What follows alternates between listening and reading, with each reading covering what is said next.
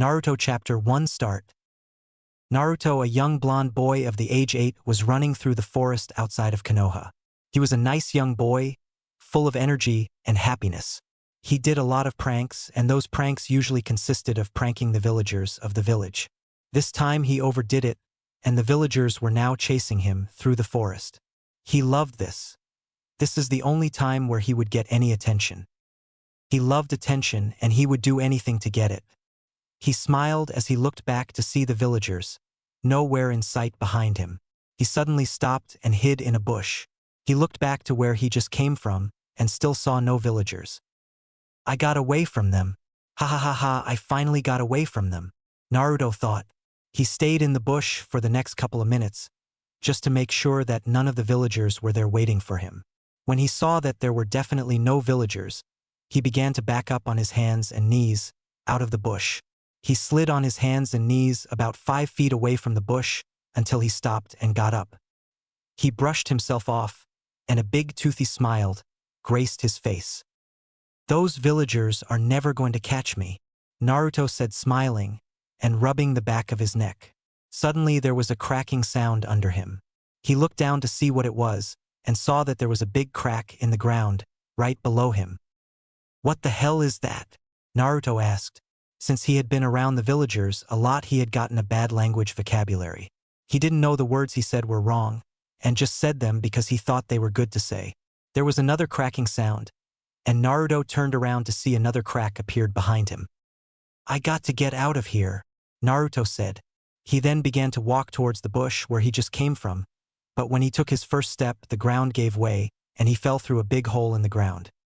Naruto screamed for a second, but then his scream could no longer be heard from the entrance of the hole. He slid through the tunnel that went like a slide, which looped around and went different ways. Whoop! Yeah, this is fun, Naruto said. He put his hands up and was now having fun with this. He looked forward and saw what seemed like light. That must be the exit, Naruto thought. He was sad that what he thought was a ride was over.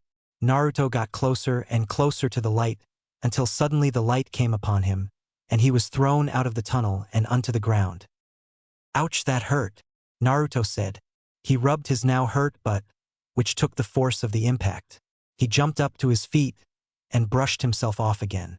After he was done brushing himself off, he looked around. Where am I?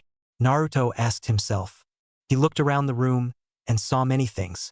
He looked to his right and saw clothes that looked like they had been sitting there for a while, and when he turned to his left he saw what looked like metal rods. He then looked in front of him and saw a coffin of some sorts. Is that a coffin? Naruto asked. He then walked up to the coffin and looked down at the base of it. He saw a lot of dust, so he took his hand down and brushed most of the dust off. When he did this, he noticed that there was words.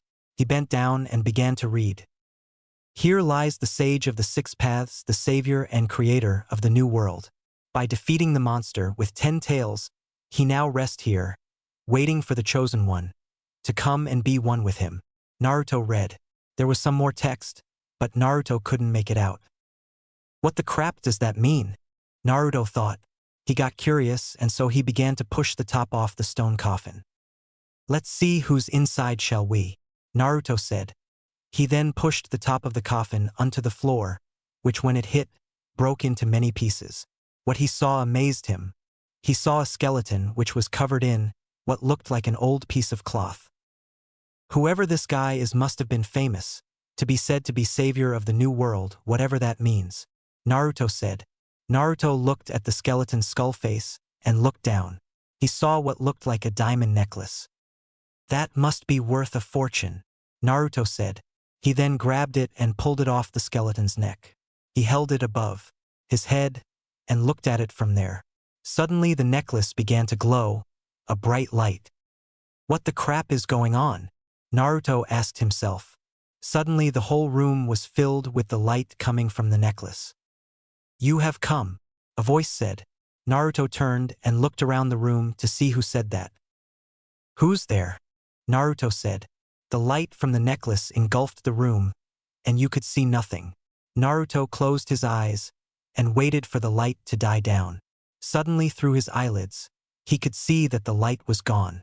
He slowly began to open his eyes. When he opened them, he was amazed to see nothing but black empty space. "Where am I?" Naruto asked. He looked around and saw that he could see nothing. One second there is a bright light and the next you can't see anything. Naruto looked behind him and saw a light. Wanting to be able to see, he began to run towards the light. "Come, child," the voice said again. "Who are you?" Naruto said while he was running towards the light. Once he got to the light, he saw the light was coming off a man. He got closer to the man and saw that he was wrapped in the old clothes he saw sitting on the ground in the tomb. The man looked down at Naruto. Naruto suddenly noticed the man's eyes. They were a light purple with orange rings in them. "I am the sage of the six paths," the man said. Naruto, confused, remembered that he was supposed to be dead, in the coffin. "How can that be? I saw your skeleton. You were dead?" Naruto asked. The man smiled and bent down to Naruto's height. "I am the spirit of the sage. I have been waiting a long time for my chosen one to come," the spirit said. Naruto then remembered what he read on the stone coffin. "You mean I'm the chosen one?" Naruto said, pointing to himself. "Yes, you are the chosen one, who the text spoke of on the coffin," the spirit said. "Then if you don't mind me asking, what did that mean?" Naruto asked. "I am the sixth path sage, the one who created ninjutsu and taught the first people how to use chakra. I am the one who defeated the Jubi and saved the new world. I am the holder of the Rinnegan," the spirit said. "The Rinnegan?" Naruto asked, confused. "You will find out soon enough. You have come here because you are the chosen one, the one who I am to become one with," the spirit said. Naruto looked confused at the spirit. "What does that mean?" "A great evil is coming to this world. A person with evil eyes shall come and try to rule the world. But you, as the chosen one, will become one with me and shall stop the evil one," the spirit said. "So you're telling me I'm supposed to stop something called the evil one?" Naruto asked. The spirit nodded his head yes. "But you cannot do it alone, you need me. We will now become one," the spirit said. The spirit reached his hand out and touched Naruto's head. Suddenly, like the light from before, encased the darkness and Naruto closed his eyes. He suddenly felt weird and tingly all over. "What's happening to me?" Naruto thought. "We are now one," the spirit said. The light suddenly got brighter, but then disappeared. Naruto slowly opened his eyes. As he did this, he pushed himself up with his hands, and he sat up. He looked around the room to find himself back in the tomb. Suddenly memories began to flood his mind, and he began to know things he had not known before. He remembered the battle with the Jubi. He remembered teaching the monks how to use chakra, and he remembered dying. He remembered becoming one with the sixth path sage, which he was. He then remembered the Jujutsu Rinnegan. He held his head. This was a lot to take in. He was a new person now. He didn't feel the need to prank anyone anymore, or be the center of attention. He now had the power of the creator of ninjutsu, his knowledge and skill. Naruto got up and looked around his tomb. Now that he had the memories of the sixth path sage, he knew what everything was. He looked down and saw that he was naked. He quickly remembered the clothes he saw earlier and grabbed them. He brushed the dust off of them and put them on. They were big on him until suddenly they became smaller to fit his 8-year-old size. "I remember now. I created these, so I could wear them no matter how much bigger I got," Naruto said. He walked over to the other side of the coffin, which he didn't see before. He looked down and saw a scroll. "My summoning scroll, which has all of the summoning animals on it. I remember begging for the animals to let me summon them," Naruto said, and he put the scroll on his back. He then walked over to where the metal poles were. "My chakra poles, I used to control my bodies with these," Naruto said. He grabbed them and then sealed them into a scroll he found beside them. He looked around the room and saw that there was nothing else there, and he began to leave through the tunnel that he came from, using chakra in his feet so he could go up it. "Wow, this is weird. Even though I have the memories and powers of the sage, this is all new to me," Naruto said. He began to run up the tunnel until he realized something. I have an idea, Naruto said. He then ran back to the tomb where his old body was still in the tomb. He put his hand over the skeleton. I might not be able to revive myself, which would be weird, but I can put my other body to good use, if I can get it to look better, Naruto said. Suddenly the skeleton began to grow skin and hair. The skeleton did this until it looked exactly like it did when it was young. Naruto looked at the skeleton and wondered something. Not caring about it right now, he just unsealed some poles and began to pierce the body of his former self. This is weird. Looking at my old body. After he was done with that, he got a chakra earring and pierced his own ear. Now I'll have to try that out later. For right now, I just need to get used to controlling bodies again, Naruto said. Naruto sent his own chakra through his chakra earring to the piercings in the sage's old body, and the body jumped out of the coffin. This is so awesome, Naruto said, still having his old self in there somewhere. Naruto then turned around and ran up the tunnel once more with the body following him. I now have a Deva path. Now I need to find some more bodies, Naruto said. Naruto then remembered the Hokage's tombs. He had tried to play a prank on the Hokage by painting their graves, but it was quickly ended, and he was put in detention at school. Let's pay a visit to the dead Hokages, shall we? Naruto said. He then jumped out of the tunnel now above ground where he was earlier. He then began to run towards Konoha, with the Deva path behind him. Suddenly the Deva path began to go a separate way than him. I don't need to draw too much attention, Naruto said. Naruto, already knowing that he would draw a lot of attention with his new eyes, and since he didn't have a mirror, he had no idea what he looked like. Naruto thought had plans, and they would not be ruined. He quickly came upon the gates of Konoha. He quickly sped through the gate, without the guards seeing him, and made his way towards the Hokage's graves. Once he got there, he began his work on changing the Hokages into his paths. When he was done, he looked upon his new bodies. Suddenly the Deva path showed up beside the other ones. Naruto looked at the first one, being the first Hokage. You are now my animal path. He then pointed to the second Hokage. You are now my human path. He then looked at the last one, the fourth Hokage. You are my new Preta path. He looked over his new bodies and smiled. Since you guys can use the same abilities when you were alive, plus the ability that I have given you through my Rinnegan, I'll be able to beat the evil one hopefully. Now all I need is 2 more bodies. Then if it works, I can have more bodies, he said, looking at his Deva path. Suddenly he felt chakra surging and going uncontrollably. He turned around and saw it was coming from the Uchiha district. What is that awful chakra? It is coming from the Uchiha district. I might want to go check it out, Naruto thought. Suddenly him and his bodies were on the move towards the Uchiha district. Him and his bodies had to move sneakily over the tops of the houses, so not to disturb anyone. When he arrived there, he was met by something he did not want to see. He saw bodies and blood everywhere on the ground of the district. Him and his bodies jumped down from the rooftop and landed on the bloodied ground. What had happened here? Naruto thought. His bodies began to move into the houses, searching for survivors. Since he could see through their eyes, he saw that there were none. Suddenly he felt the evil chakra again. He ran towards the chakra with his bodies in tow. Itachi, what are you doing? A voice said in-house. Suddenly there was a scream, and Naruto rushed in the house. He went to where he heard the scream and saw a young boy, around 13, standing over an older man. I'm sorry, father, but I had to do this, the boy known as Itachi said. There was a woman in the corner of the room where they were out just cowering in the corner. Itachi, my son, why did you do this? The woman asked. That must be his mother and father.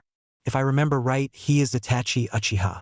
He is part of Umbu. If he is the killer, then he just killed his entire clan, Naruto thought. Itachi then ran at his mother with his sword drawn, about to kill her. I can't let this happen, Naruto thought. Suddenly his Deva path appeared in front of Itachi. Before Itachi could think, the Deva path said, Shinra Tensei. Suddenly Itachi was sent through the ceiling of the house and through the roof. He then landed on the street outside. Naruto ran up to Itachi's mother and looked into her eyes.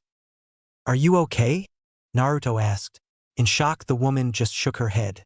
Naruto, seeing that she was okay, jumped through the hole that Itachi left on his exit and landed on the road a couple feet from where Itachi landed. His bodies then came behind him and stood there looking at the Uchiha. Itachi got up and brushed himself off and looked at Naruto with his Manjikyu Sharingan eyes.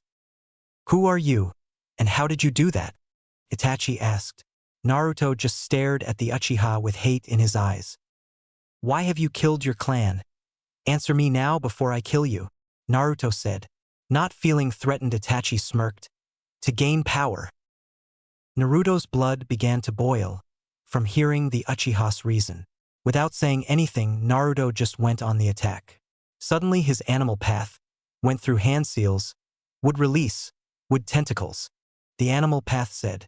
Suddenly roots flew out of the ground at Itachi, trying to pierce him. Itachi, not being able to dodge because of the shock, just stood there. Before the roots could reach Itachi, Itachi was sucked into what looked like a vortex. Naruto then felt the foul chakra again. Where is it coming from and what just happened? Naruto thought. Then his thoughts were answered.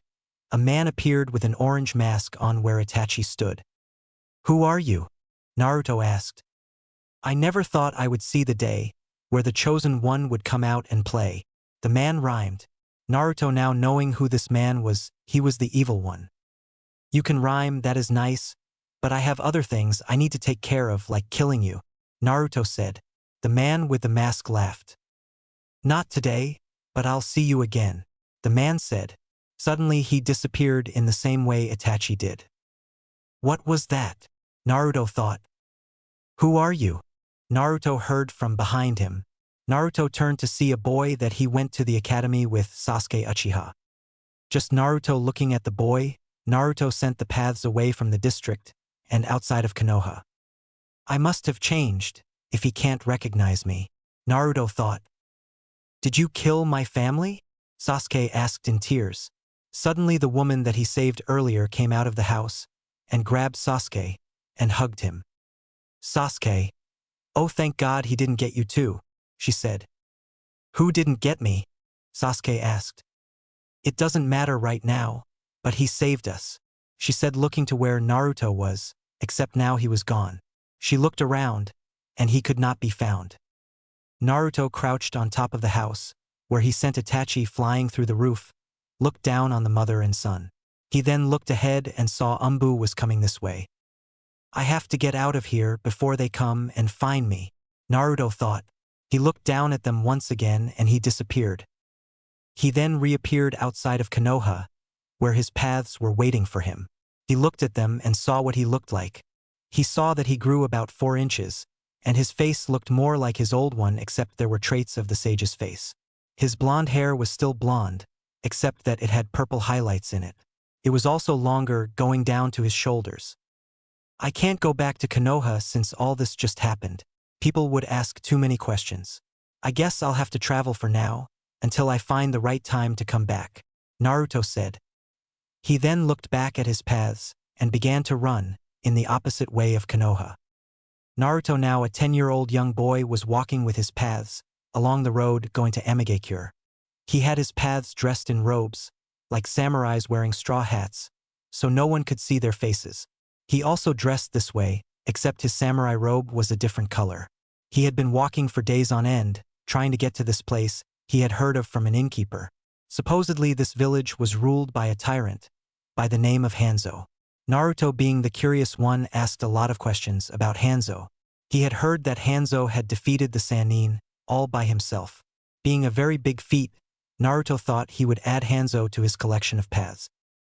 The problem was that Hanzo was a Kage and was probably protected by many ninja. Naruto saw this opportunity to test his skill, and he would take it. Over the 2 years, Naruto had been traveling around the elemental nations, looking for powerful ninja to complete his collection of paths, but no one was powerful enough in his eyes until he heard of Hanzo. Naruto also discovered over his travels that his Deva path, which was the sage, could use all the powers of the Rinnegan just like he could, since he used them when he was alive. This was exciting to realize, especially seeing how he would have to face someone, which was probably more powerful than him. Naruto looked up from his straw hat to see the buildings of Amigakure. They were just like the innkeeper had told him. They were tall and made out of metal. Naruto gaped at the height of the buildings and admired them. He looked ahead of himself and saw the gate to the village. He hoped that the papers he stole from the IWA ninja that were supposed to come here would work. He made sure that he got their headbands and put them on each of his path's arms. He walked up to the gate and was stopped immediately by a guard. Naruto showed him his papers, and they opened the gates to let him in. When he and his paths were inside, they could see people just flowing through the streets of this metropolis. This city is so cool, Naruto thought. Naruto, asking for directions from the gate guard, began heading towards the Kage's tower, which was the tallest building. Naruto and his paths made their way through the village of buildings, trying not to bring any attention to them. They finally made it to the Kage's tower and had to go through another security check, but Naruto just showed him the papers and went inside to meet Hanzo himself. Naruto, still being a child, still gaped at how big the village was. Naruto, seeing he was closing in on Hanzo's office, began to get serious. He walked through the door of the office with his paths close behind. Hanzo looked up from his desk and smiled at them. "Welcome to Amigakure. I hope that you were treated nicely on the way up here. Now let's begin the treaty signing. I have come here to add you to my collection, Hanzo, and end your reign on this village," Naruto said before he and the others took off their straw hats. Hanzo, being confused, looked upon the blonde and his paths. Hanzo stood up from his desk and walked in front of it.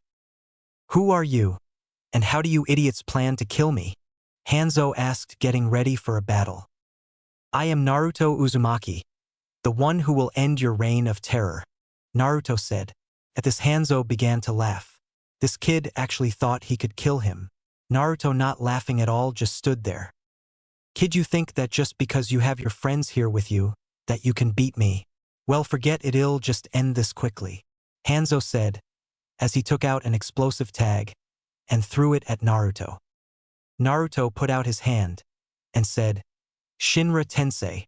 Suddenly, an invisible force pushed everything in the room, except for Naruto and his paths outwards. This invisible force hit the explosive tag, and Hanzo, sending them flying out the window. The explosive tag went off when it got near Hanzo, and instead of falling down to the ground, he was sent to the next building's roof. Naruto and the paths jumped from the office down onto the building's roof.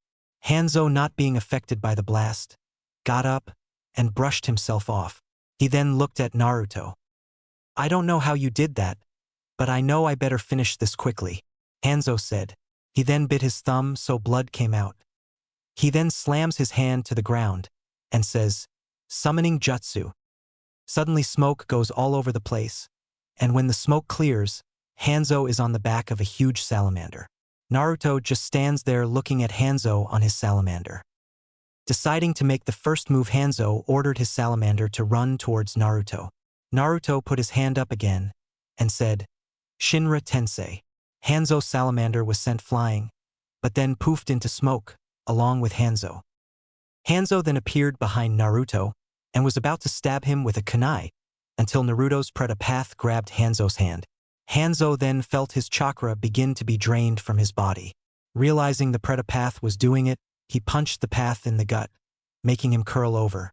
Hanzo then jumped back away from the paths and Naruto. Why didn't he use that jutsu again? He could have sent me flying, but he didn't. He might be only able to use it every couple of seconds or so. I'll have to keep tabs on that throughout the battle. I might be able to use that to my advantage, Hanzo thought. What is he thinking? Naruto thought. Naruto then thought he would make the next move, so his animal path summoned a large dog with the Rinnegan eyes. Hanzo, getting ready for an attack, just stared at them. The dog then barked and began to attack Hanzo.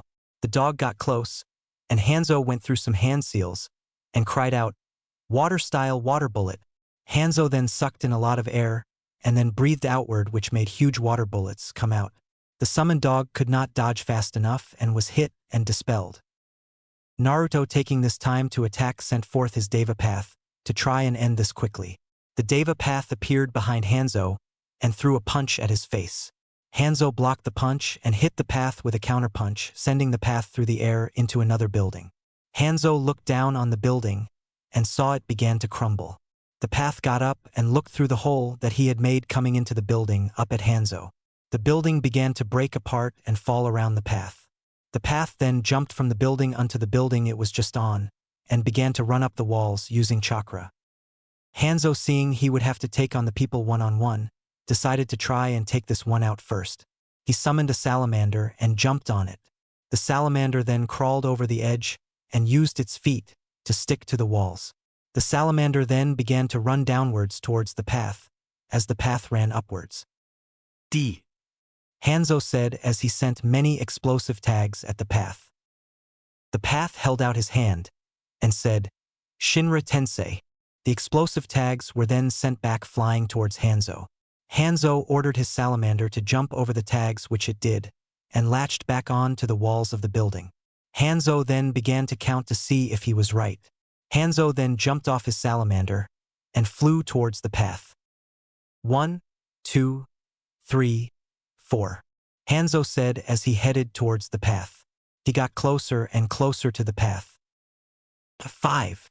Hanzo thought, and suddenly he was sent upwards by another Shinra Tensei. Hanzo flew all the way back up to the top of the building onto the roof. He looked down and saw the building which collapsed, and he then saw the path come up over the side of the building onto the roof.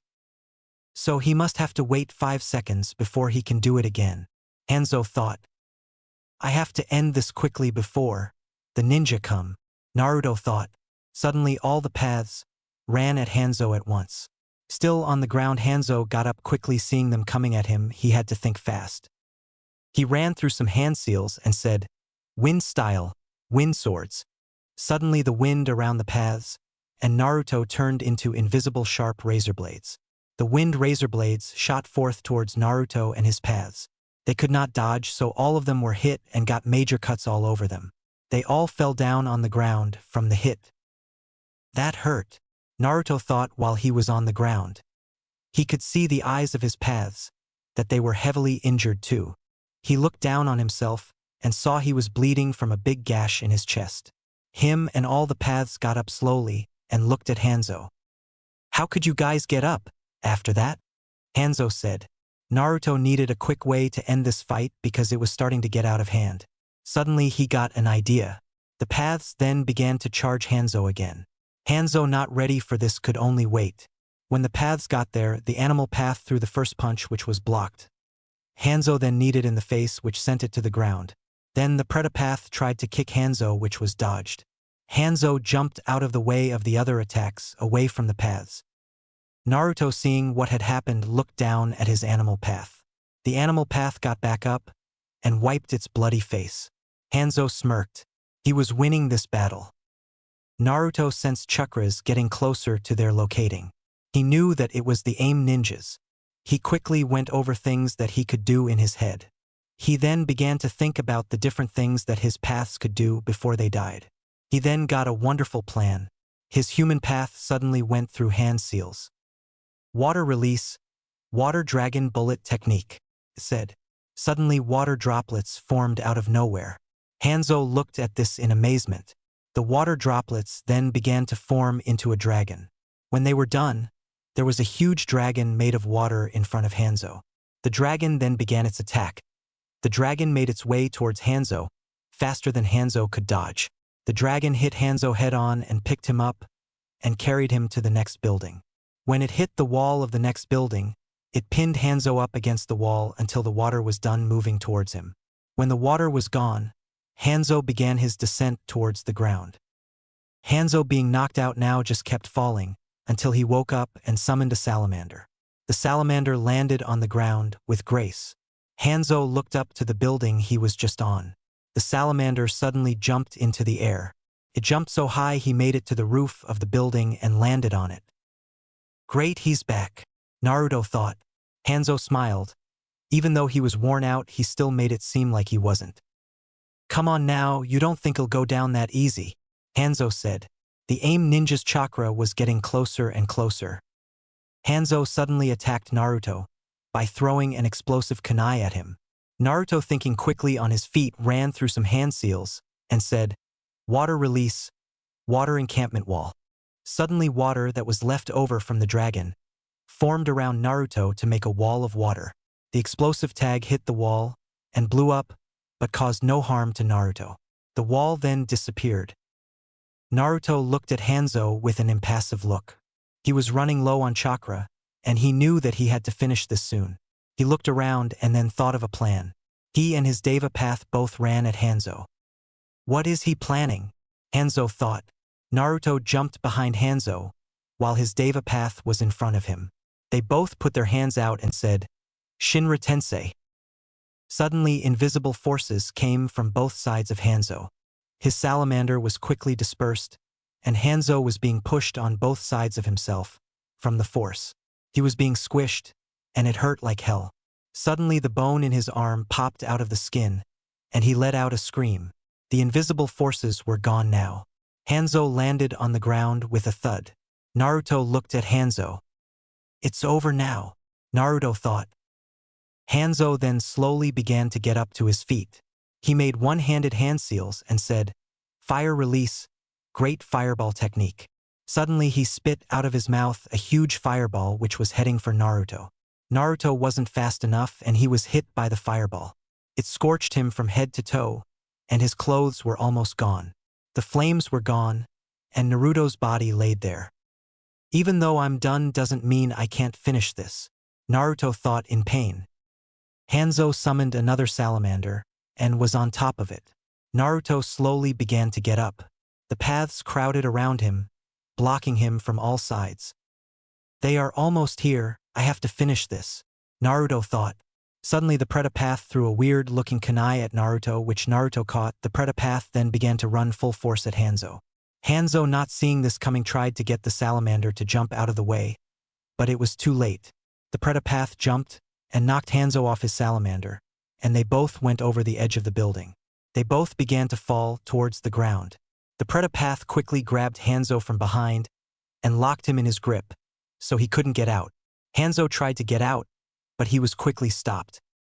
Hanzo then began to feel his chakra draining from him like it was earlier, and his chakra was going fast. He looked and saw the ground was getting closer. Hanzo could no longer fight back, so he just gave in to the Predapath. The Preda drained enough chakra out of Hanzo to knock him out. The Predapath looked and saw the ground was near. Suddenly, he disappeared with Hanzo in his arms. Naruto stood three-pronged kunai in hand waiting. Suddenly, there was a yellow flash of light, and the Predapath appeared with a knocked-out Hanzo in his arms. The Predapath laid Hanzo down on the ground. "It is finally over," Naruto said. Naruto, even though he didn't show it, was almost out of chakra himself. If it wasn't for Hanzo not being able to move fast enough at the end, then he would have lost. Naruto suddenly threw the three-pronged kunai in his hand at Hanzo, which hit him in the throat, spewing blood everywhere. Hanzo the tyrant was dead and Naruto killed him. Suddenly Naruto felt a presence near him. He looked up and saw a man with orange hair and piercings all over his face. He then noticed something that surprised him the most. He had the Rinnegan eyes, and he wasn't one of his bodies. "Who are you?" Naruto asked. He was getting ready for another fight. He knew that if he was right and that was the Rinnegan, he wouldn't win, being in the shape he is in now. His body was burnt all over. "I knew I heard the stories about you. You are the original six-path sage. I am glad to meet you," the person said. "I asked who you are," Naruto said. "I am your descendant, that one that will kill you and take your eyes to be mine, so I may bring peace to this world," the man said. Naruto looked at the man and then felt the aim ninja chakras there. He disappeared as well as the paths. The man with the orange hair looked at where Naruto was at. "In time, I will bring peace to the world," the orange-haired man said. Suddenly the aim ninja came onto the roof. When they didn't see Hanzo, they looked at the man. "What happened to Hanzo-sama?" they asked. "I have obliterated him and sent him from this earth," the man said. "With Naruto." Naruto appeared out of the village in the forest. He quickly fell down on the ground. He was almost out of chakra and needed to rest. The paths appeared with the Predapath holding Hanzo. His paths quickly made camp and put Naruto in a tent and left Hanzo outside. They then also went into separate tents and lay down. Naruto, with whatever chakra he had left, made a clone to watch the camp. When Naruto fell asleep, so did the paths. Naruto's mindscape. Naruto woke up in what seemed like a sewer. He got up and looked around to see if there was anything around. But there wasn't. He saw there was a hallway and began to travel the hallway. He felt a grimacing evil come from down one of the corridors, and so he followed it. When he found the source, he was amazed. There was a huge gate like a cage, and there was a tag on it. He suddenly noticed what it was. It was the seal that he had used when he sealed the Jubi inside of him. He noticed, though, that it was different than the one he used, but all Naruto knew was that a demon was behind this door. He went closer towards the cage when finally the demon that was behind the gate showed itself. Naruto noticed that it was a fox with red fur. He then noticed that it had 9 tails behind it. He then remembered when he died he put a fail-safe on the seal. So when he died, the Jubi would be split into different parts, separating its power.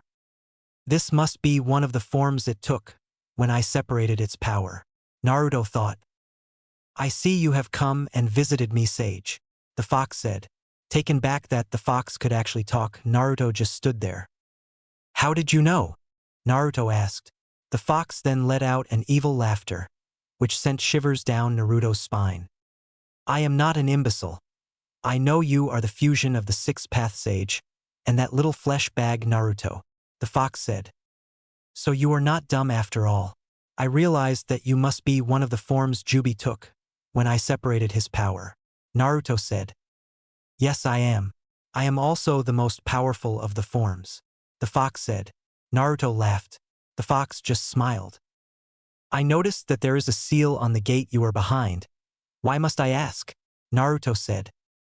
I'm glad you noticed the humans created a seal just like yours, except not as well, and I was sealed inside of the original flesh bag when I attacked Konoha by the 4th Hokage, the fox said. Naruto, hearing this information before, took it in. So the 4th, which is now one of my paths, sealed the fox inside of me, Naruto thought. Why did you attack? Naruto asked. I was tricked and controlled by another flesh bag. He had red eyes and somehow could control me. He had evil chakra just rolling off of him, the fox said. That must be the evil one. He must have sent Fox to attack, Naruto thought. Now let me out of here and I'll be nice, the fox said. Naruto smiled and shook his head. I'll make a deal with you. If I ever need to use your chakra because I am low on mine, you'll give it to me. In return, I won't kill you, Naruto said. You think you can just order me to give you my chakra? The fox asked. Do you remember who you were talking to? If you don't, I can just take it from you painfully. It'll be your choice when the time comes. For now, heal my wounds, Naruto said. I like you, flesh bag, the fox said. Just do what I want, Naruto said. Real world. Naruto opened his eyes to find himself in his tent. Suddenly red chakra engulfed his body and healed all the burns, and such that he had gotten from the battle with Hanzo. He got out of the tent and had the paths take down the tents and cook breakfast. Once they were done eating, Naruto began to work on Hanzo. He is going to be my Azura path, so I need to work on him a lot more, since he is going to be pretty much a machine, Naruto said. He sent his paths out across the land to go and find different things he could use to make his mechanical friend. When they came back with a lot of things, Naruto began his building. Not too long later, he was done building his new friend. He then realized he needed to heal his paths, so he got each one of them to come near him so the fox's chakra could heal them. After that, he went back to work building his new Azura path. It did not take long for Naruto to build the Azura path since he had done it once before. A year later, Naruto had been traveling with his paths across the elemental nations. Ever since he had left Amigakure, he had heard of a person who had killed Hanzo and became the new Kage. Naruto already knew who it was. It was the person with the Rinnegan. Naruto could not wrap his mind around the fact that someone else had the Rinnegan. He said, he as a descendant of mine. That explains why he has the Rinnegan, but I wonder if he knows how to use it. Naruto thought. He decided to worry about it later, but for now he would just eat. He and his paths were enjoying a great meal at a restaurant. Naruto gained money by hunting down missing nin and turning them in for their bounty. He had gained a lot of money off of that and he liked it. Now he ended up here in a small restaurant outside of the Suna. He had been training hard ever since he was almost beaten by Hanzo. He knew now that he could beat Hanzo without being in such bad shape. Like last time. He looked at his paths and smiled. He was glad all this happened to him. He then felt a chakra that he had felt 3 years ago. He turned in the restaurant to see Itachi, and he was with someone that looked like a fish, and they had a really big sword on their back. What the hell are they doing here? Naruto thought. Itachi and his partner went and sat down at a table. Naruto noticed that they were wearing matching uniforms. They both had robes, which was black, and had clouds on them. He finished his meal, and him and the other paths disappeared from the restaurant. Itachi looked over to where Naruto just was, and turned to Kisame. They both gave each other a nod, and got up and left the restaurant. Naruto watched them go out of the restaurant from a distance. I guess I'll have to take them both. This is going to be tricky. I don't know if I can take them both. I don't even know what the shark guy's powers are. Naruto followed them through the woods, outside of town until they reached a field. They then stopped in the middle of the field. They knew I was following them, Naruto said as he and his paths jumped out of hiding. Itachi and his partner then turned to face Naruto. Long time no see. We have been waiting for you to make your move, Itachi said. Why are you here? Naruto asked. We have been on your trail for a while, and we have finally found you, the partner said. What do you want with me? Naruto asked. My friend Kisame and I are here because we want what's sealed inside of you, Itachi said. How do you know about that? Naruto asked. Our leader knows a lot about you, Naruto, Itachi said. I can't let you guys go on from here. I am sorry, but I must kill you both, Naruto said. Kisame began to laugh. You actually think that you can take us both? I'll take you by myself, Kisame said. Naruto smirked, just what he wanted, for them to fight one-on-one with him. Kisame, I don't think that is wise, considering his power. We should fight him together, Itachi said. Nonsense, Itachi, I got him. He won't be alive for long, Kisame said. Kisame then stepped out in front of Itachi. He took his sword off his back and unwrapped it. There now in front of Naruto was a sword that looked like sea urchin skin. Naruto Chapter 3 Start. Naruto stood there looking at his new opponent. He had never heard of this person before. That was the bad thing. All he knew was his name was Kisame. This was going to be hard, and he knew it. Not knowing a person's power before you fight them is going into dangerous territory. Naruto analyzed everything about Kisame, his sword, his height, and possible strength level. Naruto looked to his right and saw a beautiful lake, then spanned a while off. Naruto began to think for a minute. He must have a water affinity then, to bring me near water, Naruto thought. Kisame made the first move when Naruto wasn't even ready. Kisame dashed forward towards Naruto and swung his great sword. Naruto easily dodged it and stuck his hand out. Shinra Tensei. Kisame was then sent into the air. Suddenly the Azura Path grabbed the Deva Path and threw him towards Kisame, who was in mid-air. Kisame, seeing this coming, whipped his sword around and held it towards the Deva Path. Suddenly chakra seemed to drain out of the Deva Path as he was heading in the air. He's draining my chakra out of my path. But how? Naruto thought. Kisame smiled, feeling the chakra that was flowing into him. The Deva Path, being weak for a moment, still came at Kisame, but his chakra was still being drained. Kisame brought his sword over his head and swung it down on the Deva Path. Naruto, not being able to move his path out of the way quick enough, watched as his path was sent to the ground at an amazing speed. The path hit the ground with a shockwave coming after it. Dust filled the air, and when the dust cleared, Naruto saw his path dead in a crater. Shit, he killed one of my paths already. I can revive him later, but right now that isn't going to happen, Naruto thought. He just stood there and looked at Kisame, who had just landed on the ground, and was smiling. Is that the best you can do? I have fought better? Kisame asked. Naruto looked over Kisame with his Rinnegan eyes. Naruto noticed that there was an abundant amount of chakra in Kisame's sword. He also noticed that it was flowing into Kisame. That must be my chakra.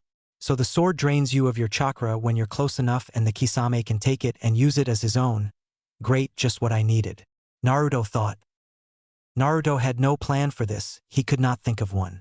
He had never fought a fighter like this one before.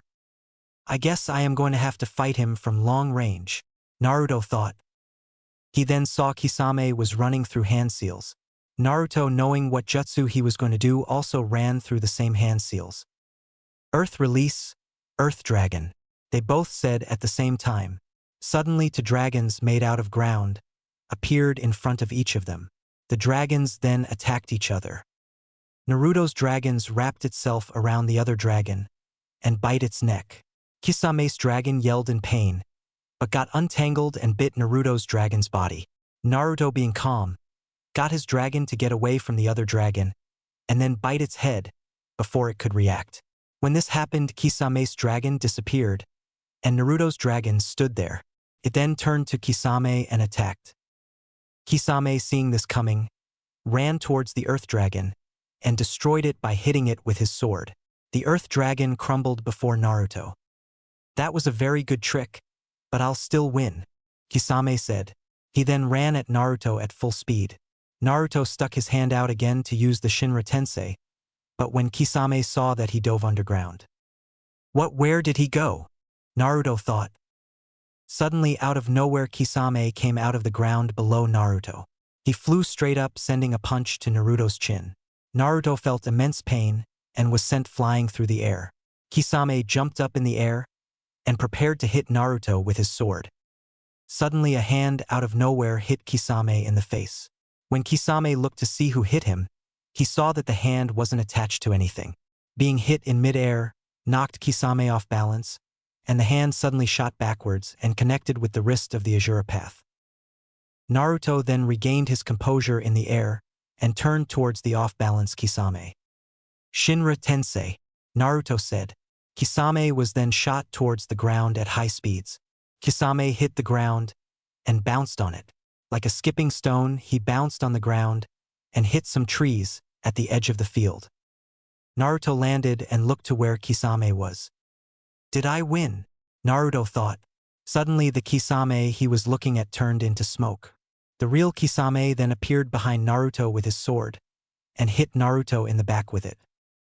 It drained a lot of his chakra in that hit and also sent Naruto flying into the water in front of him. The paths just stood there as Kisame jumped on top of the water and watched Naruto swim back to the top. I don't need them coming in here and being sitting ducks like me, Naruto thought.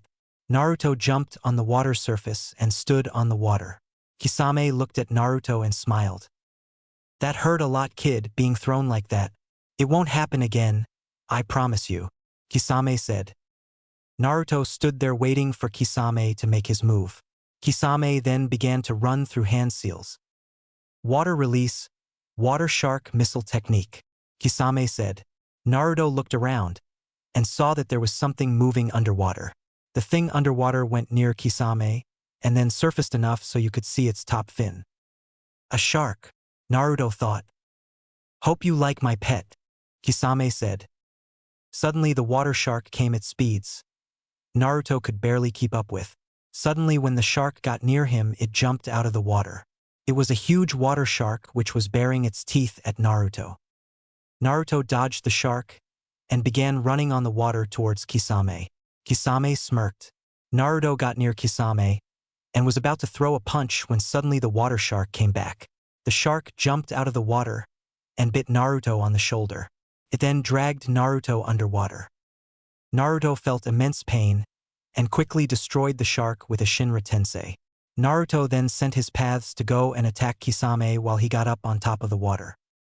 The animal path summoned a giant sea creature, which went into the water. Naruto, jumping of the sea creature's tentacles, found his way up to its head, which was above water. The paths also went up to where Naruto was on top of the head of the sea creature. Kisame stood there and watched as he was still on the water. The sea creature then began his attack on Kisame. Its tentacles rose out of the water and threw themselves at Kisame, who had a hard time dodging so many. Naruto healed his bite wound with the fox's chakra and made his way down the body of the sea creature towards Kisame. Shit, dodging all these tentacles is tiring me out, Kisame thought as he dodged another one. Naruto made it to Kisame without him noticing and held out his hand. Shinra Tensei, Naruto said. Kisame, hearing that, knew he was screwed. Kisame was then thrown backwards onto land. The great sea creature then extended one of his tentacles and smashed it on Kisame. The tentacle then retracted itself and the great sea creature disappeared. Naruto and his paths came onto land and looked at Kisame still on the ground. I think I beat him, Naruto thought. Ha ha ha ha ha ha ha. Kisame laughed. He slowly began to get up. You could tell he was beaten badly by the way that he carried himself. How is that possible to still be moving after that? Naruto thought. I guess I underestimated you, but I will do that no more, Kisame said. His sword in his hand still shot itself at Kisame's body. Naruto saw what looked like Kisame and his sword fusing together. When the fusion was done, Kisame stood there looking like a real shark. What the hell is that? Naruto thought. Kisame then ran through some hand seals. Water prison, shark dance technique, Kisame said. Suddenly all the water from the lake shot into the air. It then moved to where Naruto and Kisame were in the air and dropped on them. What the hell is going on? Naruto thought. Naruto could see that the water formed like a big bubble around them. He looked at Kisame, who was smiling in his new form. Naruto and his paths held their breaths. Kisame in his new form suddenly shot towards them at high speeds. He can breathe underwater somehow, and with his new transformation he can swim fast. If I don't get out of here, I am screwed, Naruto thought. Kisame then swam faster towards them. When he got close enough, he went straight for Naruto's Azura path. With nothing Naruto could do, he just sat there and watched his newest path get ripped apart. After Kisame was done, he went to his animal path, to his human path, and destroyed them all. He is destroying all my paths, and I am losing air fast. I have to put as much chakra as I can into my Shinra Tensei, and then make it go in all directions, Naruto thought. Naruto gathered chakra for a couple seconds, and then released everything he had. Shinra Tensei. Suddenly an invisible force hit Kisame, and he could not stop it. The force picked Kisame up and threw him out of the water into the air. Suddenly, when Kisame was thrown outside of the water just dropped and Naruto and his last path were free. His Preta path jumped up into the air and grabbed Kisame, and while he was doing that he began to drain Kisame of his chakra. The Preta path then made them start going straight down and get into a spiraling motion. Kisame's chakra was then transported to Naruto as he started to gain strength. The Preta path then was about to release Kisame so he could hit the ground hard, but that plan was ended quickly. Kisame woke up from being knocked out and drained the chakra out of the Preta path. Kisame hit the Preta path in his gut with his elbow. Kisame, with the chakra he gained from the Preta path, disappeared from the path, and since all the chakra was gone in the path hit the ground dead. That was my last path, and I'm almost out of chakra, Naruto thought. He then saw Kisame appear 50 yards away, with just scratches on him. Shit, that took a lot out of me, but I have more than half of my energy left, so I am good. I know he is feeling it, he is almost done. I am just going to finish this, Kisame thought. Kisame then turned back to his original form, with his sword in his hand. Crap, he barely even looked hurt. I am screwed, Naruto thought. Kisame then ran at Naruto with his sword. Kisame disappeared and then reappeared in front of Naruto. Naruto, too tired to dodge, was hit dead on in the face, sending him flying in the air, in the forest through a lot of trees. Naruto landed on the ground in immense pain. I'm about to die, great. There is no way I can beat him now. He took the last of my chakra with that last hit, Naruto thought. Naruto couldn't move, so he laid there. Kisame and Itachi walked over to where Naruto was, and Kisame looked down on him. Kisame then picked him up by his collar and held him there. You know, you little brat, you gave me a run for my money. I'm just glad we can get you back to base to extract the fox, Kisame said. Then an idea suddenly hit Naruto. That's right, I totally forgot about the fox. Naruto thought. Naruto's mindscape. Naruto appeared in front of the gate, where the fox was behind. Naruto looked at it, waiting for the fox to come. The fox, seeing he had company, went to the gate and looked upon Naruto. "Fox, I need your chakra," Naruto said. "Already? I thought the great sage didn't need any help," the fox said. "Very funny. But right now there is no time for jokes. I need your chakra, or we both die," Naruto said. The fox looked at Naruto and smiled. "Fine, have as much as you want, but don't get on to me if you lose control," the fox said. Outside world. Naruto's body began to get red chakra forming on the outside of it. Kisame, noticing this, took out his sword to try and absorb it, but it was too much and Kisame was thrown back by the sheer power of the chakra. Itachi jumped back so he would not get caught in the action. Naruto, when he was dropped, fell on his feet and let the fox's chakra take over. His body was now covered in red chakra, and the chakra formed what looked like a fox skin around him. The chakra grew in the back and made one tail. What is this power? This must be the fox's chakra, Naruto thought. The whisker marks on Naruto's face were now more defined, as he looked more feral. Kisame got up from being thrown and looked at the blonde. Crap, this is a big problem, Kisame thought. Naruto disappeared and then reappeared in front of Kisame. "D bitch," Naruto said, as he sent a punch to Kisame's stomach which sent him fly backwards. Naruto then reappeared behind Kisame and kicked him upwards. Kisame was now in great pain. With almost every hit he could hear his own bones cracking. The chakra that made up his tail shot out above Kisame. It made a hand of chakra, and the hand smashed down on Kisame. It brought him all the way to the ground and squished him, making a crater. The hand of chakra turned back into a tail and went back to Naruto. When the hand disappeared, Naruto saw Kisame lying there dead. "I can't believe I am so powerful now with his chakra," Naruto thought. The red chakra suddenly made more arms and went to Naruto's dead paths. The red chakra gripped on to every one of his paths and surrounded them in chakra. The chakra then began to heal their wounds. The chakra on Naruto healed his wounds also, and then the red chakra disappeared altogether. Naruto ran through some hand seals and said, "Outer path. Samsara of heavenly life technique." Suddenly a huge head with Rinnegan eyes popped out of the ground. It opened its mouth and tentacles flew out. The tentacles then made their way to each of his paths and connected themselves to the paths.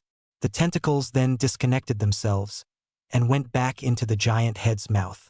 The giant head closed its mouth and then disappeared into the ground. Naruto's paths then got up from where they were lying and made their way to Naruto, who was looking down on Kisame. He then remembered something. He looked towards the forest he had just come out at and saw Itachi there. Itachi walked all the way to Naruto and stood at the other side of Kisame. "Are you going to fight me too?" Naruto asked. Itachi looked at Naruto and smiled. "No, I do not plan on fighting you. I wouldn't stand chance. I have come here now to thank you for killing Kisame," Itachi said. At hearing this, Naruto was confused. "I thought you were his partner," Naruto said. "I was his partner, but I was forced to be his partner, just like I was forced to kill my clan," Itachi said. Naruto was even now more confused at this. "So what are you saying?" "I am saying that I am not a killer. Well, I am, but I didn't want to kill them. I have been made to do those things. Leader-sama put me with Kisame so Kisame could watch me and make sure I didn't leave. Now that you killed Kisame, I can finally leave," Itachi said. Naruto, not buying what Itachi was saying, quickly grabbed him by the throat. Naruto held her up, and suddenly the same giant head from earlier popped out of the ground and opened its mouth. Itachi coughed up a tentacle from her mouth, and the tentacle went inside the giant head's mouth. "Are you telling me the truth?" Naruto asked. The jutsu he just used would tell him if he was lying. If he was lying, then the head would rip his soul out. Itachi shook his head no. Naruto couldn't believe it. Itachi was telling the truth. The tentacle came out of the giant's mouth and went back into Itachi. The head then disappeared like last time, and Naruto dropped Itachi to the ground. You're telling the truth, Naruto said. Itachi held his throat and smiled. I know who you are and what you are from Leader Sama. I know that you want to kill him, and so do I. I think that if we work together then we can kill him, Itachi said. You're telling the truth, but that doesn't mean I have to like you, Naruto said. Itachi frowned. Please, I am a powerful ninja, as powerful as Kisame.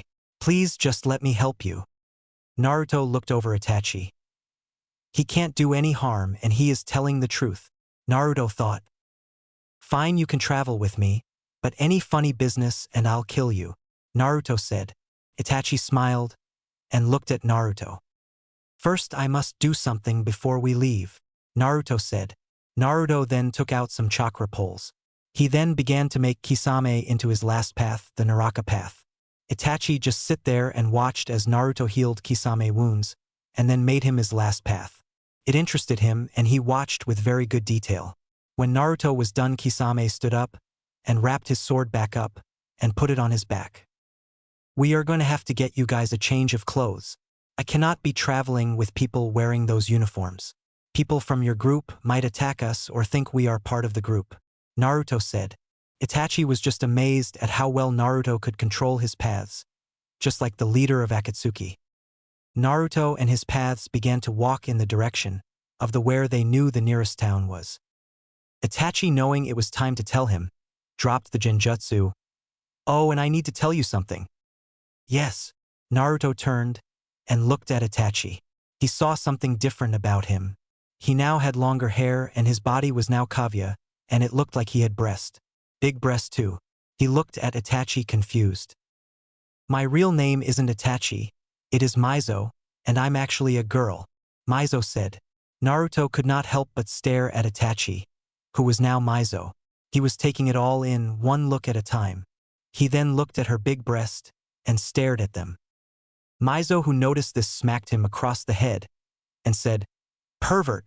Naruto, still dazed from the new transformation Mizo had taken, didn't even feel the pain of the hit. This is going to be a fun adventure, Mizo said. Mizo looked at Naruto. What is your name? Mizo asked.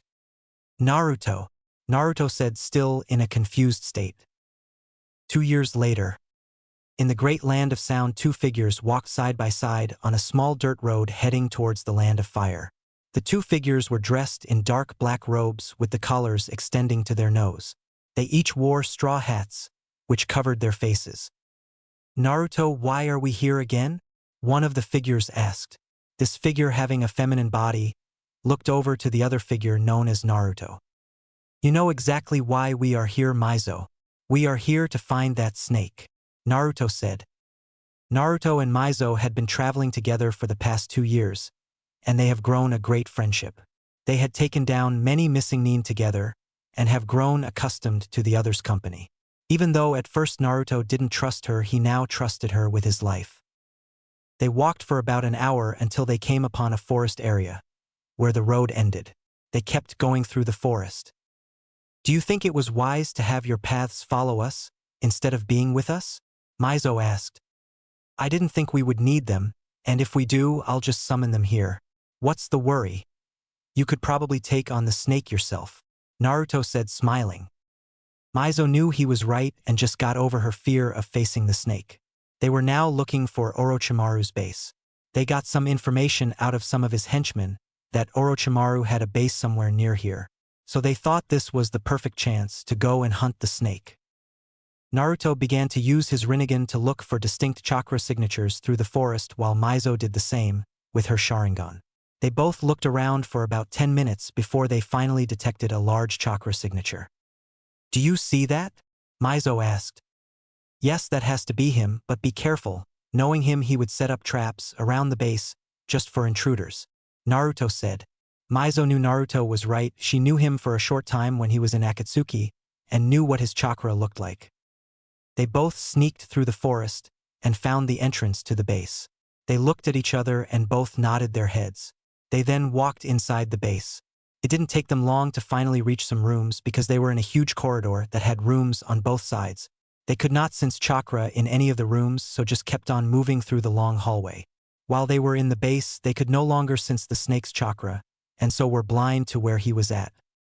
This base must have a security mechanism, so people can't feel other people's chakra in here. But if that's the case, then he doesn't know we are here either, Mizo said. Naruto knew she was right, and they kept walk down the hall. Suddenly they came to a place where the hall diverged into 7 paths. Naruto quickly summoned his paths to the hallway. They appeared out of nowhere in front of him and Mizo. They were wearing the same type of clothes as they were. They looked at Naruto, and then each of them went down their own hall. He looked at Mizo. "You and I are sticking together. Come on," Naruto said, heading down the last path. Naruto and Mizo both went down the hallway they chose and went to the end. When they got to the end, they saw something that gave them the creeps. They had entered a circular room which had cells, and in each cell there was a person in there screaming to be let out. Mizo went to go and start unlocking the cells, when Naruto grabbed her hand. "We cannot let them out just yet. It will alert him that we are here." Mizo nodded her head, and they both jumped down to the next floor, which had a door. They walked through the door to see something they didn't expect. There in front of them was a pal man sitting in a chair, and a boy with glasses standing beside him. "Hello," Orochimaru said. "With Animal Path." The Animal Path ran down the corridor and was searching for Orochimaru when it came upon the end of the hallway. It had a door there, so it went through it. In the room were files. Curious Naruto had the path look through the most recent files. What it read made Naruto's blood boil. It read about an attack on Konoha. The path read about when it was going to happen, which was during the Chunin exams. Before the Animal Path could read more, it felt chakra behind it. The path stuck the file in his robe. The Animal Path turned to see a ninja behind it, with what seemed like black flames going across its body. He then looked and saw more ninja just the same way behind him. "Time to die," the man said, and suddenly shot at the path and tackled it through the wall. With the other paths, they each had men or women in front of them, with the same black flames on their bodies. With Naruto, "You snake, you set us up," Naruto said. Orochimaru smiled, and let his long tongue hang outside of his mouth. "What do you mean?" Mizo asked. "He sent people to attack each of my paths, while they were alone," Naruto said. With the Deva Path. The Deva Path looked at the man in front of it. The man was big and burly, and ready to attack. The burly man made the first move and attacked. The man threw a punch at the path's head, which was dodged. The path then did a palm strike to the man's gut. "Shinra Tensei," the path said. The man then shot straight up and hit a sharp rock above them. The rock pierced the man, and he was stuck there, blood gushing out of the wound. The path looked up and saw that his stomach was at the tip of the rock, out of his body. The black flames retreated from his body to what looked like his neck. The path then looked at the others who were there. He got in his stance and signaled them to come and get him. Each ninja came at him one-on-one, which gave the path enough time to use the Shinra Tensei technique over and over again. A man with the black flames all over his body attacked the path from behind. The path, seeing him coming, jumped backwards doing a backflip, so he landed behind the man. The man turned and the path stuck his hand out. "Shinra Tensei," the path said. The man was sent back into a wall, sending him into the next room. "I'm Buddhas," the path said. With the Preta Path. The Preta Path was holding one of the men from behind, quickly draining his chakra. Once he was done draining the man's chakra, he threw him hard into the wall, making a crater. The Preta Path looked at the others and began to run at them. He touched each and every one of them and punched a few but ran through. He then turned around and looked at them. What they didn't know is that he placed a seal on them. The Preta Path then disappeared in a flash of yellow light. He reappeared in front of one of them, and he stabbed her in the gut with his 3-pronged kunai. He disappeared again, and appeared in front of a man, and sliced his neck open, sending blood everywhere. The man held his neck and fell down to the ground. The Preta disappeared again in a yellow light. Looking around waiting for him to appear, they ninjas were battle ready. The path appeared behind one of the ninjas and tapped her shoulder. The woman looked around to see the path, and was about to scream until the path stuck a regular kunai through her chin, and then it came up out of the top of her head. He then began to murder each of the ninja slowly. With the human path. Bringer of darkness technique, the path said. Suddenly for everyone that was around him, it looked like the lights went out. They couldn't see anything. Their other senses worked, but their sight was useless. The path looked at them and could see them. I love this genjutsu, the path said. He then began to quickly deal with the people around him. He took out a kunai and sliced their throats one by one, sending their blood everywhere. Suddenly one of the men touched him, which dispelled the genjutsu over them. The path, not knowing it at the time, was hit in the face, sending him into the wall. The path slowly got up and looked at the ninjas in front of him. He went through some hand seals and said, "Water release, ice burial." In the air around the path you could see millions of water droplets. The water droplets then formed and froze to create ice spikes. The path moved his hands forward, and the spikes were sent flying towards the ninjas. Each and every one of the ninjas was hit and dead instantly. With the Azura path.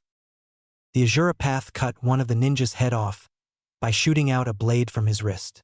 The path then turned and shot Senbon from his fingertips at one, which hit them in their jugular veins, killing them almost instantly. The Azura path slammed his hand to the ground, and smoke covered the room. When the smoke was gone, the path was on top of a salamander. The salamander then began to pounce on everyone he was near, and rip their throat and inner organs out. The salamander then looked at the last man who was standing in front of him. The Azura path jumped down from the salamander, which dispersed into smoke. The Azura path began walking towards the man. The man, when the path got close enough, threw a punch, which was knocked away to the side by the path. The path, still keeping momentum, hit the guy in the temples with his right hand and gripped the top of his head. He then took his left hand and grabbed the man's chin. He then broke the guy's neck while he was still walking. I'm totally badass, the path said. With the Naraka path. The Naraka path took out its giant sword and began to bash each of the ninjas' heads flat. It swung its sword, hitting them, but also draining them of their chakra. The Naraka path swung its sword, hitting one of them on the back of their legs, which sent them falling backwards. The path then hit the ninja who was falling backwards in the stomach with its sword, making the ninja hit the ground harder. The path then swung its gigantic sword upwards, catching a guy on the chin and scraping his skin off. As the path brought his sword upwards and over the guy's head, the man dead fell on his knees and then fell forward onto the ground. The path turned and swung his sword, hitting two men at the same time, and smashed them up against the wall. He drained their chakra and then began to attack the last ninja. He appeared behind her and she turned to see him. She tried to throw a punch, but it was caught in his hand. He then squeezed her hand so hard that it broke. She yelped in pain, but he just kicked the woman straight into a wall. The woman on impact broke her neck. The path then began to wrap his sword back up. Back with the animal path. The animal path kicked the man who was on top of it up into the air and ran through hand seals quick. Would release root tentacles. Suddenly sharp roots shot out of the ground and pierced the man, going straight through him while he was in the air. The path got up and got out of the way as the dead man slid down the roots and hit the ground. Blood made a pool everywhere around the body. The path then put his hand down and there was smoke. When the smoke disappeared, there in front of him were 3 summoned dogs. Each having the Rinnegan, they began their attack on the ninjas. The dogs jumped on each of them and bit their necks, and then they would jump to the next person. The path then went to hand seals. Would release would prison. Suddenly would came out of nowhere and made a box around the ninja. The dogs dispersed, so only the ninja were still in the box.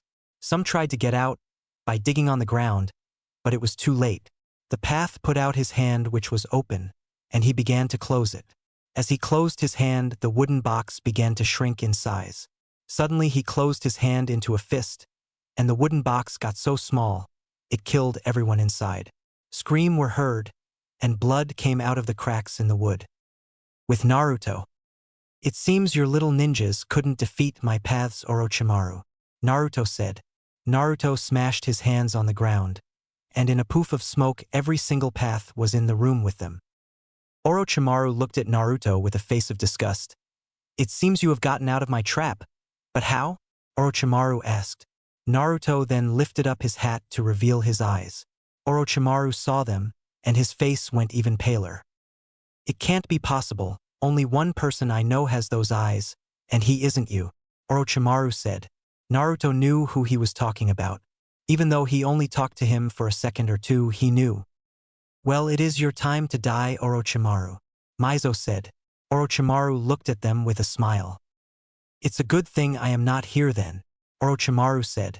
Suddenly, in a poof of smoke, he and the boy disappeared. Naruto looked at the empty space in front of them with a surprise.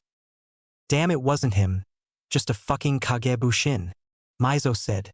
Suddenly there was a loud boom. The room then began to shake. Shit, we have to get out of here. He must have rigged the place to blow, Naruto said. They all turned and ran through the door, which took them to where the cells were. The people in the cells were screaming for them to get them out. Mizo motioned to help them, but Naruto grabbed her and kept her going. We cannot get out if we help them. We have to keep going, Naruto said, pulling Mizo behind. Mizo looked back at them with a sorrowful face, but knew Naruto was right. They then began to make their way down the hall, as the roof behind them began to collapse. They made it to where the hallway split, and ran down the one in front of them. The building was crumbling behind them as ground from up above came down through the roof. They could see the light ahead of them, and jumped out of the doorway before the roof fell on them. They got up and looked back at the now destroyed base. Naruto looked at Mizo, and they began to head out of the forest, so there could be no more attacks they could not see coming. Naruto, his paths, and Mizo made it all the way to Spring Country. There they camped out in the woods knowing they would be safe. Naruto had the paths make a fire and set up camp. He then sent them to go and sleep. Naruto then took out the file he took from the animal path, and looked at it as he and Mizo sat around the fire. Mizo, being curious to what he was looking at, sat beside him, and looked on the file. What she read made her very angry. File classified. Type invasion. I have gathered my forces, and have been planning this for months. I have studied their moves and their guard changes. This will be the perfect time to take control of Konoha. I have already killed the Kazekage, and have taken his seat in Suna. No one suspects anything. The tension between Suna and Konoha have been stretched, and so I will use this to my advantage. I will use my own forces, and the Suna ninja to attack Konoha during the Chunin exams, which will be in a few days. I will send my elite in as a genin team, and also send a sand team along with them. I will make sure that the Kazekage's son be on the sand team which I send. I will tell Suna of the plan, and they will be more than happy to attack, thinking I am their beloved Kazekage. During the second part of the exam, I will finally get what I want. I will mark Sasuke Uchiha with my cursed seal. Knowing he wants revenge on Mizo for killing their clan, he will come to me for power. Then when he comes to me, I will use him as my new body. Once the third part of the exam comes along, I will then sound the attack and I will take over Konoha. Naruto and Mizo both read the entire file. They both were angered hearing about an invasion of their home. What could he want with my brother? Mizo asked. Naruto, you could see, pondering that question. Most likely he wants your brother for his Sharingan. Taking over Konoha is probably just a bonus, Naruto said. We can't let this happen. We have to stop him, Mizo said. Yes, I know that, but how are we even going to get near Konoha? You're a missing nin, remember? Naruto asked. We could go as a team there to take the exams. You, I, and one of your paths would make a team. Your other paths could also make up 2 teams. So we would have 3 different teams, Mizo said. Yes, that's a good plan, but have you noticed that all of my paths are missing nin and Kages? I think everyone would notice them, Naruto said. Not if they wear mask. We can all put on mask and make up some lame-ass story about why we all are wearing them. You know, it's a good plan, and we can even wear the clothes we have now just with the mask. They would never know it is us, Mizo said. Naruto knew she was right.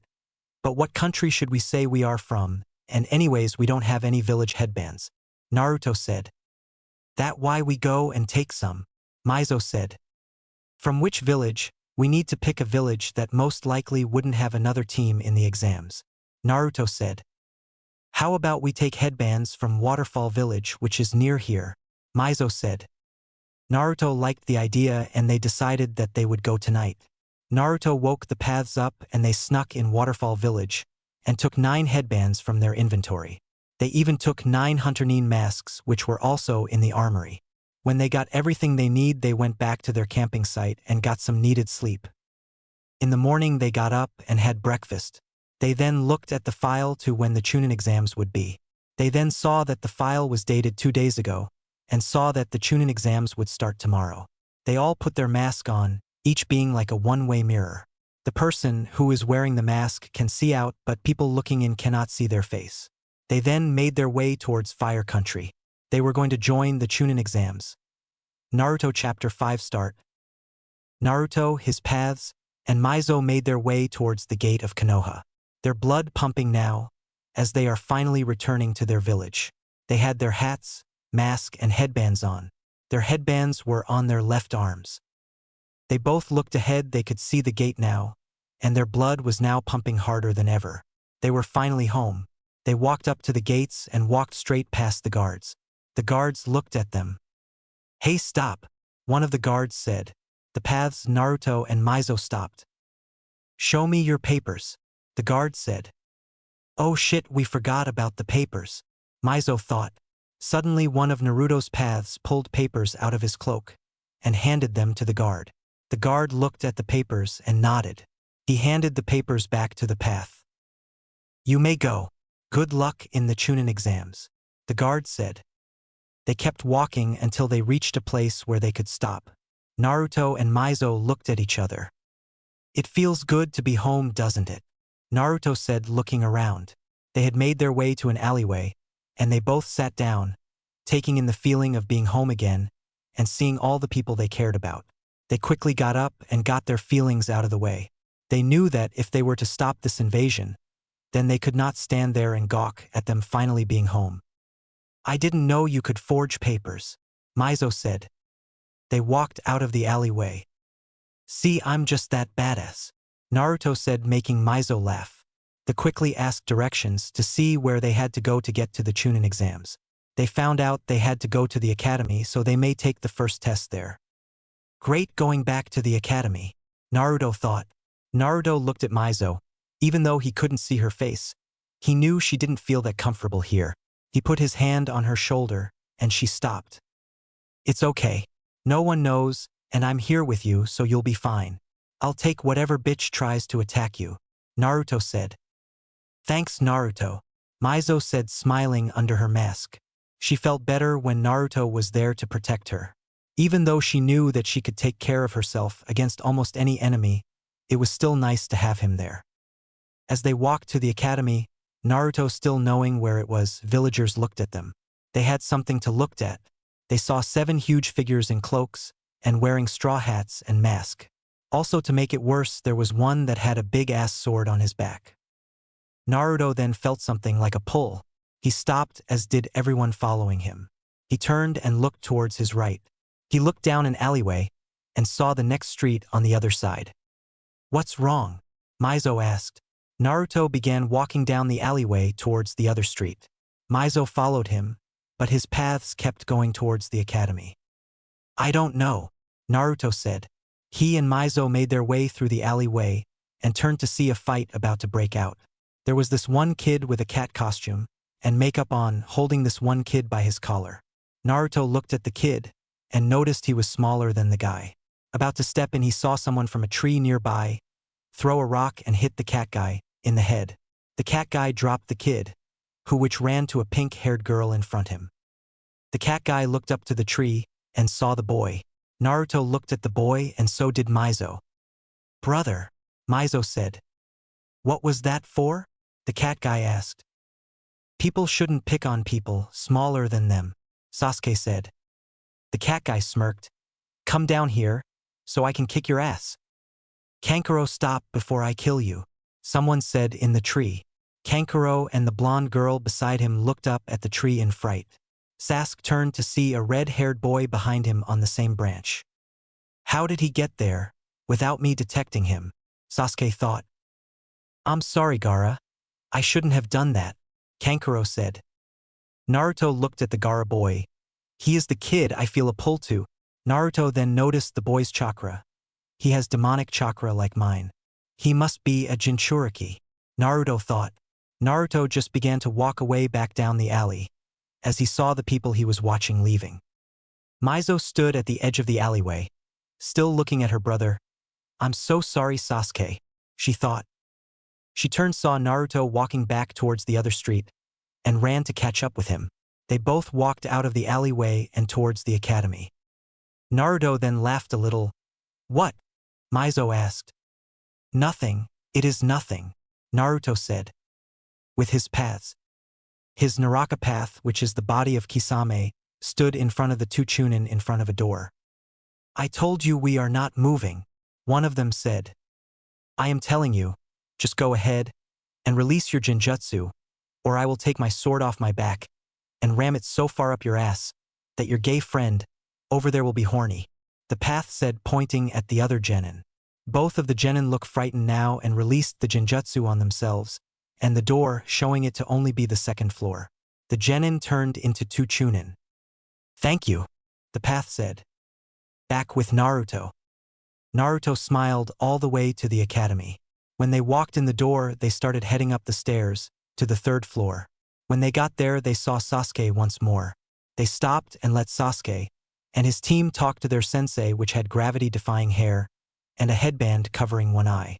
Naruto noticed that the pink-haired girl from earlier was on his team. Konoha's copycat Nin, Naruto thought. Mizo looked at her brother and smiled. At least he was alright, but what about their mother? Once Sasuke's team went inside, Naruto and Mizo walked past the Leaf Jonin and walked inside. Every single one of the Jonin looked at them with confused glares. Nice welcoming party, Naruto, Mizo said. Also, if you haven't voted yet for a harem or no, then go to my profile and vote on my poll. Follow the instructions, thank you. Naruto smiled. They walked through the door to see all the genin about to take the test stare at them. They then all looked away and went back to their own business. Naruto looked around and saw his paths, which had their own corner. Mizo smirked because no one was around his paths, as though they were afraid of them. Mizo and Naruto joined his paths in their corner and waited. Mizo kept an eye on Sasuke until she saw something. Naruto, look, it's the four-eyed bitch Orochimaru had with him, Mizo said, pointing towards a white-haired boy with glasses. Naruto turned and saw the four-eyed kid talking to Sasuke. Mizo was about to go over there, but her hand was grabbed by Naruto. Don't, you'll blow our cover, Naruto said. Mizo stopped. She knew he was right, but she wanted to go beat that kid to death. Fine, but I swear, if we ever fight him, I get to beat that kid to death, Mizo said. Naruto smiled and turned to see the Chunin examiner. Hello everyone, my name is Marino Ibiki, and I will be your examiner for the first examen. Everyone grab a sheet and find a seat in the room behind me, Ibiki said. Everyone then grabbed a piece of paper and went to the tomb behind the man, where they were placed in random seating. Naruto was placed in the top row, while his paths were placed on every row. He turned and looked at Mizo, who was on the row down from him. He then took off his straw hat, as did his paths. Everyone who was in the room wanted to get a good look at their faces, but was disappointed when they saw their mask. When everyone was in the room, Ibiki began to talk. Now for the first exam, you shall answer the 9 questions on your sheet of paper. The 10th question will be administered by me. Each team has 10 points. Every time you are caught cheating, your team loses 2 points. If you hit 0, then you are out of the exams. This test will be 45 minutes long. Begin. Naruto was now confused at Ibiki's instructions. He looked down on his own paper to see questions. He looked at the questions and found out they were impossible to answer. What the fuck? I can't answer these questions. The only way I could do this is to cheat. That's it. He wants us to cheat to see our information gathering skills without getting caught, Naruto said. He then looked around and saw Mizo was already writing down answers. She must be copying off of someone that knows them. There must be people they have set in the room to have the answers on their sheet, for us to cheat off of. Naruto thought. Naruto put his hand on his desk, and there was a small puff of smoke barely noticeable. When he lifted up his hand, there was a tiny little bird with Rinnegan eyes. He then sent the summon to Mizo to get the answers from her. He looked at Mizo, who had just seen the summon. Mizo knew what he wanted and let the summon see her paper. Naruto, being able to see through the eyes of the summon, copied the answers on his sheet of paper. He then got the summon to come back. He ripped off a piece of paper from the test and wrote on it. He then sent it with the summon back to Mizo. Mizo got the message and looked at it. "How did you get the answers?" the note said. Mizo then wrote down her reply and sent it back with the summon. Naruto got the note and read it. "I already knew the answers, didn't you?" Mizo said in the note. Naruto mad now sent back a reply. Mizo read the note. "Smartass," Naruto said in his reply. Ibiki looked at the clock and noticed time was up. A lot of teams had been sent home because they had been caught cheating, and there was a lot of teams left. Ibiki looked at the remaining genin. "Now for your last question. If you get this answer wrong, you will be put out of the exams," Ibiki said. Everyone gulped. They didn't want to leave the exam so early. "Also, you will never be able to come back and do the Chunin exams, meaning you will always be genin," Ibiki said. Everyone hearing this was shocked, even Naruto. Mizo knew the test since she had Ibiki when she was a genin. "Now if you decide to leave, then your whole team has to leave. Choose now," Ibiki said. Everyone looked at each other. Naruto then saw Sasuke look at Sakura. You could tell she was feeling the pressure. "I know Kiba won't be able to answer the last question," she thought. She was about to raise her hand until she saw a great stare from Sasuke. She then decided not to raise her hand to leave. Mizo smiled, liking the fact her brother would stay in. When this was done, over half the genin had left. Ibiki looked at the smaller group he had in front of them. "Well, everyone that is still here in this room passes." Hearing this, everyone was in a state of confusion except Mizo. Everyone was about to start asking questions, until suddenly a ball came flying through the window of the classroom. Everyone turned to see it was not a ball but a hot woman. Every guy looked at the new woman who was now in the room. She had purple hair, big breast, and a nice butt. Her curves were great, and she was very beautiful. "My name is Anko. I am your second examiner. Please make your way to Training Ground 44. The next exam starts in 1 hour," Anko said. She then disappeared into smoke, and all the guys' eye candy were gone. "You heard her. Get moving," Ibiki said. Naruto got back with his paths and Mizo, and they headed towards the training ground. They knew that the training grounds went in number order, so they just followed each number. When they finally arrived at the training ground, everyone was amazed at what they were looking at. In front of them was a huge forest with a tall gate around it. Every genin went to where they saw the Anko women and waited. Mizo touched Naruto's shoulder and whispered in his ear, "Orochimaru's here. I can feel him." Naruto nodded, saying that he heard her.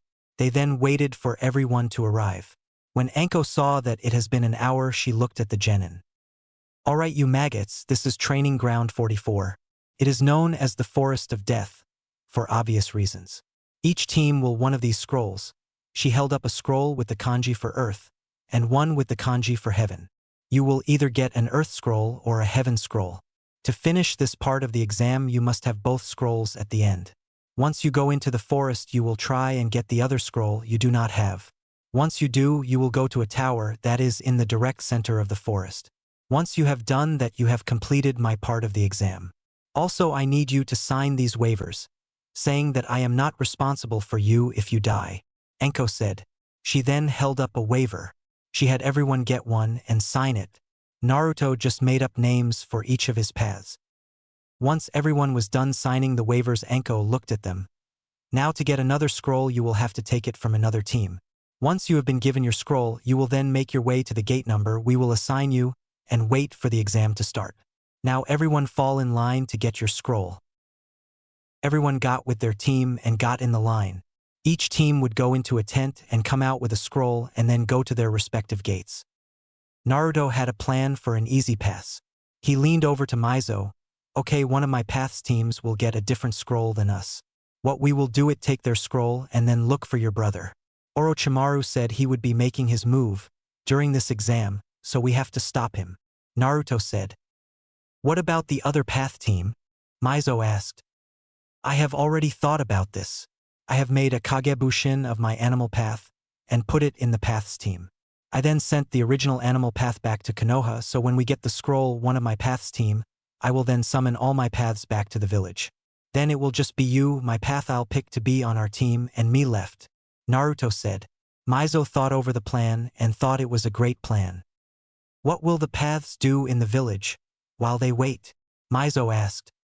I'll have them search for clues about Orochimaru's invasion and where he might be hiding, Naruto said. Mizo nodded. Then Naruto's Deva path separate from the other paths and got near Mizo and Naruto. He was now on their team. Naruto and his team walked into the tent and got their scroll. Here is a heaven scroll, and you will be at gate 16.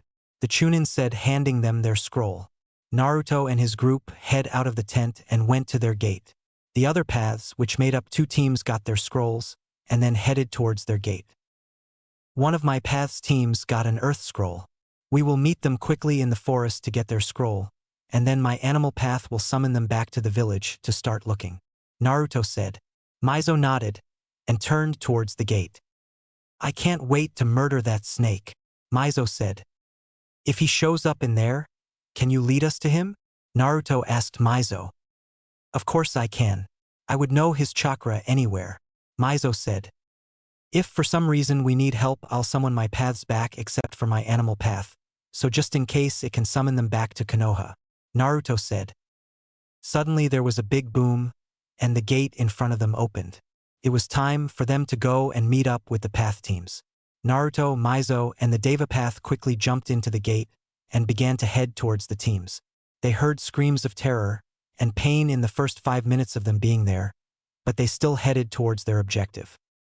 They soon met up with the path teams and carried out the plan, and now it was just Naruto, Mizo, and Naruto's Deva path left. Naruto put both of the scrolls in his pocket, and he looked at Mizo.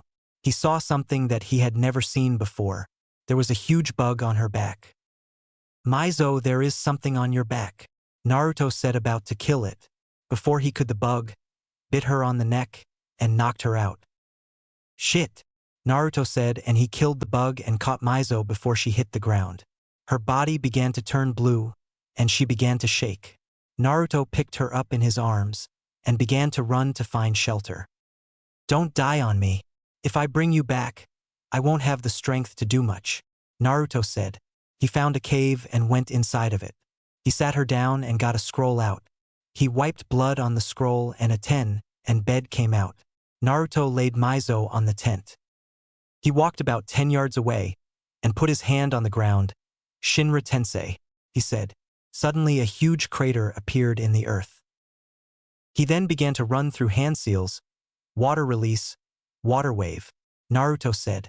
Suddenly water appeared out of thin air and rushed into the crater, making a pond. Naruto took cloth out of his pocket and dipped it in the ice-cold water. He wringed it out and went over and put it on Mizo's forehead. She had stopped seizing, but was now barely breathing. He put his head on her chest and heard her heart going into overdrive. The bug must have given her some poison. I have to get it out quickly, Naruto thought. He flipped Mizo over on her back and took off her cloak, so she was now in a tank top. He looked at the bite mark, which was now huge and purple. He then took out a kunai and cut the bite, stuck his mouth on it, and began to suck her blood. When he got enough in his mouth, he would spit it out. Once he did this a few times, he stopped. He looked down and saw a purple substance flowing out of her body. That must be the potion, Naruto thought. He then bandaged the small cut and turned her back over. He put his head back to her chest and heard her heart going back to normal. She was going to be okay. It'll take her a few days to get back up and running. Hopefully Orochimaru doesn't show up until then, Naruto thought.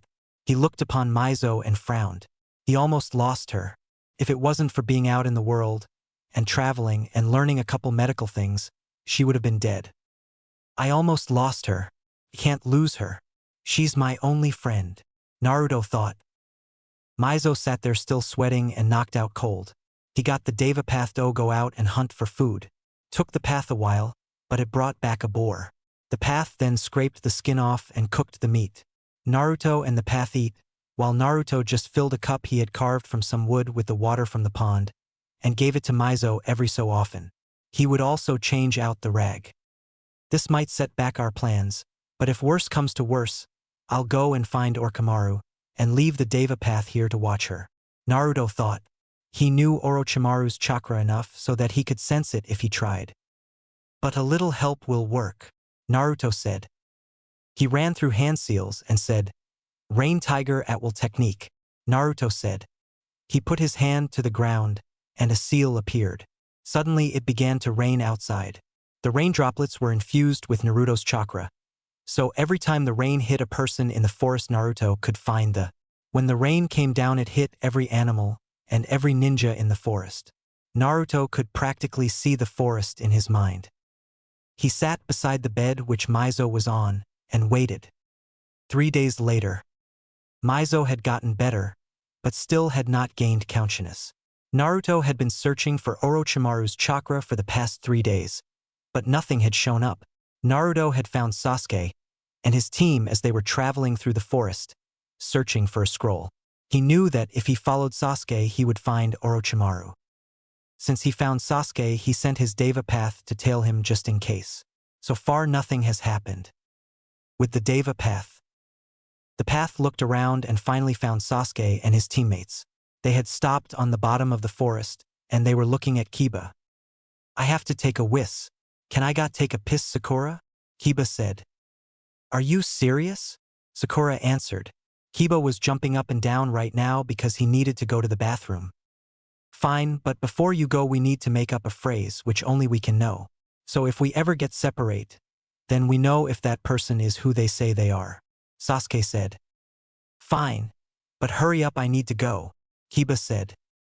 Okay, how about this one? What are ninjas supposed to do? Look underneath the underneath, Sasuke said. Okay, got it. I'm going to the bathroom, Kiba said, running into the bushes. Sakura had a look of disgust on her face, but it was quickly gone. Suddenly there was a big gust of wind. Naruto used chakra to stick to the tree, while Sasuke and Sakura were thrown to the ground. They each got up and rubbed their heads. Kiba came out of the bush rubbing his head too. Damn, what was that? Kiba said. Sasuke looked at Kiba. What is the phrase? Kiba looked at Sasuke and smiled. What are ninjas supposed to do? Look underneath the underneath. Suddenly Sasuke threw a kunai at Kiba. What the hell, Sasuke? Kiba said. You're not the real Kiba. The real Kiba would never have remembered that, Sasuke said. Kiba then smiled and a long tongue came out of his mouth. Suddenly Kiba's body changed to that of a grass-neen woman. Kukukuku, you got me, Sasuke, the woman said. Back with Naruto. Orochimaru is here, Naruto said. Naruto looked down at Mizo to see her still asleep. He couldn't leave her alone by herself, even if he put a genjutsu on the cave they were in. I have to summon my paths, Naruto thought. He got a few feet away from Mizo and smashes his hands towards the ground. Suddenly appearing out of smoke, the paths that were summoned by the animal path earlier were now there. They quickly turned and ran out of the cave to go help the other path. Naruto ended his rain jutsu that he had on the forest, so the sun came out. With the Deva path. The path looked down upon the grass ninja that just let down her genjutsu. It quickly jumped down from its perch in the tree, in between Orochimaru and Sasuke. Surprised faces looked at the Deva path that was now in front of Orochimaru. Go run, I'll hold him off, the Deva path said. Sasuke, not knowing who this person was, grabbed Sakura and jumped out of sight. Orochimaru quickly let the skin that he stole from the grass ninja down to show his true pale face. Orochimaru tried to jump after Sasuke, but was stopped. Bansho Tenin, the Deva path said. Suddenly Orochimaru was pulled by an invisible force towards the path. Orochimaru, not having time to react, turned and saw himself getting closer to the path fast, and was punched in the face, and was suddenly flying backwards into a tree. Orochimaru slowly got up and looked at the masked path. "Who are you?" Orochimaru asked. "I am the one who you almost destroyed in your base," the path said. Suddenly Orochimaru's eyes widened in fear, because he knew the power of this man. "I thought I killed you when I blew up that base," Orochimaru said. "I guess not. You shall not make it out of here alive, Orochimaru," the path said. "That's what you think, hidden shadow snake hands," Orochimaru said. He held up his hands and snakes flew out of his sleeves at high speeds heading towards the Deva path. "Shinra Tensei," the path said. The snakes were blown backwards as well as Orochimaru into the air. Suddenly Orochimaru turned into a poof of smoke. "Down here," Orochimaru said. The path looked down to see Orochimaru's head stick out of the ground. Orochimaru quickly opened his mouth and a large sword shot out of it heading for the path's body. The path couldn't move quickly enough and he was stabbed in the right shoulder. Since the sword kept on coming out of Orochimaru's mouth, the path was sent flying into a tree, where he stopped, but the sword didn't. It went straight through his shoulder into the tree. The sword hilt came out of Orochimaru's mouth. Orochimaru's body came out of the ground and grabbed the hilt and pushes on it, making the sword go into the path. The path cringed in pain. "Kuku, it seems like you are not as powerful as you think you are," Orochimaru said. The path looked up at the snake and held his hand out. "Shinra Tensei," the path said. Suddenly an invisible force sending Orochimaru backwards and falling onto the ground, and the path took this time to take the sword out of him and throw it to the ground. Orochimaru got up quickly, took a look and see the path, but the path was nowhere to be seen. The path appeared behind Orochimaru. He punched Orochimaru in the back, sending him flying into the air. Orochimaru yelped from the pain. The path then took out a chakra pole with a sharp end on it. He held it out in front of him and pointed it at Orochimaru. "Bansho Tenin," the path says. Suddenly the next thing Orochimaru knew was that he was being pulled back again, at high speeds. He looked at the path and saw the pole. He knew what was about to happen. Orochimaru then hit the pole, and it stabbed straight through his body. The path held Orochimaru there. "How does it feel to die?" the path asked Orochimaru. "Tell me when it happens to you." Clone Great Explosion Technique. Orochimaru said. Suddenly Orochimaru blew up in a huge explosion. The path was sent flying back into many trees, knocking them down as he went through them. Orochimaru appeared in a tree above where the path stopped breathing hard. That kick that sent him flying did a lot of damage on him, and he was getting tired fast. He then saw the path slowly get up from where he landed and brush himself off. The path then looked up to where Orochimaru was in the tree. Orochimaru ran through some hand seals and said, "Temporary paralysis technique." Orochimaru said. For some reason the path could not move, and Orochimaru knew this. Orochimaru quickly jumped down from the tree and quickly ran over to stab the path in the heart with a kunai. Orochimaru swung the kunai at the path's heart, but it was quickly stopped when the path could move again. The path grabbed Orochimaru's wrist and shoved his palm into Orochimaru's stomach. "Shinra Tensei," the path said. Orochimaru was then sent back by an invisible force, but instead of flying alone, the path kept hold of Orochimaru and flew through the air with him. The path delivered punches after punches to the face of Orochimaru through their flight. Orochimaru gaining back his breath, he turned the path around, and so the path was on the bottom. Orochimaru punched the path in the face, sending him flying straight towards the ground. Orochimaru landed on the ground safely, and smoke arose from the impact of the path's body hitting the ground. When the smoke disappeared, Orochimaru saw that the hit made an impact in the ground. He then saw the path's body. "If I remember the Jujutsu right, there are more of you. I can't defeat all of you. I can sure as hell defeat one of you," Orochimaru said. The path in the crater slowly began to get up. When he got up, he brushed himself off and looked at Orochimaru. Orochimaru was in shock that the path actually got back up. "You are becoming a real nuisance," the path said. The path was worn out and you could tell. It had maybe half of its energy left. "How are you still able to get back up?" Orochimaru asked. The path answered by starting to go through hand seals, demonic ice crystal mirrors. Suddenly ice mirrors formed around Orochimaru. They were all separate by small cracks, but they were reflecting Orochimaru's image everywhere. Suddenly the Deva path appeared in all of them. "It is your time to die," the path said. Suddenly the path threw a kunai at Orochimaru. Since his image was reflected, Orochimaru had no idea where the kunai was coming from and was hit in the leg. Flashback. Naruto was making his way towards the land of water. He had been traveling for days now and needed a place to rest. He sent his paths out to search for a place to stay, and they quickly found lodging at a nearby hotel. Naruto began to make his way there when he heard crying. He followed the crying until he found a little boy on a bridge crying. He walked over to the little boy and put his hand on his shoulder. "What's wrong?" Naruto asked. The boy couldn't be much younger than him, but he thought he could still help. The boy looked up to see Naruto there and frowned. "I killed my family," the boy said. "How could you do that? You are just a small boy," Naruto asked. The boy then held out his hand and water droplets began to form above his hand. Suddenly they froze and created ice. He can use ice release, Naruto thought.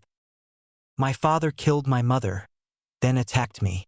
I killed him by creating ice just like I did just now," the boy said. "I can do that to see," Naruto said. Naruto held out his hand and did the same thing the boy did. The boy looked in amazement. This other boy could do the same thing he could. "You can do it just like me," the boy said. "Yes, I can. I can do it quite well. I can stay here and teach you for a while, but I'll have to go," Naruto said. The boy smiled and hugged Naruto. "What is your name?" Naruto asked. "My name is Haku," the boy said. Flashback end. Orochimaru pulled the kunai out of his leg and waited for the path's next move. The path quickly jumped out of the one mirror he was in and punched Orochimaru in the face, sending him to the ground. The path then quickly jumped into another mirror. Orochimaru slowly got up and stood in his defensive stance. He somehow moves faster while using this jutsu, Orochimaru thought. The path then jumped out of the mirror he was in and attacked Orochimaru. Orochimaru caught a glimpse of him and bit his thumb. He then wiped it on a tattoo on his arm. "I have you now, summoning jutsu," Orochimaru said. There was a large poof of smoke. The path's mirrors were now just water on THR ground, and the Deva path was thrown far away into a rock, which he cracked when he hit. Orochimaru now stood on a huge snake easily as big as a tower in Amigakure. The path fell off the rock onto the ground and hit the ground. "Orochimaru, you better have sacrifices for me to have, since you have summoned me here," the giant snake said. "I'll give you sacrifices once you eat him," Orochimaru said, pointing towards the Deva path which was now on the ground. The giant snake now looked at the Deva path, and it hissed. The Deva path slowly got to its feet and looked at Orochimaru on his giant snake. That shot took a lot out of him. He smashed his hand to the ground, and a pillar of smoke, just as big as Orochimaru's summoned smoke, came into the air. When it disappeared, a giant six-headed dog was in its place. Each of the eyes of the six-headed dog had the Rinnegan, and they were all staring at Orochimaru. The dog suddenly began to run towards the giant snake. The giant snake with Orochimaru on its head shot at the dog with great speed. The snake almost bit the dog, but when it was close enough the dog split into 6 different dogs, and they all dodged the attack. Each dog then used their own speed to bite down on the snake. The snake hissed in pain, and then disappeared in a cloud of smoke. Following suit, the dogs disappeared also. This battle has probably caused a lot of fuss. I have to end this quickly before the Umbu, or even the Hokage get here, Orochimaru thought. Orochimaru landed on a tree branch near the Deva path and looked down on him. "It has been really great seeing you, but I must leave," Orochimaru said. He was about to leave when suddenly he was surrounded by the other paths of pain. They had finally made it to the battle scene. "You've got to be shitting me," Orochimaru said.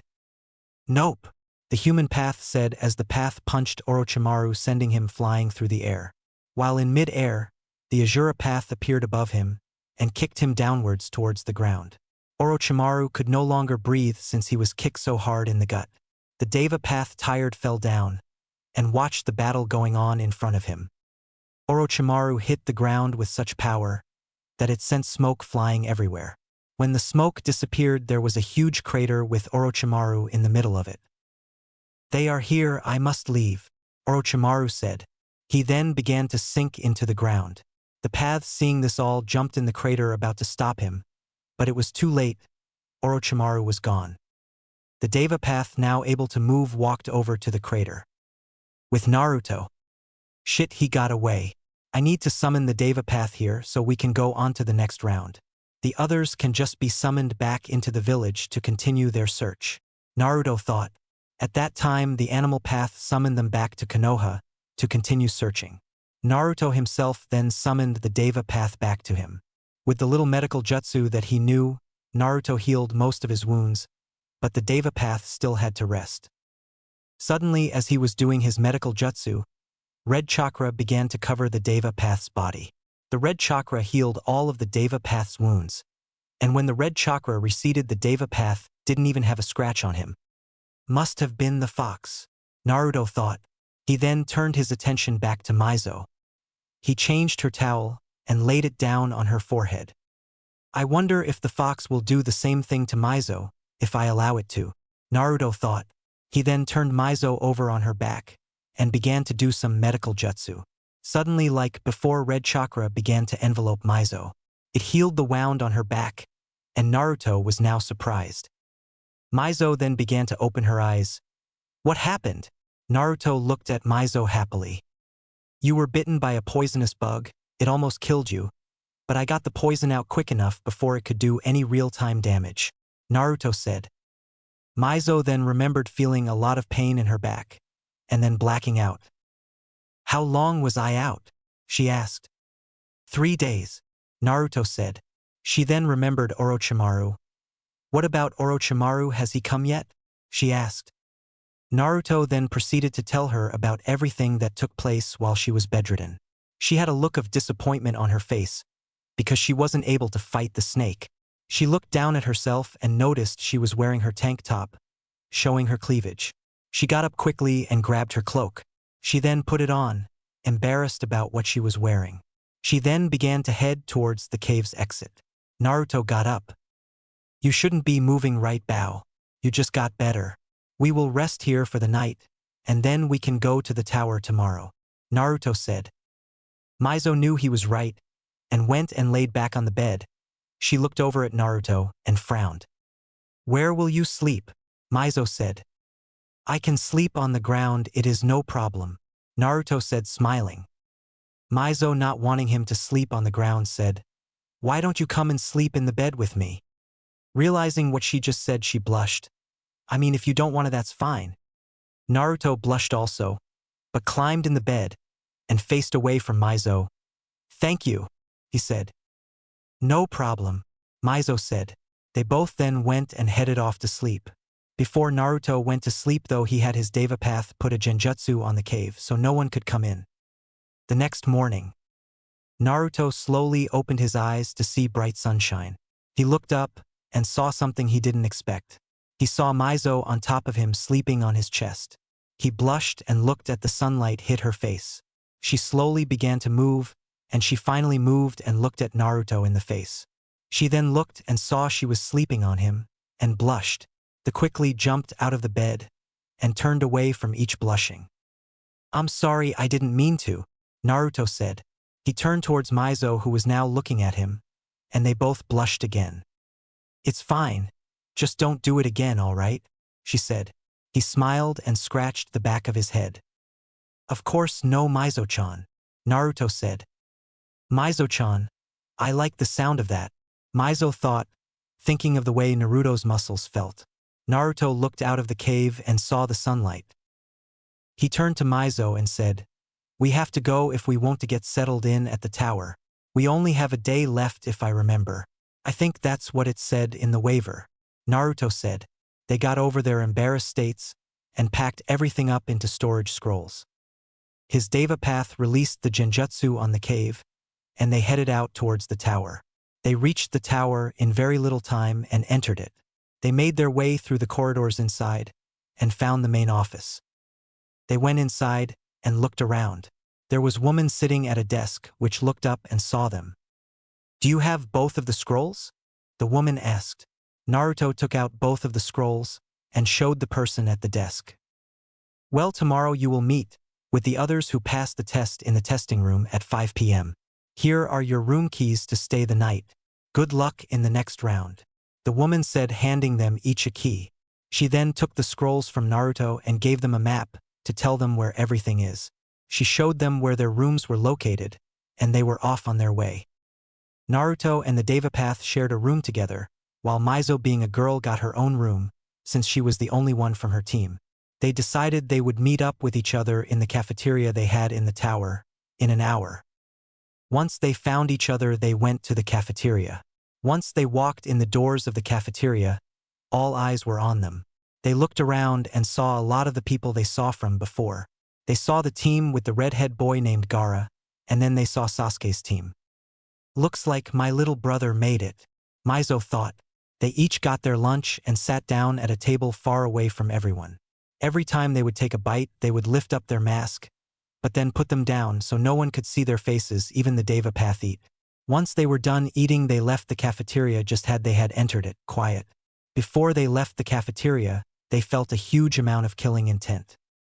They turned and saw the kid with the glasses. "There's the bitch. Seems like Orochimaru got him through," Mizo whispered to Naruto. They then left to go to their separate rooms.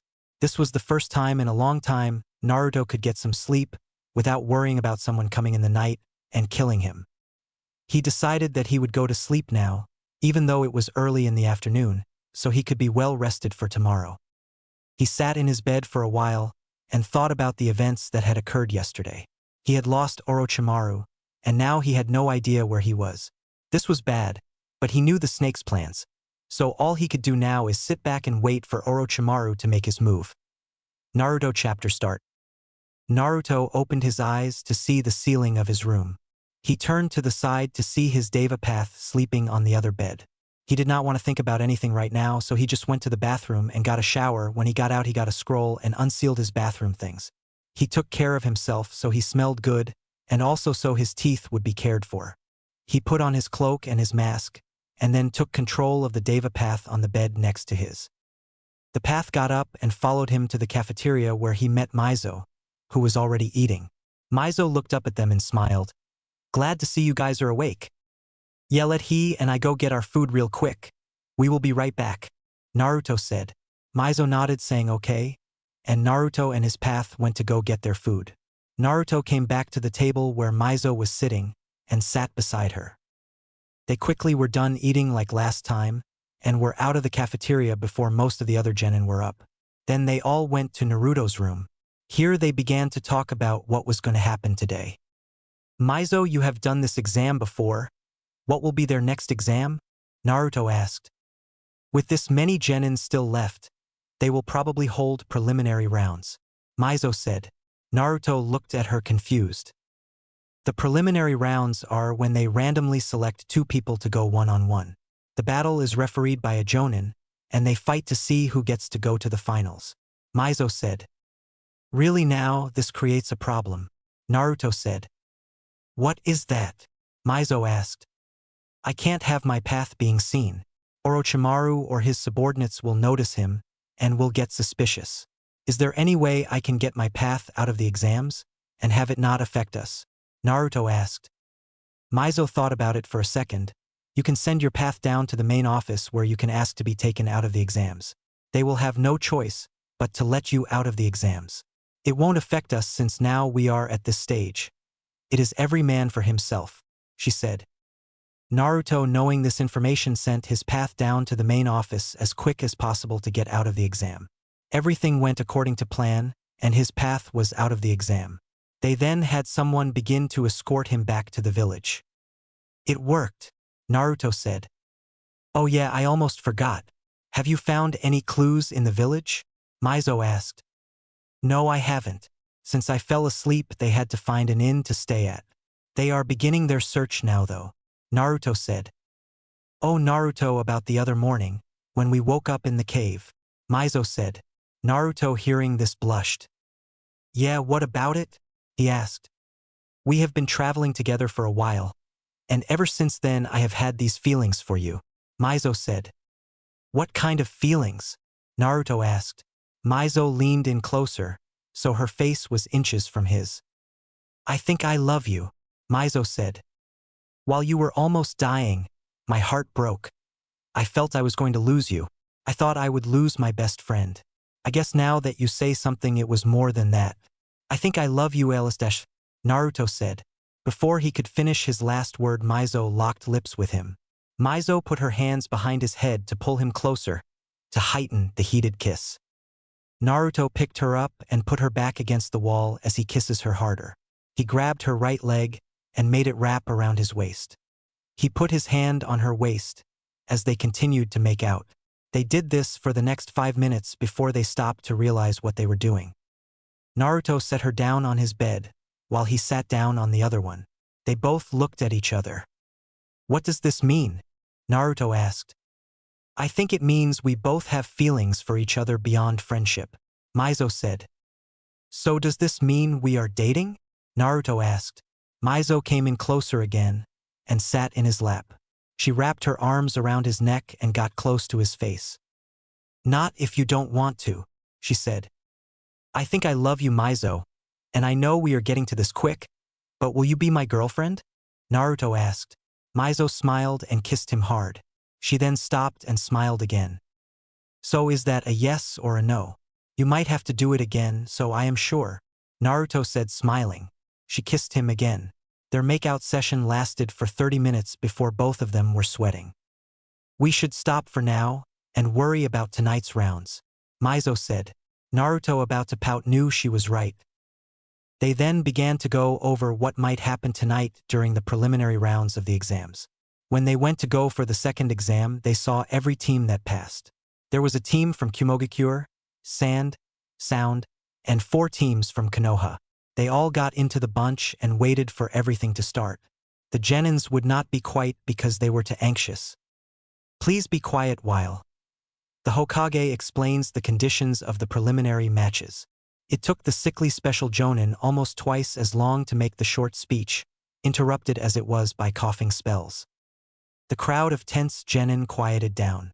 By now, people had digested the fact that a significantly smaller number of teams had emerged from the forest of death than anticipated. And without exception, they all looked like hell. Most of the Konoha proctors chalked it up to Enko's presence at the exam, but others wondered what had really happened. Thank you, Hayate. The Hokage rose and directed the full weight of his imperious presence toward the genin. The first 2 portions of the exam-tested skills required of Chunin-ranked ninja. Can you gather information without giving any away? Do you have the inner resolve to do what is required? Are you resourceful enough to survive in a hostile environment? All of you have performed admirably in those areas. The Hokage's words drew loud cheers as smiles broke out all around him. Naruto was impressed by the old man's skillful performance, which appeared sincere and genuine.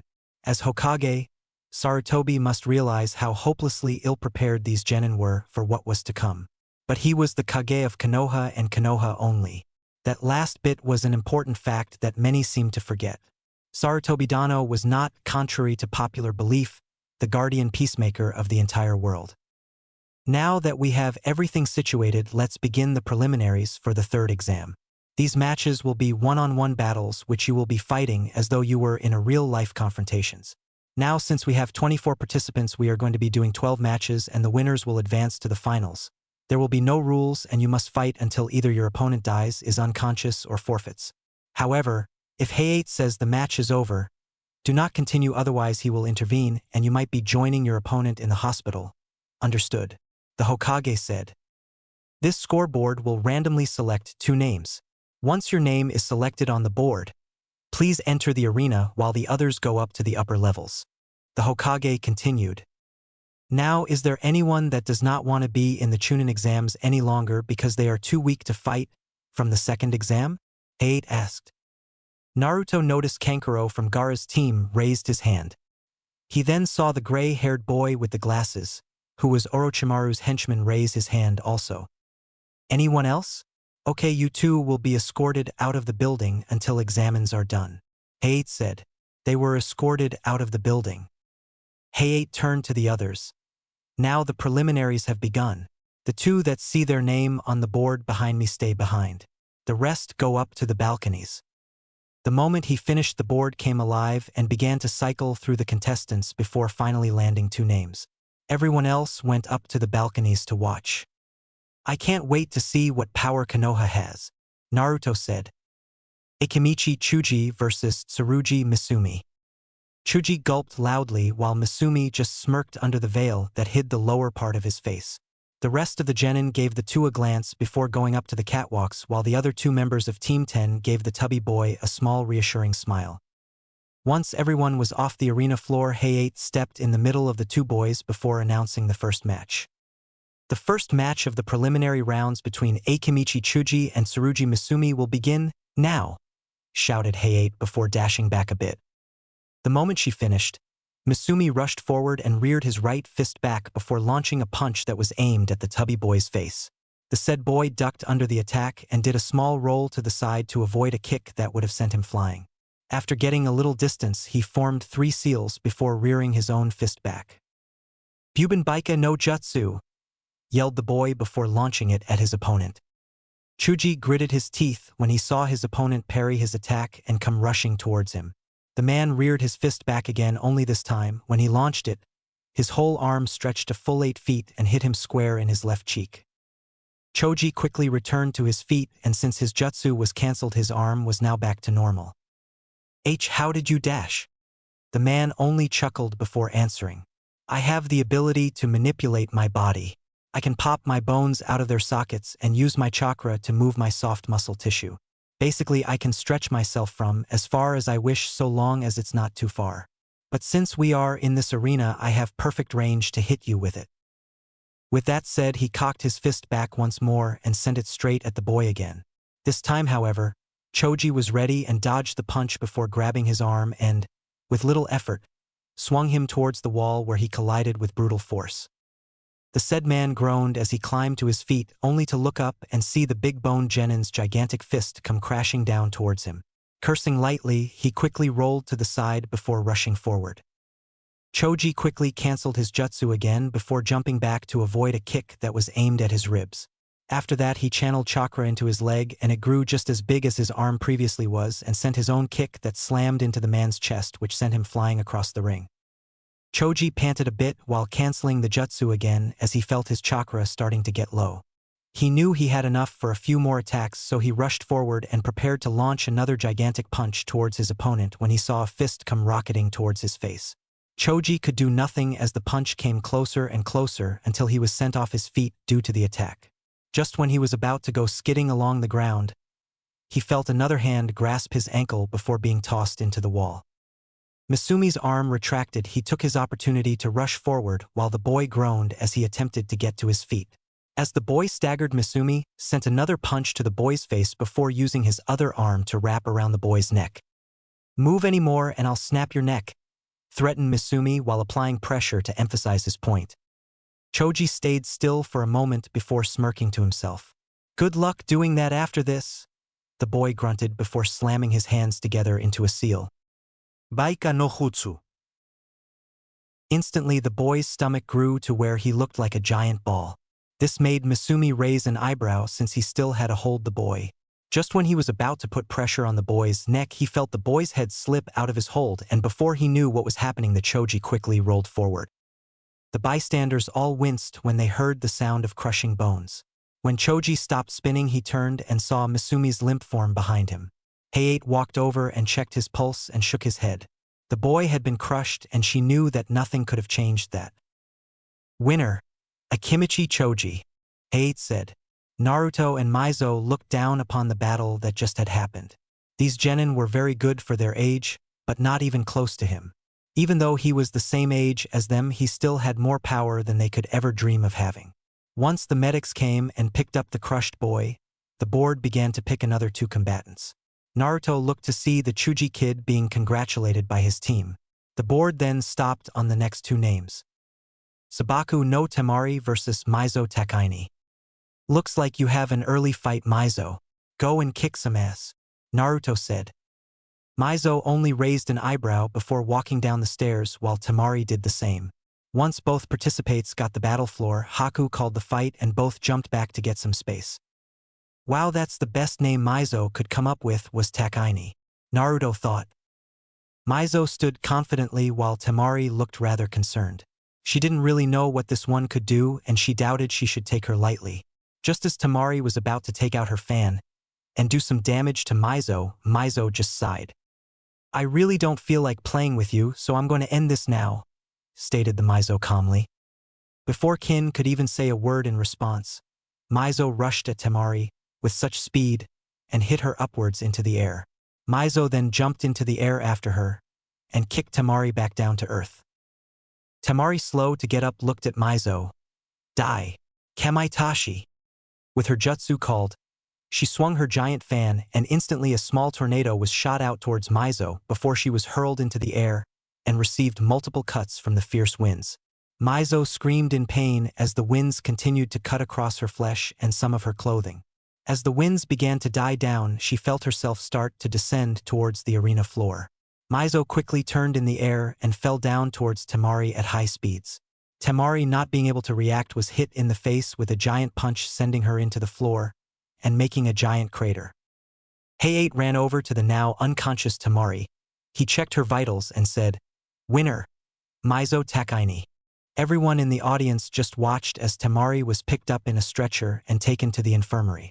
Mizo walked back up to where Naruto was in the stands and smiled under her mask. Naruto leaned down to her ear. "Nice one, but did you really put your last name as Takaini on the waiver?" Naruto asked. "Yeah, what's wrong with it?" Mizo asked. "Oh, nothing," Naruto said. The board began to pick fighters again until it stopped. "Remind me not to piss her off," mumbled Kiba. Akadu Yoroi versus Hyuga Niji. Yoroi frowned under his veil while Niji stayed emotionless. As the two walked down to the arena, Naruto said good luck to the Hyuga as he passed him by. Niji, not knowing how to take this, just nodded his head. Hyuga Niji versus Akadu Yoroi. Begin. Niji only sighed before calmly entering his Juken stance while Yoroi flashed through a few seals. After he finished his set of seals, his hand began to glow blue as the chakra flowed through it. Once done, the man charged the Hyuga prodigy with his one glowing palm reared back. Niji just waited patiently until the man was into striking range before activating his Byakugan and ducking under the man's attack while pressing down on the tenketsu points in his arms.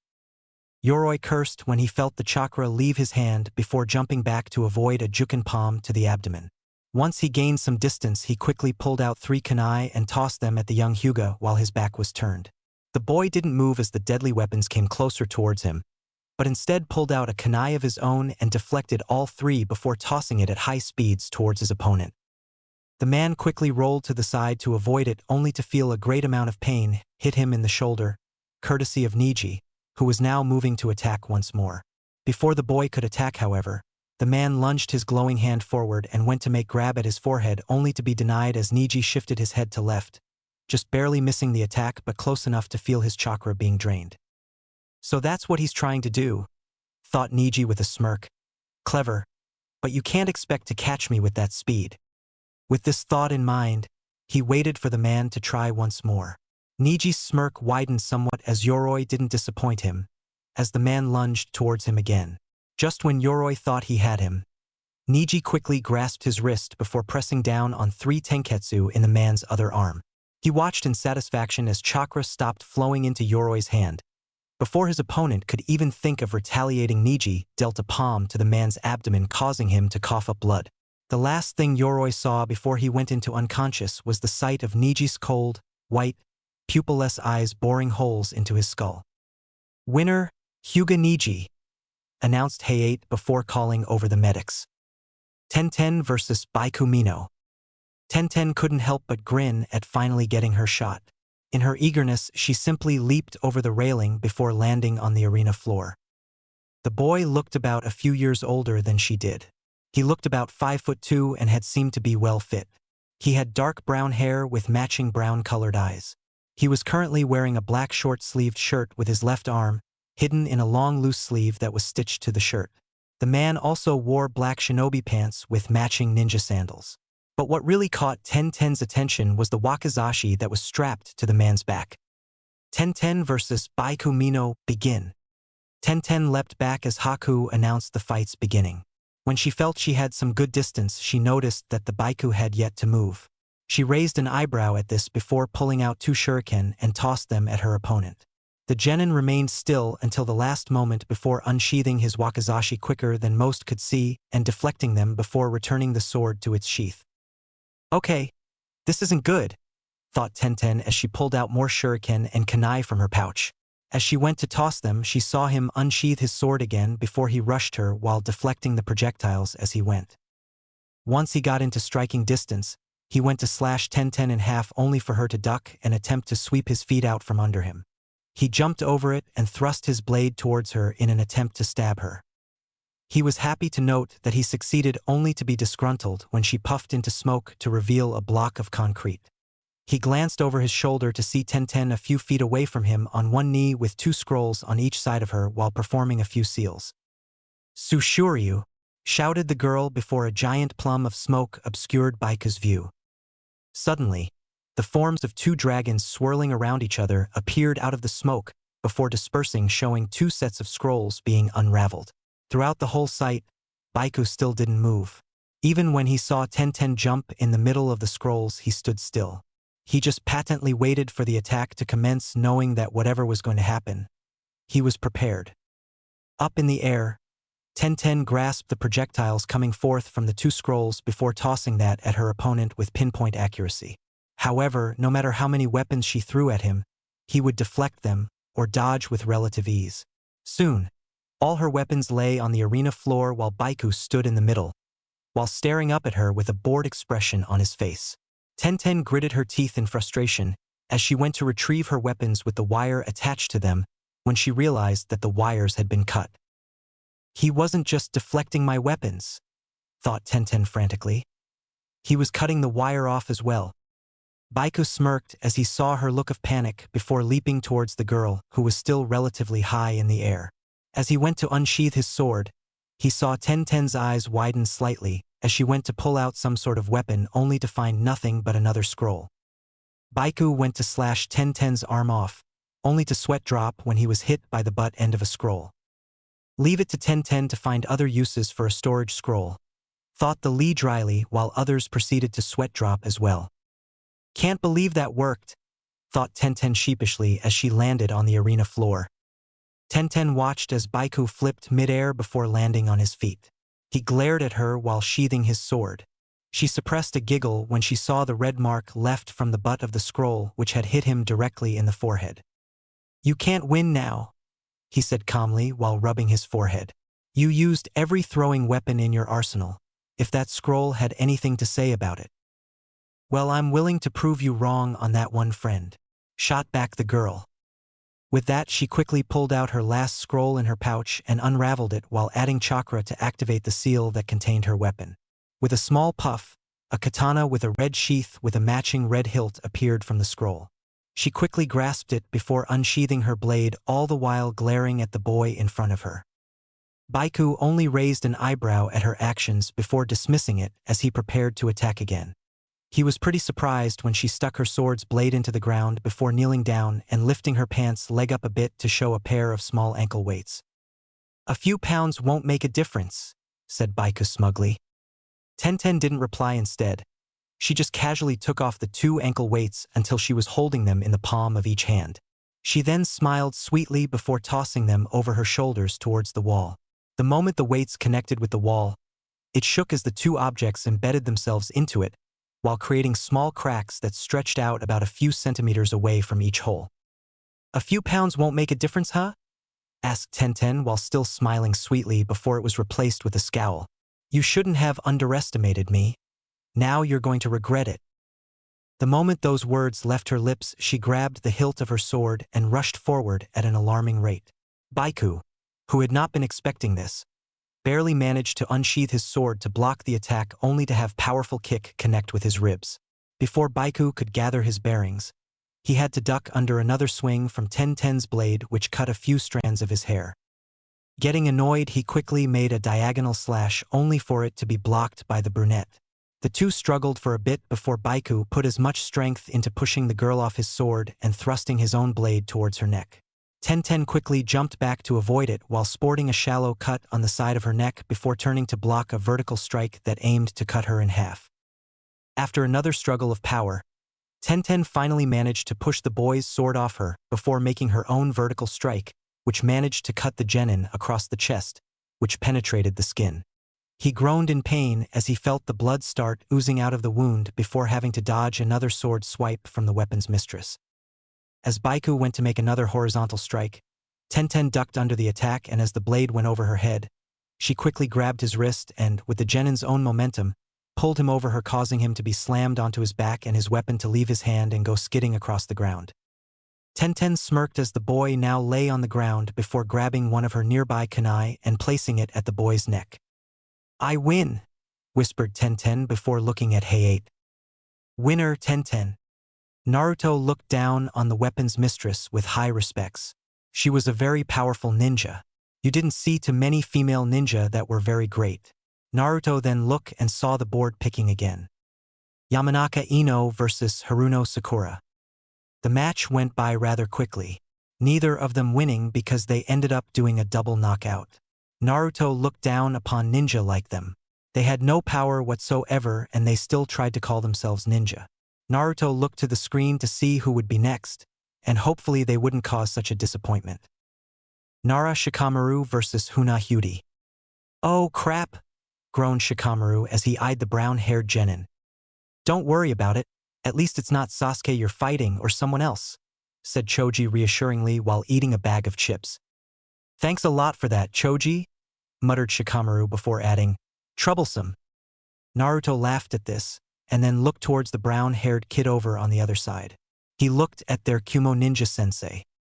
Hyuti took a glance towards the Kumo trio sensei to see him nod.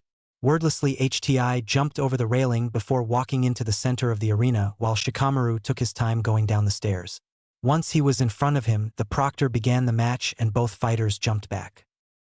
As he leapt back, Shikamaru began to perform a few seals before stopping on the rat seal. Instantly, his shadow extended as it gave chase towards the silver-haired youth. The said man jumped away from the shadow as it crawled along the ground.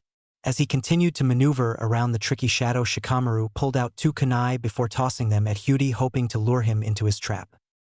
However, Hyuti was no fool. He saw the wire that Shikamaru had added to the two kunai and cut them off as soon as he saw them. Though how he attached the wire without him noticing was something he didn't know. Just then he noticed that the boy's shadow was lurking towards him once more and forced him to maneuver around the damn thing once more. Shikamaru only smirked before canceling his jutsu and going into his equipment pouch and pulled out two round objects. Hyuti raised an eyebrow before his eyes widened in realization. Shikamaru only smirked before tossing both of the balls into the air towards Hyuti before the two exploded to cause a blinding light to engulf the whole room. When the room darkened once more, and everyone could see clearly again, they found that Shikamaru had stayed at the same spot, only his shadow was now connected with Hyuti's. "Kage no Jutsu was a success," said Shikamaru with a smirk. Hyuti only raised his eyebrows once more before asking, "Tell me, what does this do to help you beat me?" Shikamaru only turned his head to the left and Hyuti did the same. When he looked, he saw a kunai embedded into the ground about 27 inches beside his foot with an explosive tag attached to it. Shikamaru then turned his head to the right and it showed another kunai with an explosive tag on it about 16 inches from his right foot. "After I threw the flash bombs, I tossed those to each side of you. Now all I have left to do is do a simple seal and those two explosive tags will go off immediately." Hyuti could only sigh as he accepted his loss. He was supposed to be a spy and that meant that you had to do things you didn't like to do. Sure, he could beat the kid, but in order to keep himself out of suspicion he had to play along. So, with another sigh he spoke, "You win. Winner, Nara Shikamaru. That is a true ninja right there. You don't have to be fancy with your ninjutsu or taijutsu. You just have to outsmart your opponent. He will definitely make Chunin," Naruto said out loud for everyone to hear. Everyone looked down on Shikamaru coming back up the stairs. They thought the same exact thing. Ni Yujito vs. Abumi Zaku. Naruto looked upon the girl from Lighting Country and noticed something about her. He felt the same tug from her as he did with Gaara. She must have a demon sealed inside her, Naruto thought. As Yujito approached the center of the arena floor, she couldn't help but raise an eyebrow at her opponent. He was wrapped up from head to toe in bandages. The moment Hayate announced the fight, Yujito had dashed towards the boy, while the Sound Nin raised his only good arm to point his palm in her direction before blasting a small wave of air towards her. The attack collided only to be replaced by a block of concrete and forcing the boy to look around frantically. "Where did she go?" asked Zaku to himself as he looked around in every direction. He was answered by a quick kick to the head which caused him to go skidding across the arena until he stopped when he crashed into the wall. He quickly looked up to see that Yujito was once again nowhere to be seen. He hastily returned to his feet, only to feel Yujito's fist hit him directly in the stomach, causing him to gasp for breath. When he lurched forward, he felt her knee connect with his jaw, causing him to go flying into the wall while bashing the back of his head on it in the process. Yujito watched with disappointment as her opponent slid down the wall in a heap. He wasn't moving, but he was breathing, so she knew he wasn't dead. With a sigh, she turned to face the examiner only to hear the sound of someone chuckling softly. When she turned, she saw the boy was still on the ground with one palm aimed directly at her before she was hit by a strong gust of air pressure which sent her 9 feet across the arena. "Don't turn your back on the enemy, you bitch," spoke Zaku before slowly getting to his feet. He looked over at the woman he had struck before spitting some blood out along with one of his teeth. As the boy turned to walk away, he stopped dead in his tracks when he felt a bone-chilling wave of killing intent. He slowly turned his head to face the woman only to see her dark eyes glaring holes into his eye sockets. She glared at him as he struggled to breathe properly before flashing through 12 seals. Once Yujito finished her seals, jolts of electricity began to surround the blonde girl until her entire body seemed to glow with the electrical charge. "You know," she said calmly as she continued to glare at Zaku, "if you had stayed down, you could have avoided this. But now that you pissed me off, I'm just going to end this in the most brutal way I can." Once those words were spoken, she lifted her arm towards the frightened Sound Nin before extending her middle and index fingers. As she did this, all the electricity that was once surrounding the woman began to form a tiny orb near the tips of the blonde's 2 fingertips. Once all the electricity was absorbed into the orb, which was now about the size of a baseball, she aimed at the boy before smirking.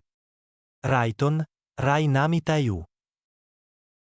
Hardly anyone saw what happened. All anyone could see and hear was a bright flash and Zaku's screams of pain as he was launched into the wall, with a streak of lightning following close behind him.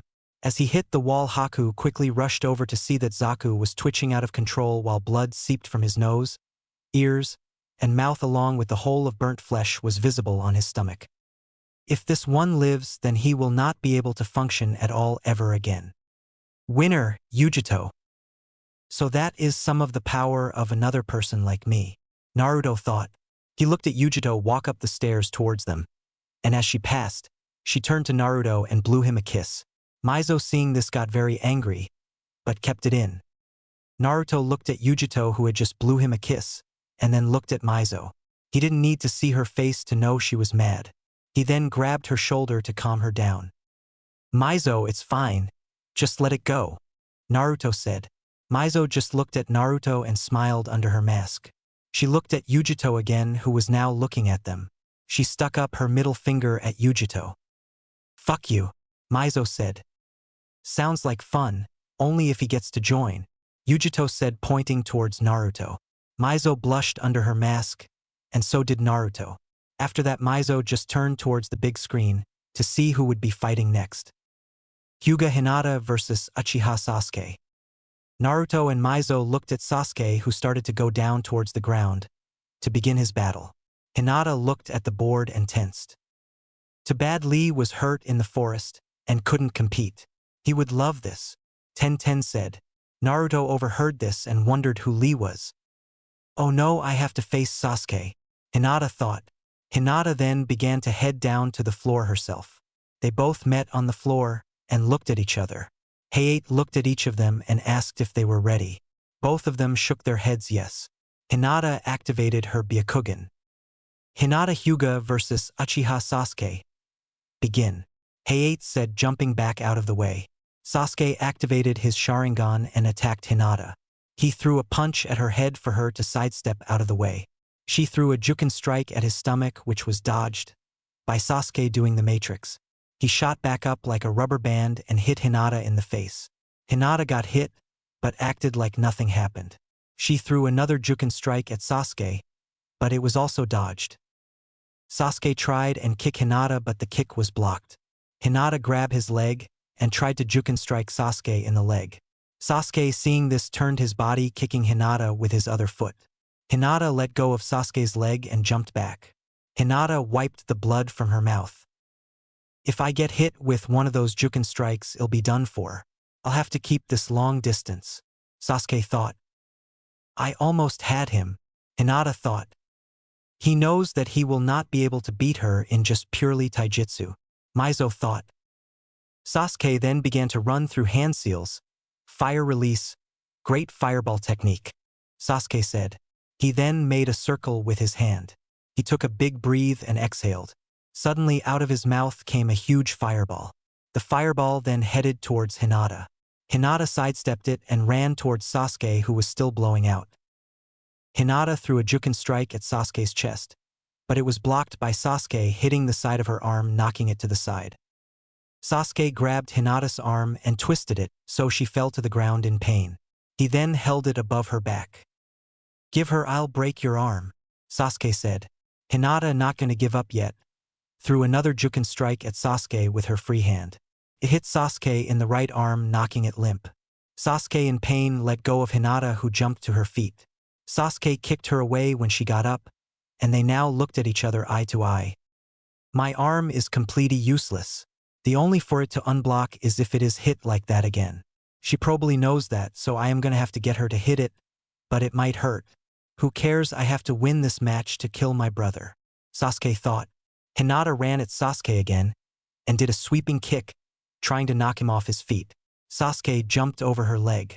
Hinata spun back up and threw a Juken strike at his other arm. Sasuke quickly turned so the Juken strike hit his limp arm. Suddenly chakra could get to the arm and he could move it again. He punched Hinata in the face and then turned her around before she could react. He grabbed both of her arms and pushed them upwards. Now this time no funny business. Give up or I break both of your arms, Sasuke said. He pushed upwards, causing pain in her arms, to show her. I give up, Hinata said.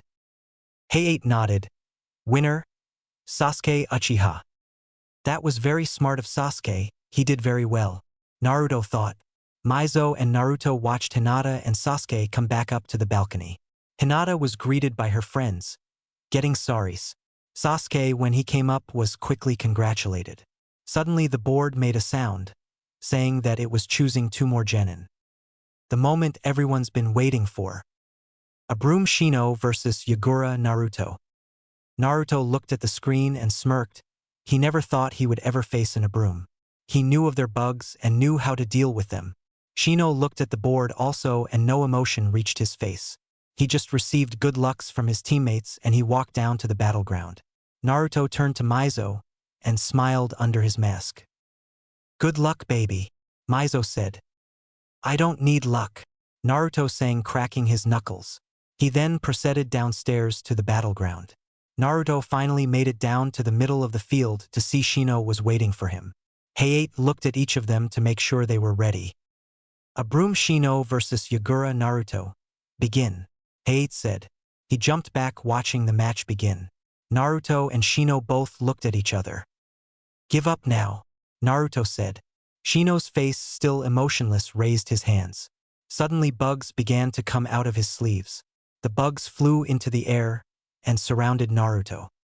That's just nasty, Mizo thought. Don't let that weirdo kid scare you, Naruto. I love you, Yujito said. Naruto's sweat dropped, and Mizo turned to the blonde-haired girl.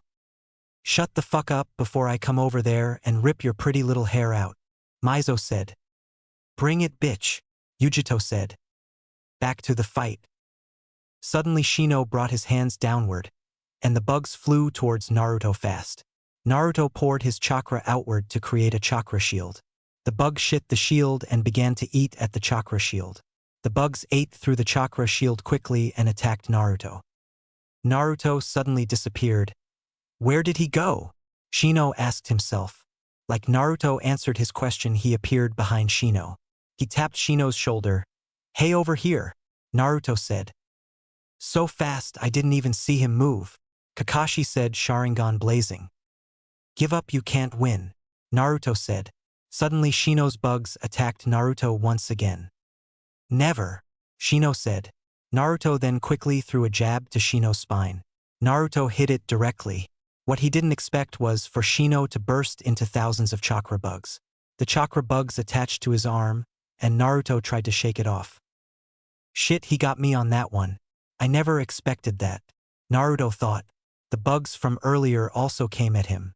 He quickly released chakra from his arm to push the bugs off of him, and he jumped back. The bugs surrounded him on all sides. Shino suddenly appeared out of some of the insects outside of the dome of bugs. He looked at the dome and actually smiled, like he had just won the match. Inside the dome of bugs. Even though the bugs weren't touching him, because there were so many of them, they still began to drain Naruto's chakra.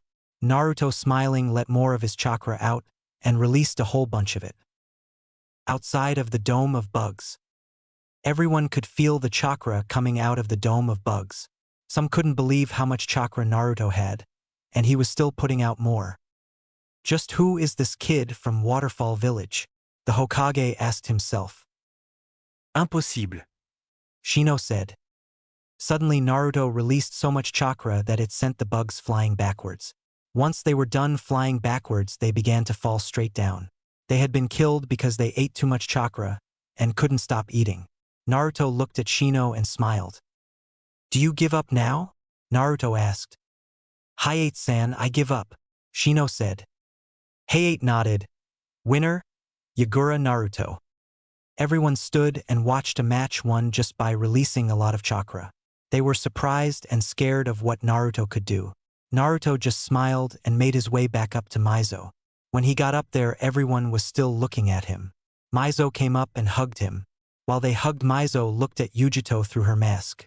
Yujito, knowing that Mizo was looking at her, moved her mouth to say fuck you. Everyone then turned to see the final match. Will the last two fighters come down here, please? Hayate said. Gaara appeared in a sand pile on the ground and waited for Dosu to come down. Hayate looked at both fighters to make sure they were ready. Sabaku no Gaara versus Yakamiki Dosu. Begin, Hayate said, jumping back. Mother wants your blood, Gaara said. You're fucked up, Dosu said. Suddenly sand came out of Gaara's gourd. It traveled along the ground, and then it shot itself towards Dosu. Dosu, who saw this, jumped back. He landed on the ground a little ways from the sand, but the sand kept coming after him. Dosu then took his right arm out to show everyone that it had a metal tube around it. Dosu quickly tapped his foot on the ground. Vibrating sound drill, Dosu said. Suddenly he put chakra into the metal tube on his arm. It amplified the sound of his tapping the ground by thousands. He then sent the wave of sound at Gaara. Sand jumped in front of the sound, but the sound went through, hitting Gaara head-on. Gaara screamed out in pain as his inner ears were being destroyed. Dosu, taking this time to strike, quickly ran at Gaara.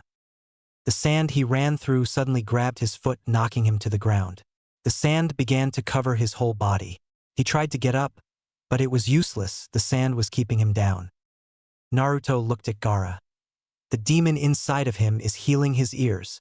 He saw with his Rinnegan that a massive amount of demonic chakra was going to Gaara's ears. When Gaara's ears were healed, he looked upon Dosu, who was covered from head to toe in sand, fighting to get out. He held out his hand and smiled. Sand coffin, Gaara said. Suddenly the sand crushed Dosu, ending the match quickly. Gaara smiled, knowing he had gotten Dosu's blood.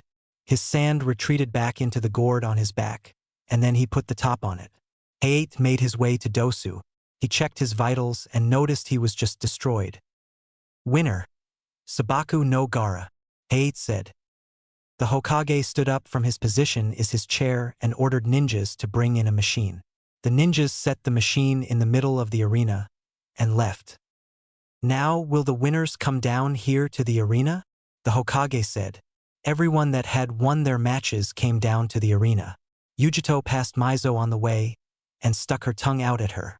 Yujito then went up to Naruto and kissed him on the neck, and then went up to the front of the line. Naruto held his neck just being kissed. He turned to Mizo, who was now about to go and fight the girl. Mizo, just let her go. She's trying to play with you. But she kissed you, Mizo said. Yeah, on the neck. Let's just listen to the Hokage, okay? Naruto said. Mizo, still glaring at Yujito, listened to the Hokage. Now this machine has many different balls with numbers on them. It is kind of like bingo. You will activate the machine, and it will pick a number for you. Whatever number you get will tell us who you will fight in the finals. Now will the first person please step up? The Hokage said. Yujito stepped up to the machine and activated it. Took a few seconds, but a ball came out of a slot, and she went and picked it up. She showed it to everyone. It was a 6. Everyone did this and then looked to the Hokage for who was going to fight each other. We have put everything in, and if you look to the screen, you will see who you will be fighting in the final exam. The Hokage said. Suddenly the screen popped up with the results for the matches. Yugura Naruto versus Sabuka no Gaara. Takaini Mizo versus Ni Yujito. Ten versus Uchiha Sasuke. Ikemiki Chuji versus Hyuga Negi. Shikamaru quickly noticed he wasn't on the screen. Hayate-san, why am I not on the screen? He asked. Since we have an odd number, you will face whoever wins the fight between Yugura Naruto and Sabaku no Gaara, Hayate said. Shikamaru nodded his head. Yujito and Mizo glared at each other. You're going down, bitch, Yujito said. Mizo just flicked her off and hanged on Naruto's arm to show her he was hers. Naruto's sweat dropped at this and turned towards Gaara. He's the one Orochimaru said would help him win this invasion in the file. I must kill him in the finals. I will deal with it if his demon comes out, Naruto thought. Now since you know who you will be facing in the finals, I bid you good luck. The finals will be held a month from now in the stadium in Konoha. Practice and learn new things, so you can be well prepared for the tournament. Now Hayate will escort all of you back to the main village, the Hokage said. Hayate nodded his head. He began to walk towards some doors. Will everyone follow me, please? Every genin who was still in the room began to follow Hayate. Hayate led them through long passages and such. Took them about an hour before Hayate stopped in front of two double doors. He opened them to reveal that they were in the academy. Everyone who won went out into the streets to go find their family to tell them how good they did. The ones who didn't win still went to go tell their parents. Mizo and Naruto walked hand in hand down the main path in Konoha. Suddenly 6 figures appeared in front of them. Naruto was once reunited with his paths. Did they find anything? Mizo asked. No, wherever Orochimaru is hiding, he is doing pretty well at it, Naruto said. Mizo nodded and they went to the hotel that the paths had been staying at. They went up to the paths' room and sat on the couch just loving each other's company. They began to make out, but before that could happen a summoned bird appeared in front of them. Naruto and Mizo turned towards the bird and had pouting faces on because they hadn't gotten to the good part yet. Are you Naruto Uzumaki? The bird asked. Naruto and Mizo perked up hearing Naruto's real name. I have come to bring you this, the bird said, taking a scroll of its back and laying it down on the table.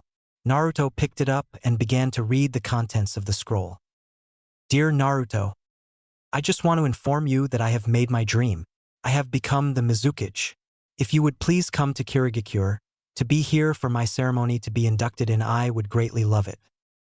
Your friend, Mai Terumi. Naruto reread the scroll and smiled. His friend that he had met on his travels had finally gotten her dream. Mizo read the scroll and looked at Naruto. Who is Mei? She asked, hoping it wasn't some girl before her. I met her during my travels before you. We were like best friends. I had to leave and she said she would make the title of Mizukage someday and I promised I would go see her inducted in, Naruto said. Naruto looked at more of the scroll and saw when the induction was and smiled. I should be able to go to her induction and then come straight back here. I am going to leave my animal path with you just in case, okay? Naruto said. I can't come with you? Mizo asked. It wouldn't be wise, one of us needs to stay here to keep an eye on things. I'll definitely be back before the finals of the Chunin exam, Naruto said. You mean to tell me it takes a whole month for her to get inducted? Mizo asked. Naruto got up and began to gather his things to make the trip. Mizo got up and grabbed him. Do you have to leave now? She asked. Yes, if I want to make it there in 2 days. I'll miss you, Naruto said, kissing Mizo passionately. I'll miss you too, baby. I guess I'll see you when you get back, Mizo said. Naruto smiled at her, then he disappeared. Men and their flashy exits. I guess I'm stuck with you, Mizo thought, looking at the animal path that just appeared in the room. Hey, you can make out with my path, the path said. Hell no, only you, Mizo said. The path then laughed. Naruto was now on his way with the pains out of the village, heading towards the village of Kirigakure. He had been there many times to visit Mei, but never for something as big as this. He remembered all the things they did together while he was there and all the fun they had. Do I have feelings for Mei? Naruto thought. Elsewhere, 1 day later, a man with orange hair and Rinnegan eyes stood in front of 3 men. He looked at them with power. Sasori, Deidara, hide and go and bring me back the QB container. I am sending you 3 because he is very powerful, about as powerful as me. He is heading towards Kirigakure, from what my intel tells me. The man said. Yes, Leader-sama. All 3 of them say. Good, now go. Naruto had been traveling for a day and now found himself in the land of water. He knew he had 1 more day left until he reached Kirigakure, so he settled down to rest for the night. Like always, his paths set up everything as he waited for them to get done. Once they were done, he went to sleep, but not before he made many Kagebushins, so he would be alerted if an enemy came into their camp. Naruto had a peaceful sleep and made his way towards Kirigakure in the morning at sunrise. He and his paths traveled many miles before they finally decided to rest before they made their final trek to Kirigakure. They stopped in a small town so Naruto could get something to eat. They looked around until they found a diner. Naruto walked into the diner and found a place to sit. He ordered his food and began to eat. He finished his meal and then gave the waiter the money to pay for the food. He and his paths then walked out of the diner.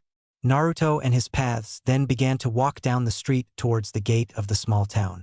He and his paths had on their straw hats so no one could see their mask. They walked and almost before Naruto stopped.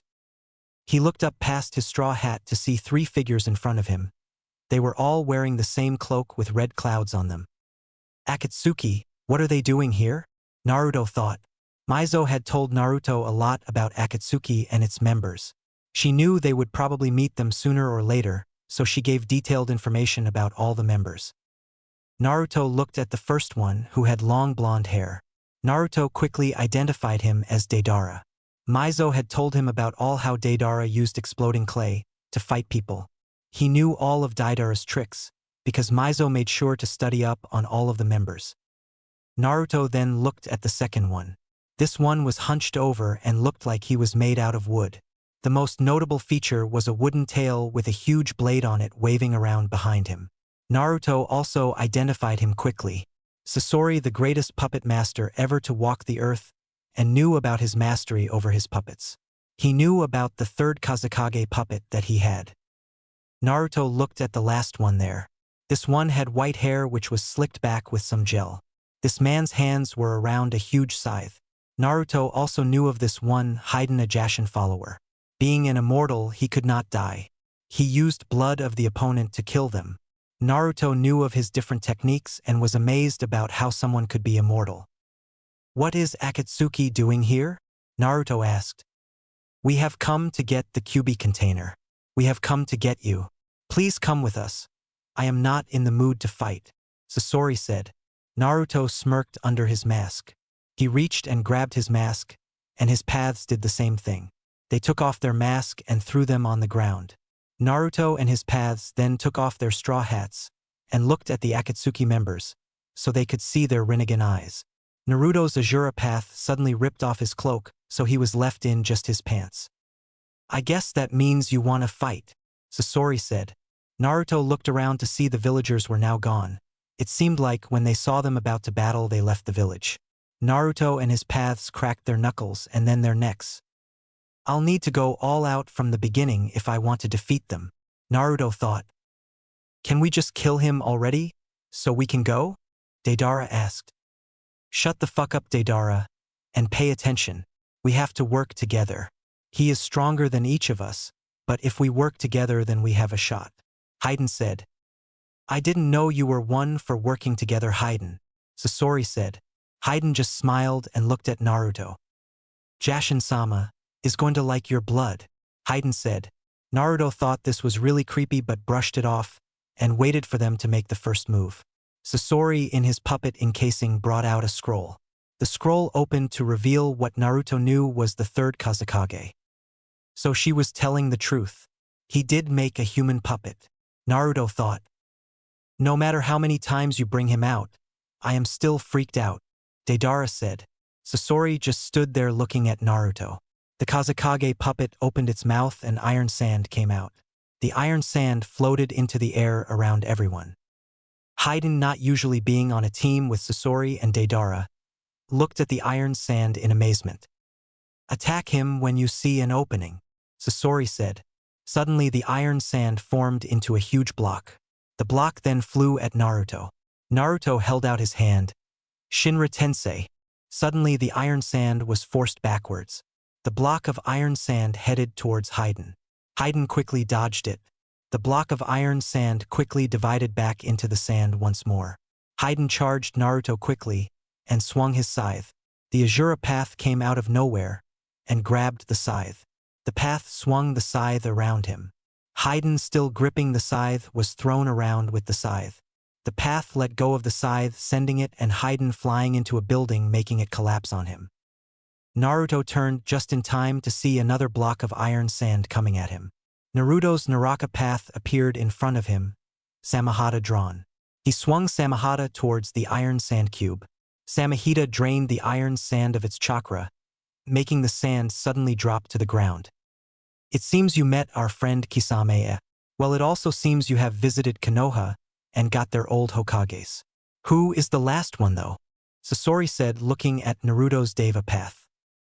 Skip the small talk, Deidara said. He stuck his hand in his pouch full of clay. The mouth on his hand opening up to take in some of the clay. Deidara took his hand out of the pouch and began to mold the clay. The clay suddenly came out of the mouth on his hand in the shape of a bird. Deidara threw the bird clay near him, and it turned into a huge clay bird. Deidara jumped on the clay bird and rode it into the sky. Looks like Deidara is going to try to get me from the air, while Haiden and Sasori are going to try and get me from the ground. Smart, I would have done the same thing, Naruto thought. Naruto then looked to see Haiden coming out of the building that had fallen on him. You bitch, that hurt, Haiden said. Naruto was looking at Haiden, not paying any attention to Deidara up in the sky anymore. Deidara just got done molding a clay bomb in his hand, which he threw down at Naruto. Sasori, trying to trap Naruto, had the iron sand come back up and attack Naruto once more. Naruto's Predapath looked to the sky to see Deidara's clay bomb coming towards them, and Naruto's human path saw the iron sand cube coming their way. Naruto and his Deva path got back to back. Since the attacks were coming from opposites ways off each, they could easily see both attacks. The bomb and the iron sand cube was about to hit both of them until both of them ducked. The clay bomb passed under the iron sand cube and headed for Sasori, while the iron sand cube headed nowhere. Suddenly Naruto and his Deva path both came up from their dodges and said, Shinra Tensei. The clay bomb was thrown at Sasori at high speeds by an invisible force and hit him, blowing up, making a big explosion. The iron sand cube, no longer under the control of Sasori, was sent flying towards Deidara up in the sky at fast speeds. Deidara, since in the air, could easily dodge it. Everyone looked to see what had happened to Sasori, since the clay bomb made quite an impact. The smoke from around Sasori to show a young man with red hair, standing in the place of where the wooden armor used to be. With the Kazekage puppet still at his side, Sasori looked up at Naruto and his paths. This is going to be interesting, Sasori said. Looks like I broke his armor puppet, Naruto thought. Naruto looked at Haiden and Deidara. Suddenly his paths split up. His Preta path and Deva path went to go and attack Deidara. His human and Azura path went to deal with Haiden, and Naruto and his Naraka path went to go and deal with Sasori. With Naruto and his Naraka path. Naruto and his path both ran at Sasori. Sasori flicked his wrist, sending his Kazekage puppet at them.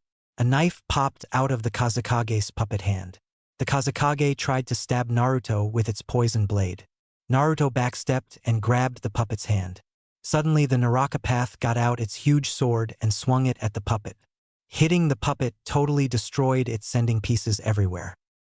Sasori looked at Naruto and his path with an emotionless face. He grabbed a scroll and threw it in the air. Suddenly 100 chakra strings come out of Sasori's chest.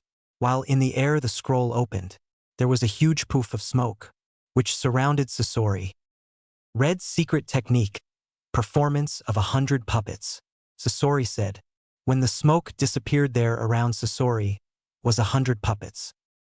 You will now see my true power, Sasori said. I can't be cut by any of his weapons. If I am, I'll die, because I don't have the antidote, Naruto thought. Suddenly Sasori sent the puppets towards Naruto and his path. With the Preta path and Deva path. The paths looked up at Deidara on his massive clay bird. Deidara looked down on the paths and laughed. There was no way they were going to beat him on the ground, right? He formed some clay in his hand and began to throw many clay bombs down on them. The paths ducked and weaved to dodge the clay bombs. The Deva path saw one clay bomb coming and sent it back with a Shinra Tensei. The bomb blew up right near Deidara, not being able to dodge it, knocking him off balance on his bird. The Preta path suddenly picked up the Deva path and threw him towards the huge clay bird, Deidara not seeing this because he was worried about his balance. The Deva path caught on to the bottom of the bird and began to dig his hands into the clay to climb to the top. When Deidara got his bearings, he looked back down on the Preta path. He notsied that there was only one path there and not two. He quickly looked around to see where the other one was. Crap, where is the other one at? Deidara thought. The Deva path, now making it to the top, looked at Deidara. Deidara, sensing his chakra, turned to the path. With the Azura path and human path. The Azura and human path were now in a heated battle with Haiden. Haiden threw a punch towards the human path while he swung his scythe at the Azura path. They both ducked and stabbed Haiden in the gut with kunai. Haiden fell down to the ground, holding his gut. The paths began to leave him, thinking he was going to die, until they heard laughing. Haiden got up from being stabbed and took the two kunai out of his gut. The paths looked at him in confusion until they remembered he was immortal. Haiden threw the kunai that he took out of his gut at them. Still being off guard, the human path was hit in the shoulder while the Azura path let it hit him. When the kunai hit the Azura path, it just bounced off, making a sound like it is metal. What the fuck? Haiden said. The human path took out the kunai in his shoulder and dropped it on the ground. How am I supposed to kill him? The path thought. He looked at Haiden, who got ready to attack again with his scythe. Haiden suddenly moved faster than the paths could see. He appeared beside the human path and made a swipe with his scythe. The human path ducked and dodged the attack. The Azura path took this time to throw a punch at Haiden. With Naruto and his Naraka path. Naruto quickly dodged the puppets that came his way, destroying the ones that had passed him, by using his Shinra Tensei. He was breathing hard and losing energy fast. His Naraka path swung its giant sword, hitting two of the puppets at once, ripping them apart. Naruto looked around and saw he was surrounded by puppets. Sasori said. The puppets then all came at Naruto at once. I have to try and focus the Shinra Tensei all around me, Naruto thought. He closed his eyes and began to concentrate. The puppets were coming fast and he had to do something quickly before he was killed. He suddenly shot both of his arms outwards. Shinra Tensei, Naruto said. Suddenly the invisible force that came with the Shinra Tensei hit every single puppet that was around him. It made them fly backwards and made parts come loose. The puppets were destroyed when they hit the ground because of the impact. The Naraka path was doing fine on his own, smashing the puppets with his huge sword. He then saw 10 puppets coming at him from afar, moving at incredible speeds. He ran through hand seals quickly. Earth release, earth pillar death, the path said. Suddenly earth spikes shot out of the ground below the puppets and impaled them all so they could move. Naruto and his path grouped back up together to look at Sasori and his puppets. They had taken care of at least 25 of them, but there were a whole lot more where that came from. With the Deva path and Preta path. Seeing that he was not needed, the Preta path went to go help out Naruto and the Naraka path. You think you can defeat me on my own creation? Think again, Deidara said. The clay bird then flipped upside down and was still flying. The Deva path quickly stuck to the bird using chakra in its feet. Deidara, angered that the path wasn't thrown off, began to throw his clay bombs at the path.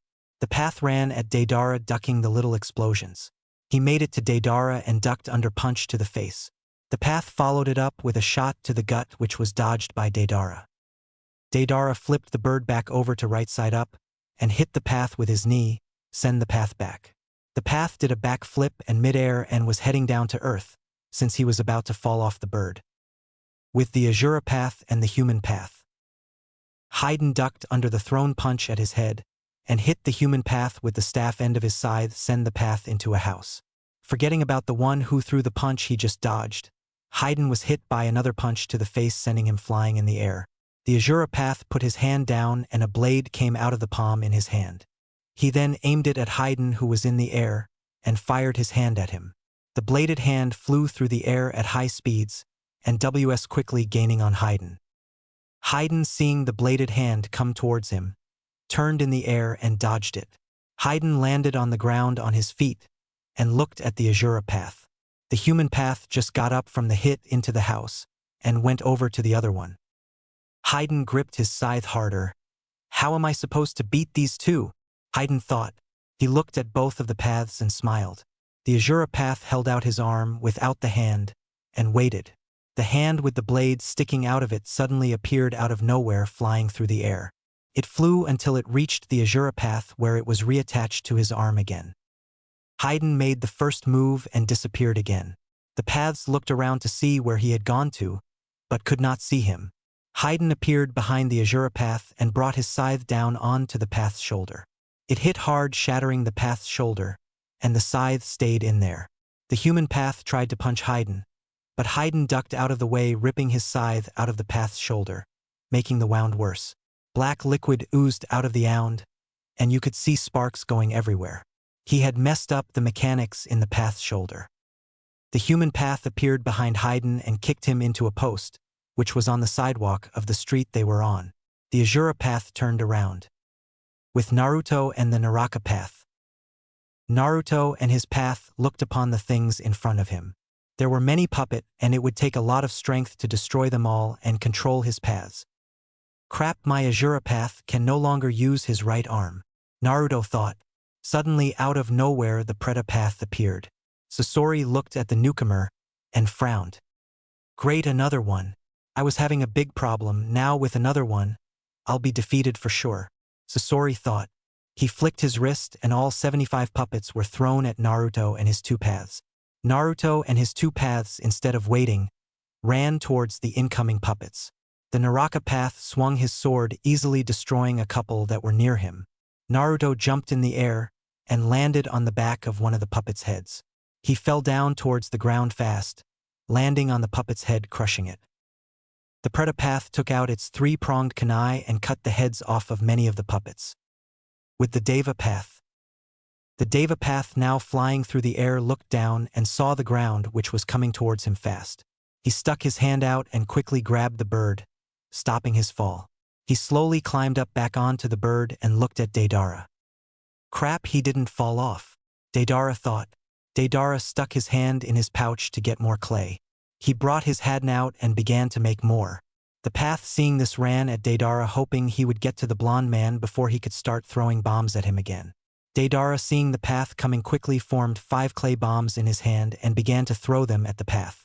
The path, seeing this, stuck out his hand and said, Shinra Tensei. Suddenly the bombs changed direction and headed for Deidara. Oh shit, Deidara said. Suddenly the bombs went off and made a huge explosion. With the human and Azura path. The paths stood together, looking at Haiden slowly get up. Haiden was now on his hands and knees, and was about to get up before the Azura path appeared beside him, and kicked him in the sky. The Azura path appeared above Haiden in the air and punched him towards where Naruto's battle was going on. Haiden landed near Sasori, who was having a hard time dealing with Naruto and his two paths. The human path and Azura path appeared behind Naruto and began to fight puppets themselves. With Naruto and his four paths. Haiden, get up and help me with these fools, Sasori said. Haiden slowly got up as Naruto and his paths were battling the puppets. Sasori's puppets were quickly dying out as Naruto and his paths were destroying them. Haiden, seeing this, took out his three-bladed scythe and began to get back into the battle. With the Deva path. The Deva path was blown off the clay bird by the explosion and was heading towards the ground. He turned his head to see Deidara falling towards the ground also. Deidara was alive and moving. Crap, if I'm going down then he is going with me, Deidara said, making clay bombs in his hand as he descends. He then begins to throw the bombs at the path, who cannot dodge them. The path is hit by all of them, and his body is torn. The path puts out his hand and says, Bansho Tenin. Suddenly Deidara came flying towards the falling path. Deidara tried to not go towards him, but ended up turning his back towards the path. The path grabbed Deidara from behind and held him. Deidara tried to get out of the path's grip but could not. Suddenly the ground got closer. Deidara looked down and saw the ground a few feet away. The path suddenly disappeared. The path reappeared below Deidara. Deidara, not being able to stop his descent, hit the ground, splattering his blood everywhere. His body parts littered the ground, and blood splurted all over the Deva path's cloak. The Deva path was drenched in Deidara's blood. He looked at the dead blonde, and then headed towards the bigger battle. With Naruto and his other paths. Naruto and his four paths were doing very well in destroying the paths until Haiden got into the battle. Haiden was now occupying two of his four paths, putting up a good fight. Naruto and his human path were now fighting the puppets while the Azura and Naraka path were fighting Haiden. Naruto ducked and dodged through the puppets, killing them one by one. Not many left, it shouldn't take much longer now, Naruto thought. His human path was also killing the puppets one by one. Suddenly a puppet appeared in front of Naruto, throwing him off guard. Naruto quickly stuck his hand out to do another Shinra Tensei, but was caught off guard when the puppet went to stab Naruto with a hidden blade in his hand. Like the Azura paths, the puppet lunged forward with the hand with the blade. Blood gushed everywhere from where the poisoned blade had hit. Humph, Naruto said. Blood was all over the puppet who had the bladed hand. Naruto looked and saw the bloody blade. He had just got the wind, knocked the wind out of himself, sending him flying away. He now looked at the puppet that had tried to stab his Deva path. At the last moment Naruto had his Deva path push him away and then take the blow. Except the Deva path did not take the blow. The Deva path moved the right way, sending Deidara's blood all over his body onto the puppet and the puppet's blade. The Deva path looked at the puppets and quickly pushed his palm into the puppet. Shinra Tensei. The puppet was sent flying backwards into more puppets, destroying them. Naruto got hit, his breathing back down, and looked at Sasori's puppets. He then saw Haiden taking on his two paths. With the Azura and Naraka path. Haiden looked at the two paths in front of him and smiled. He knew that he couldn't die and would soon get a lucky shot at one of them, killing them. Haiden gripped his scythe and went charging at the two paths. When he got close enough, the Azura path threw a punch at Haiden, for Haiden to disappear. Haiden reappeared behind the Naraka path, kneeing him in the spine. The Naraka path fell down, not being able to move, because Haiden had broken his spine with that hit. The Naraka path hit the ground hard, and before the Azura path could do anything, Haiden brought his scythe down on the path's head, sending blood everywhere. The Azura path tried to save the other path, but hit Haiden into a building after he had done the damage. Azura appeared near the building Haiden had hit and destroyed. He looked in the rubble to see if he could see the Jashin follower. With Naruto, his three paths. Naruto ran at the different puppets and destroyed them one by one. His paths were almost done in destroying all of the puppets, and were making their way towards Sasori. Naruto, leaving the rest of the puppets to his paths, went after Sasori. Sasori, seeing this, tried to send some puppets at Naruto, but they were destroyed by Naruto's path before they got to him. Naruto took out a sharp-pointed chakra pole and disappeared. Sasori, not seeing where he was at, was getting scared. Naruto appeared behind Sasori. Sasori, sensing him, suddenly unlocked a secret blade in his back, which shot at Naruto. Naruto, not being able to hit Sasori before Sasori unlocked the hidden blade, said, "Shinra Tensei." Sasori was then sent flying forward. Naruto waited for Sasori to be a ways off in the air. He then said, "Bansho Tenin." Sasori then began to come back towards Naruto. Naruto threw his chakra pole at Sasori. Sasori came back fast, and the chakra pole met him in the middle. The chakra pole went straight through his fake heart that he created and through the other side and kept flying in the air until it hit a pole in the street. Sasori kept coming back towards Naruto. Naruto grabbed his neck from behind and held him out in front of him. Naruto then squeezed Sasori's neck, and his head popped off and flew into the air. Naruto threw Sasori's body to the side and looked at Sasori's puppets, who were now on the ground also. 2 down, 1 more to go, Naruto thought. All the paths that were facing the puppets then went over to help the 2 paths with Haiden. They got over there to see the Azura path looking at a house, which was in ruins waiting. Haiden then slowly came out of the rubble, rubbing his head. He looked at all the paths, and he turned to where Sasori was. Fuck! Haiden turned back towards the paths and Naruto. "You may have killed them, but you can't kill me," he said. He gripped his scythe and ran at Naruto. Naruto got ready, and Haiden disappeared. He appeared behind Naruto and slashed his scythe down to kill Naruto. Suddenly he was grabbed by 2 of Naruto's paths and forced to his knees. Naruto turned around and smiled at him. "You say you cannot die, but you will. Trust me," Naruto said. The human path walked over to Haiden, being held down by the 2 paths, and put his hand on Haiden's head. He began to read his mind. He found out where the Akatsuki base is and what the Akatsuki are after. "You see, I can rip out people's souls," the human path said. He then brought his hand off of Haiden's head, and with it Haiden's soul. There in Haiden's hand was a purple ghostly figure, which the human path quickly destroyed. Having his soul taken away, Haiden fell to the ground dead. Naruto sent a path to pick up the Naraka path and bring them over to him. Naruto, being exhausted from the battle, from losing so much chakra, fell down. Controlling the bodies and then fighting himself took a toll on his body. He fell down to his knees, breathing hard. "I'm sorry, Mei-chan, but I can't see you become Mizukage," Naruto said. He then had the animal path summon him and his paths back to Konoha. When Naruto arrived back in the hotel room, he fell down knocked out. The paths fell down also knocked out because they weren't being controlled anymore. Mizo walked through the door with food in her hand. "You know, talking to you through your path is kind of creepy," Mizo said. She then noticed Naruto's body on the floor and gasped. She quickly ran over to him and checked his vitals. He was alive, he just was low on chakra. "What did you do? You've only been gone for 2 days?" Mizo said, picking him up and laying him on the bed. She knew all he needed was rest before he could get back to his normal self. She looked at the paths on the ground and just let them stay there. For days later, Naruto slowly opened his eyes to see the hotel room ceiling. He found himself on a bed. He looked around to see if Mizo was anywhere. He did not see her anywhere, and he began to get up. He turned his body so that his feet were hanging off the bed, and he was just sitting on the edge of the bed. He rubbed his head, which was still in a tizzy, from chakra exhaustion. He looked around again to see a bathroom. He went to the bathroom to get a shower. When he got out of the shower, he realized he did not have any more clothes. He walked out of the bathroom with his towel around his waist to see a clean cloak, shirt, boxers, and pants on the bed.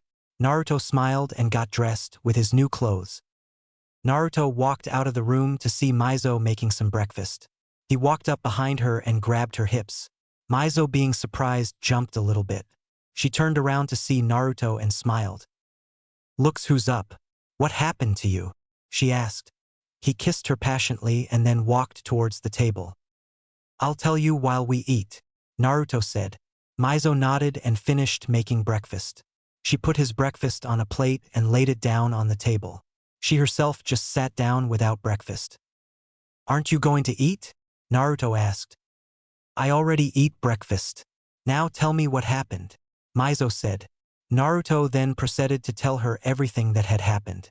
Mizo frowned hearing that Akatsuki was finally coming after the Biju after 2 years. That would mean that Naruto was in danger. Knowing that he could take care of himself against almost any ninja, she was still afraid for him. "What's wrong, Mizo?" Naruto asked. "It's just that now they are coming after you. I'm scared," Mizo said. Naruto smiled and cupped her cheeks. "I am stronger than almost any ninja in the world. Don't worry," Naruto said, kissing Mizo again. "Now how long have I been out?" Naruto asked. "You have been out for 4 days," Mei said. "Well, I am not going to try to go to Kirigakure. They would probably just attack me again," Naruto said. Mizo smiled hearing that he would not be going to Kirigakure. Elsewhere. "I am very disappointed in you three, but now it is no problem. He defeated you 3 together, meaning he is stronger than I thought. Now I have added you to my collection," the orange-haired man said with the Rinnegan eyes. He looked upon 3 Akatsuki members. Deidara, Sasori, and Haiden all had the Rinnegan eyes. Back with Naruto. "Are you sure about this?" Naruto asked. "I'm very sure," Mizo said. Lemon warning. Naruto closed his eyes and looked upon Mizo with lustful eyes. Mizo kissed him softly on the lips while she took off her shirt. Naruto smiled and licked down her neck to her collarbone. He then licked her cleavage and the top of her bra. This got a moan from Mizo as she went in for another kiss. As Naruto kissed Mizo, he roamed to the back of her bra and undid the strap. He pulled off the bra and threw it to the ground. Mizo blushed at her own nakedness. Naruto looked upon Mizo's breast and smiled. "Mizo-chan, they're so beautiful," Naruto said. Mizo blushed more at this. Suddenly Naruto took one of her nipples into his mouth and began to suck it. Not wanting to leave the other breast lonely, he began to grope it. Mizo let out a surprise moan and titled her head backwards as she let Naruto work his magic. Once he was done with her one breast, he quickly moved to the other. Once he was done with her breast, he took off his shirt and threw it next to Mizo's bra. Mizo looked Naruto up and down and smiled. She took off her pants to show her lavender panties. Naruto gazed upon the wet panties, which were covering Mizo's womanhood. Mizo, noticing this, blushed even more and went to Naruto to get another kiss. Mizo, after giving Naruto a kiss, went down to Naruto's pants and began to undo them. She pulled off his pants to show his boxers. She looked up at Naruto, who was wondering what she was up to. Mizo gave him a wink and pulled down his boxers, showing his throbbing member. Naruto moaned from feeling the release from his tight boxer. Mizo looked at Naruto's member with a huge grin on her face. "Mizo-chan, what are you dashed at?" Naruto was cut off. Mizo suddenly took Naruto's member into her mouth and began to suck it. Naruto, not knowing this was about to happen, let out a moan. Mizo, liking the feeling of Naruto in her mouth, started to run his balls as she sucked the tip of his cock. "Oh fuck, Mizo-chan," Naruto said. Mizo, liking that Naruto was feeling pleasure, took half of him into her mouth. This made Naruto take his hands and put it on top of her head, pushing her head down on his member. Mizo took his cock in as he pushed it into her mouth. Naruto then pushed her head down all the way on his cock, so it was all in her mouth. Mizo, trying to stop from gagging, lifted her head off of his cock. She looked up at Naruto. "Let me do this, okay? You just sit back and relax." Naruto nodded his head, and Mizo got back to work. She licked the base of his cock and went straight to his balls. She began to suck each one of them into her mouth and take long sucks. After she was done with that, she then moved on to licking the tip of Naruto's penis. Naruto just sat there and watched his girlfriend give him a nice blowjob. "Come for me, Naruto-kun," Mizo said. She then began to take his cock into her mouth hard, sucking on it as fast as she can. Naruto tilted his head back in pleasure. She then began to massage his balls with her hand as she sucked harder on his dick. Seeing he was close to coming, she suddenly took it all into her mouth, and he cummed inside her throat. Mizo took it all down her throat with ease, but made some come up to her mouth so she could taste it. Mizo released Naruto's cock and opened her mouth and showed him his cum inside her mouth. She then closed her mouth and swallowed it. Seeing this made Naruto's friend come straight back up and Mizo saw this. She was about to go and give him another blow, but before she could, Naruto flipped her over, so he was on top now. "We can't have you doing all the work now, can we?" Naruto said. Naruto licked his way down her body until he got to her panties. He slowly took them off with his mouth and kissed up her legs. When he went back up, when he got to her pussy, he looked over it. Before Mizo could say anything, he dived straight into licking her folds. Mizo began to moan, feeling the pleasure he was giving her. He took short, fast licks all over her folds, and then made his way inside her. He stuck his tongue inside her pussy and began to lick her walls. Mizo screamed from the pleasure she was getting. Naruto, hearing this, began to go faster. He stuck his finger in her ass and began to lick her as he moved his finger in and out of her ass. Mizo, liking this, moaned his name. Naruto, seeing she was close to coming, he saw the nub on the head of her pussy. He quickly went up to it and bit it softly. This caused Mizo to erupt in pleasure, sending her juices all over his face. Naruto licked up all her juices and stuck his finger into her wet pussy. He then went up to Mizo and put the finger with the juices on it up to her mouth. "Have a taste of yourself. You taste good," Naruto said. Mizo shyly licked and sucked on Naruto's wet finger. She liked her taste and sucked all of it off. Naruto aligned his penis at her entrance. "Are you sure?" Naruto asked her. Mizo nodded her head, waiting for him to slam his cock into her. Naruto, having a tricky side, slowly put his penis into her pussy. He put it in an inch and wiggled it around and then took it out. He put it in 2 inches again and then took it out. He then rubbed the tip of his penis on her clit. He did the same thing over and over again. Mizo was getting teased and she didn't like it. "Naruto, just fuck me already," Mizo said. "What did you say? I didn't hear you," Naruto asked. Mizo smiled at this. "Fuck your bitch. Fuck my pussy, please. I need it," Mizo said. Naruto, hearing what he wanted to hear, shoved his dick into her pussy, making her scream. He then began to move in and out of her as fast as he could. Mizo, wrapping her hands around his neck, held on as he relentlessly pounded her wet pussy. She screamed his name as he entered in and out of her. Naruto kissed Mizo and licked all around her neck as he went harder into her. "Naruto, I am coming," Mizo said. "Me too," Naruto said. Naruto still pounded at her pussy, not stopping. He then put his hand on her hips and brought them forward as he went forward, making the impact even more pleasurable. "Naruto, I'm coming," Mizo screamed as she cummed all over his dick. Naruto grunted as her folds tight-end, and he released himself into her pussy.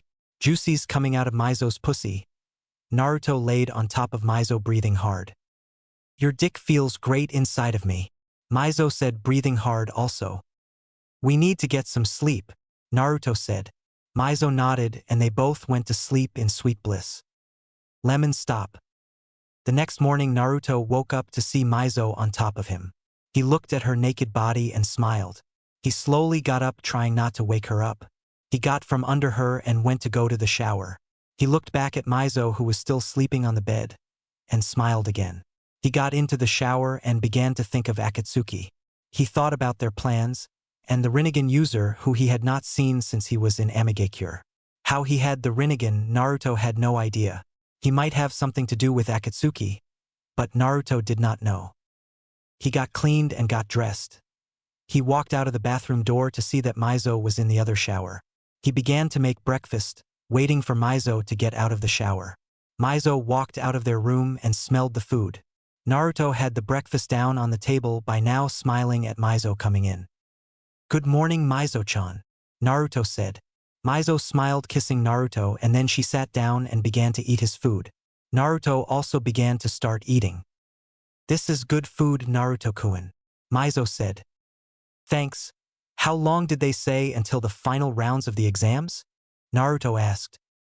"They said a month, so we have 23 days left," Mizo said. "Okay, that gives us time to look around for Orochimaru," Naruto said. "Well, we can do all that after we finish eating," Mizo said. "Yeah. Oh, and do you remember a member of Akatsuki with eyes like mine?" Naruto asked. Mizo looked at him confused. "No, not that I remember," When I left there was no one like that. There was though a leader figure that showed up. I never saw him though, Mizo said. That might be the orange-haired man with the Rinnegan, Naruto thought. He would look into that later, but for right now he was worrying about Konoha, his home village. Hope you liked the new chapter. Also hope you liked the lemon. Chapter 11. Naruto, now perched on top of a building in Konoha, looked to his right. He saw nothing except villagers and shops. He looked towards his left to see the same thing. It was the last day before the finals of the Chunin exams took place, and Mizo and he had found nothing on Orochimaru. He must have stationed his people outside of the village, Naruto thought. His paths had been looking through different parts of the village to also come up empty-handed. He jumped from his perch on the roof and fell into an alleyway. He walked towards the end of the alleyway to the street and began making his way back towards the hotel. It was time to meet up with Mizo and see if she found any information. The last few days had been hard on Mizo. Following Sasuke back to the Uchiha compound one day, she found out some sad information. Her mother Mikoto Uchiha had committed suicide 3 years after Mizo had massacred the clan. Mizo was stricken by this. She felt so sad that she caused her mother to kill herself. She found out that this made Sasuke want revenge on her even more. Mizo came to Naruto with this information with open arms, hoping that he could help her. He comforted her and made her feel better. She was now feeling better, but she still felt the pain in her heart. Naruto, remembering her crying face, cringed. He did not like to see her cry. That was the first time he had ever seen her cry, and he promised himself it would be the last. He walked through the streets of Konoha taking in everything that he was seeing. He had finally made his way back to Konoha, his home. He was going to protect Konoha as best as he could from Orochimaru. That is why he gave this information to the Hokage. Naruto had slipped the file that he got from Orochimaru's base into the Hokage's office, when he was not present. Hoping the Hokage would do something about it, he just waited. He noticed that Konoha's ninja were out more often watching the streets for anything suspicious. That's when Naruto knew that the Hokage had gotten the file and was doing something about it. Naruto now had to stay more out of sight, so he would not be stopped by patrols, so he ducked and weaved through allies as he made his way back to the hotel. He looked upon the hotel and saw his paths going in through the windows to his room. He ran up the hotel building's wall by putting chakra in his feet and climbed the window also. He found that Mizo was already there waiting on him. "Did you find anything?" Naruto asked her. She shook her head no. He knew what they were planning, but he still wanted to try and ruin the invasion before it even started. It was to no avail though. "We are going to be in for a big fight tomorrow. We need to get our rest," Naruto said. Mizo nodded, knowing he was right, so they went and lie down on the bed together and quickly fell asleep. Naruto and Mizo woke up early that morning and began to get ready for the exam and the invasion.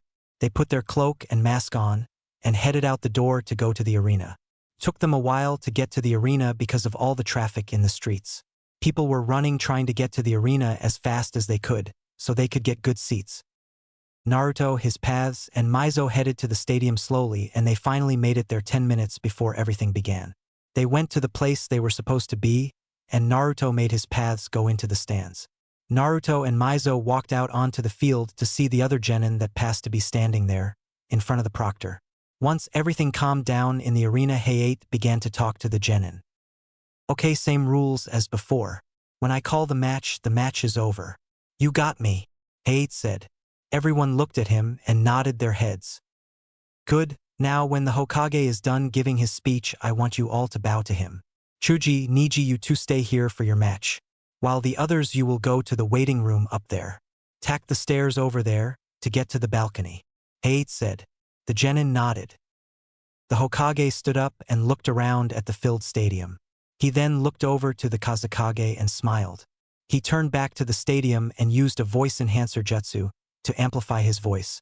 Once he was done giving his speech, the 6 genin, Naruto, and Mizo bowed to the Hokage and the Kazekage. Niji and Chuji stayed on the field while the rest went to the balcony. Naruto and Mizo both appeared on the balcony while the other genin walked up the stairs. Everyone was amazed to see them up there already and just walked past them. Everyone looked down to see the start of the fight in front of them. I shall end this quickly with my greatest technique, Niji said, activating his Byakugan. Chuji waited. Chuji Akimichi versus Niji Hyuga. Begin. Height said. Niji quickly before Chuji could react shot at him, Byakugan flaring. Chuji wasn't fast enough, so he was hit in the shoulder with a Juken strike. He was then hit again on the arm. 2 palms, Niji said. He then hit 2 more chakra points. For palms. He then kept getting faster and faster, as Niji began to block Chuji's chakra points. 64 palms, Niji said, striking the last chakra point, smiling. Chuji fell down unconscious from chakra not being able to get to his body. Everyone in the whole stadium was amazed that Niji took down Chuji that fast. Winner, Niji Hyuga, Height said. Everyone in the stadium watching the fight yelled, in congratulating the Hyuga.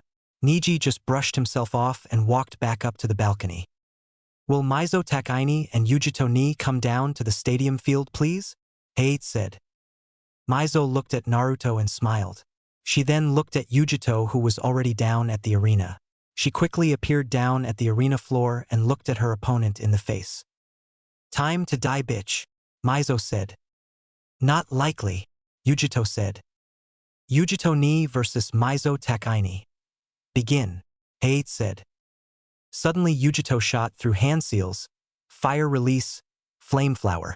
Suddenly Yujito jumped up into the air and took a deep breath. Maizo got ready for the attack. Suddenly Yujito breathed out 3 huge balls of flames and sent them at Maizo. Maizo easily dodged 2 and saw the other one coming right at her. He took out a kunai and filled it with fire chakra. She then threw the kunai at the huge ball of fire. When it got near the ball of fire, it exploded, taking the fireball with it. Smoke came from this and encased the field. Maizo activated her Sharingan and looked around the smoke, trying to see Yujito.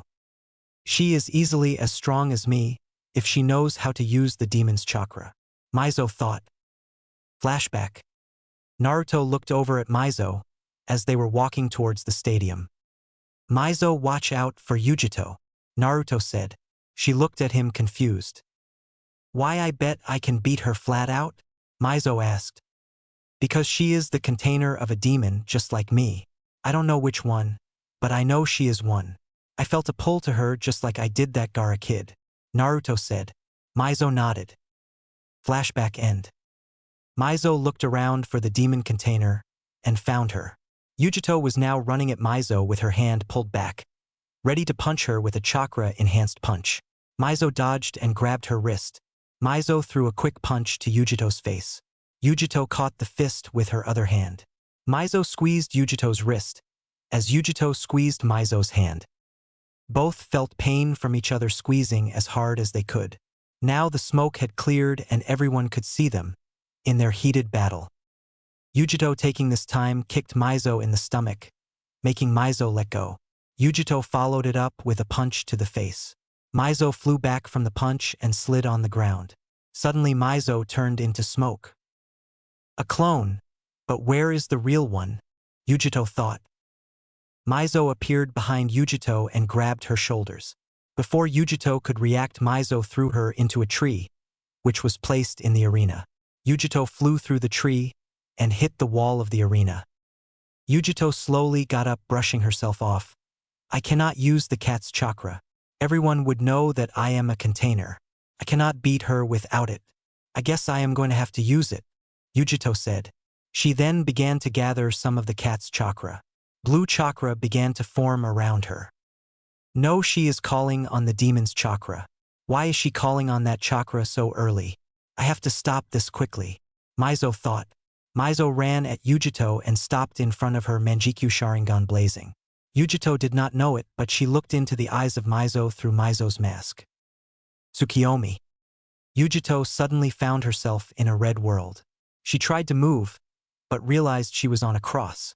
She saw that she was not tied to it, but she was just hanging there.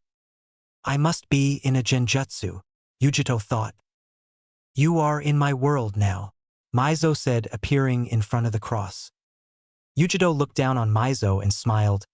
Nice genjutsu. I cannot break out of it. You shall be in my world for 3 days. Here you shall be killed, and then be brought back alive. Mizo said. Suddenly tons of Mizos appeared around the cross. They all were carrying swords. They all walked up to Yujito and stabbed her. Yujito screamed out in pain. They stabbed her over and over again. She was dead. Suddenly she opened her eyes to be live again. All her wounds were healed. 2 days, 23 hours, and 59 minutes to go. Mizo said. Out of Tsukiyomi. She is using Tsukiyomi. She must want to end the battle quickly. Naruto thought. Yujito fell to the ground knocked out. She had just been put through the most pain in her life. Everyone in the stands looked down on Mizo with surprise. All Yujito did was look at this girl and she fainted. Not caring any more about what just happened, Hayate walked over to Yujito to check her vitals. He then stood up and held his hand out towards Mizo. Winner, Mizo Takaini. Everyone in the stadium shouted for Mizo. Even though they did not know what had happened, they still cheered. The medics came and picked up Yujito still knocked out and started to take her towards the infirmary. Mizo turned and began to walk towards the stairs. She made it all the way up the stairs and back to Naruto. You used that technique so early. Were you scared that she would beat you if she began to use the demon's chakra? Naruto asked. Shut up, Mizo said. Can Naruto Yagura and Sabaku no Gaara please make their way down to the arena? Hayate yelled up to the balcony, where they were standing. Mizo wished Naruto good luck and Naruto went down to the stadium floor, where Gaara was waiting for him. Naruto looked at Gaara, who was glaring at him with bloodlust eyes. Mother will get your blood, Gaara said. Naruto did not say anything and looked at the sand demon container. In the Kage's box, the Hokage looked down on the two that were about to fight. He quickly recognized the boy as the demon container, which Orochimaru was going to use in the invasion. I hope this kid can take the demon container out, or we are going to be in big trouble. I don't like sitting this close to him, the Hokage said, turning to look at Orochimaru, who was disguised as the Kazekage. Back with Naruto. Naruto looked Gaara up and down. This fight is going to be easy if Gaara doesn't let the demon inside him out. Naruto thought. Are the two contenders ready? Hayate asked. Gaara just stared at Naruto, while Naruto nodded towards Hayate. Naruto Yagura versus Sabuka no Gaara.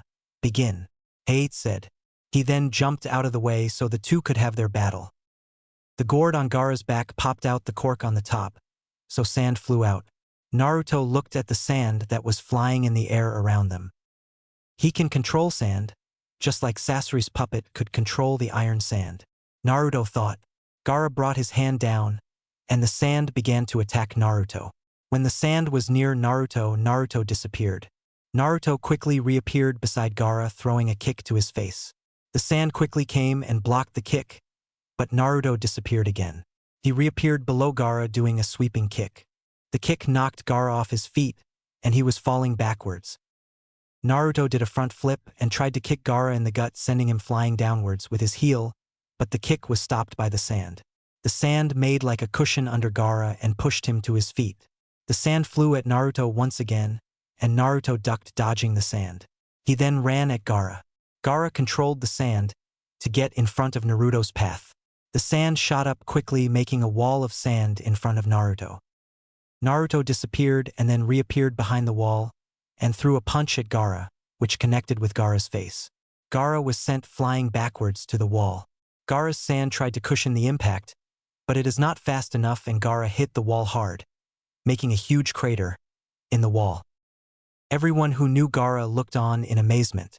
He had just gotten hit and was now in a crater on a wall.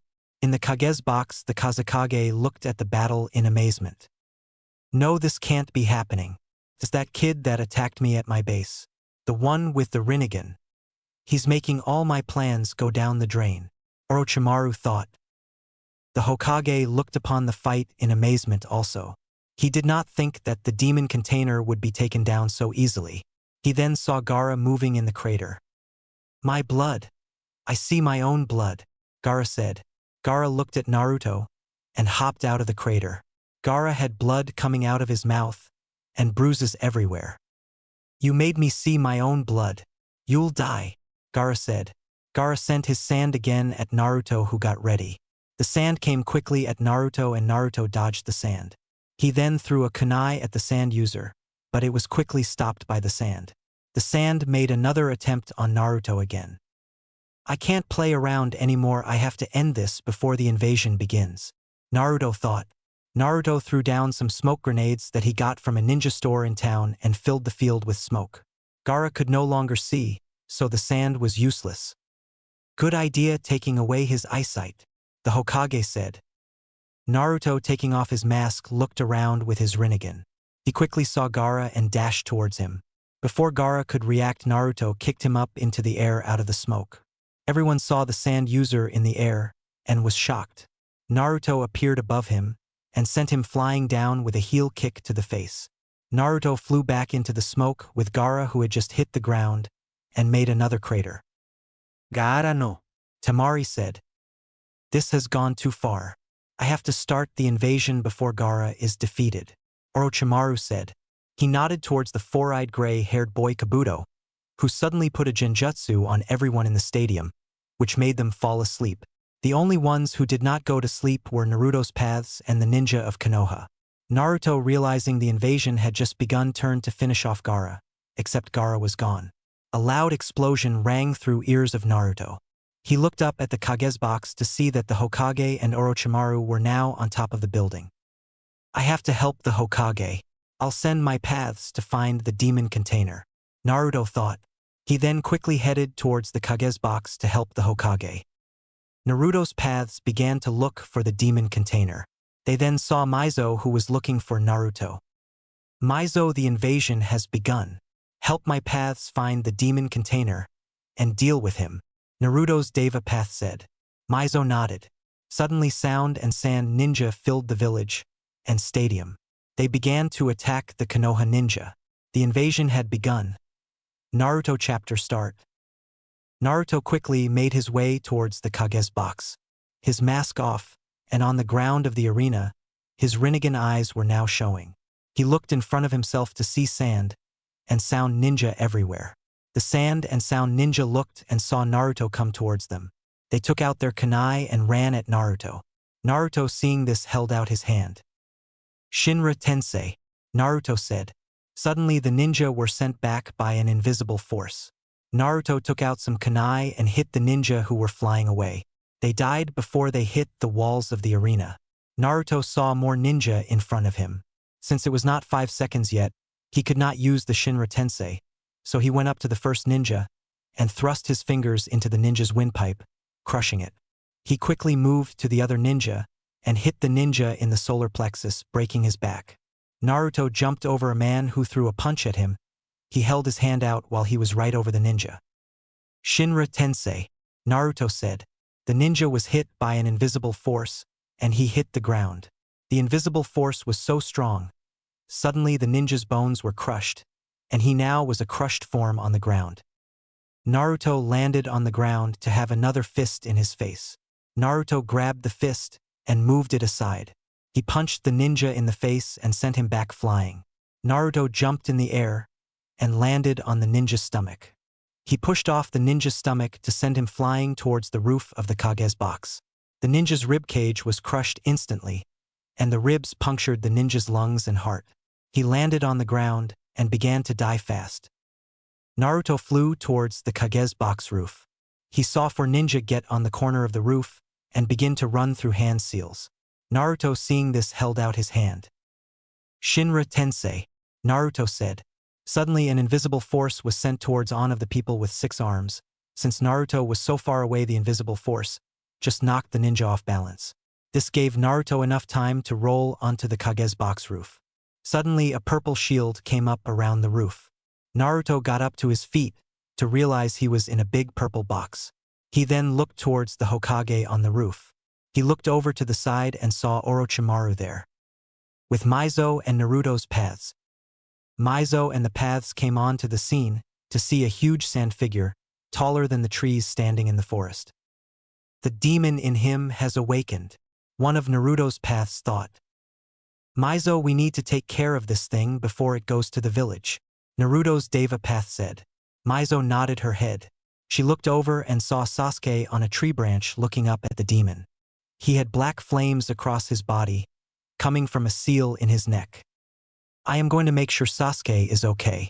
You take care of that thing, Mizo said. Naruto's paths nodded. They hurried towards the sand demon. Mizo headed towards Sasuke.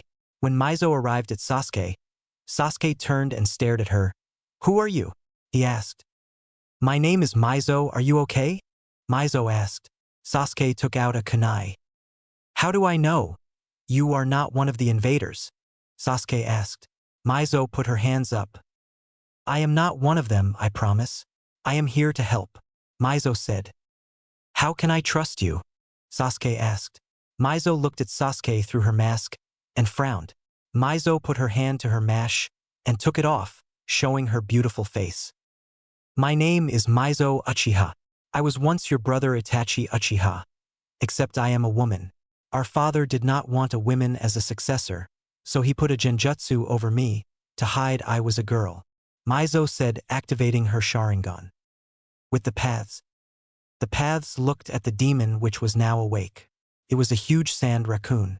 It had blue tattoo-looking things on it and had one tail. So it is the one-tailed demon, the Deva Path thought. I am finally out.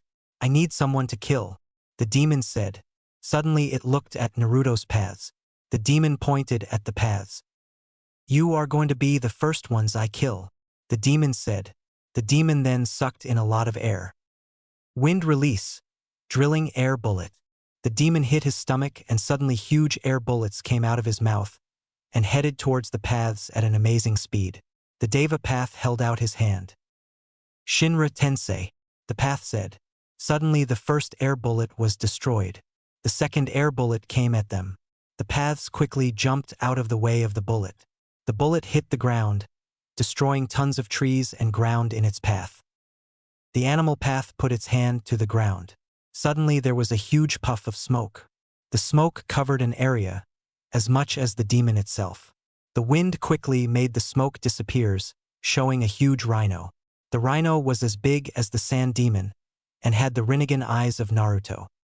You think you can destroy me? The sand demon asked. The paths then jumped on the rhino's head. With Naruto. Naruto looked upon the Sannin and the third Hokage. He walked into an area near the Hokage, where both of them could see him. Sarutobi looked at Naruto with a confused look, while Orochimaru looked at him with a hate. No, he can't be here. This will ruin my plans, Orochimaru said. Sarutobi looked at Naruto over and over again. Who are you? Are you one of Orochimaru's men? Sarutobi asked. Naruto began to laugh at the fact. Sarutobi thought he was one of Orochimaru's men. Orochimaru now feared how this might turn out. Knowing that he himself could beat the Hokage, but now with a Rinnegan user, his chances were bar to none. Naruto then stopped laughing and put on a serious face. No, I am not one of the snake's men. I am the one who gave you the information about the invasion. At this Sarutobi smiled. So you are the one that put that file on my desk. What, you mean to tell me Sarutobi knew about this invasion all along? Now my plans are ruined. I have to get out of here, but they won't let me. I'll have to fight my way out, Orochimaru said. I am also here to help you out, with a little problem, Naruto said, pointing at Orochimaru. Sarutobi looked at Orochimaru and saw him looking scared. How do I know you're telling the truth? Sarutobi asked. You're just going to have to trust me, Naruto said. Sarutobi looked Naruto over again and then noticed his eyes. He did not know what it was, but he knew that Orochimaru feared this boy in front of him, and he would trust him for now. If he tried to make a move to kill him though, that's when Sarutobi would end the boy's life.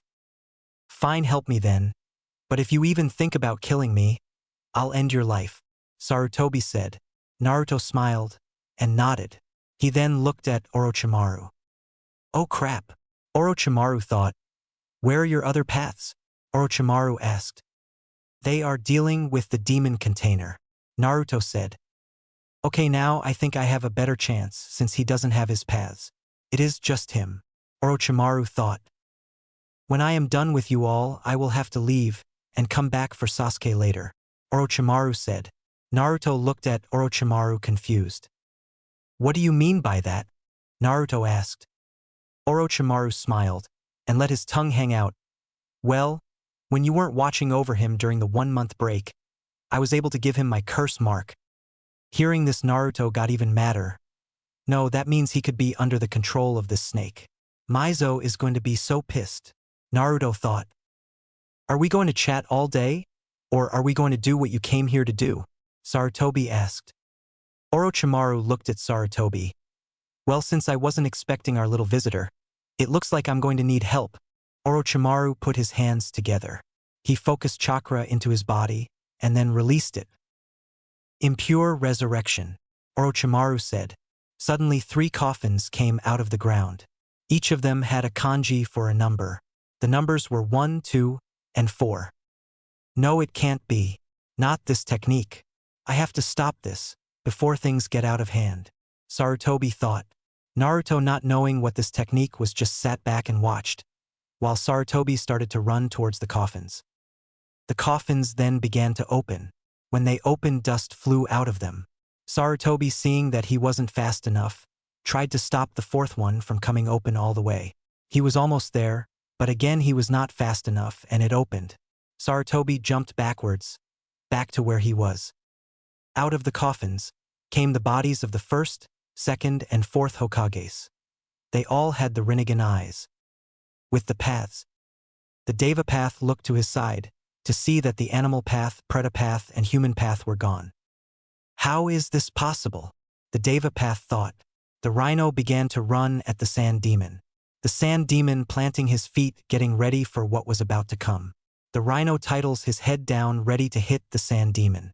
The sand demon moved out of the way at the last second and grabbed the rhino under its belly.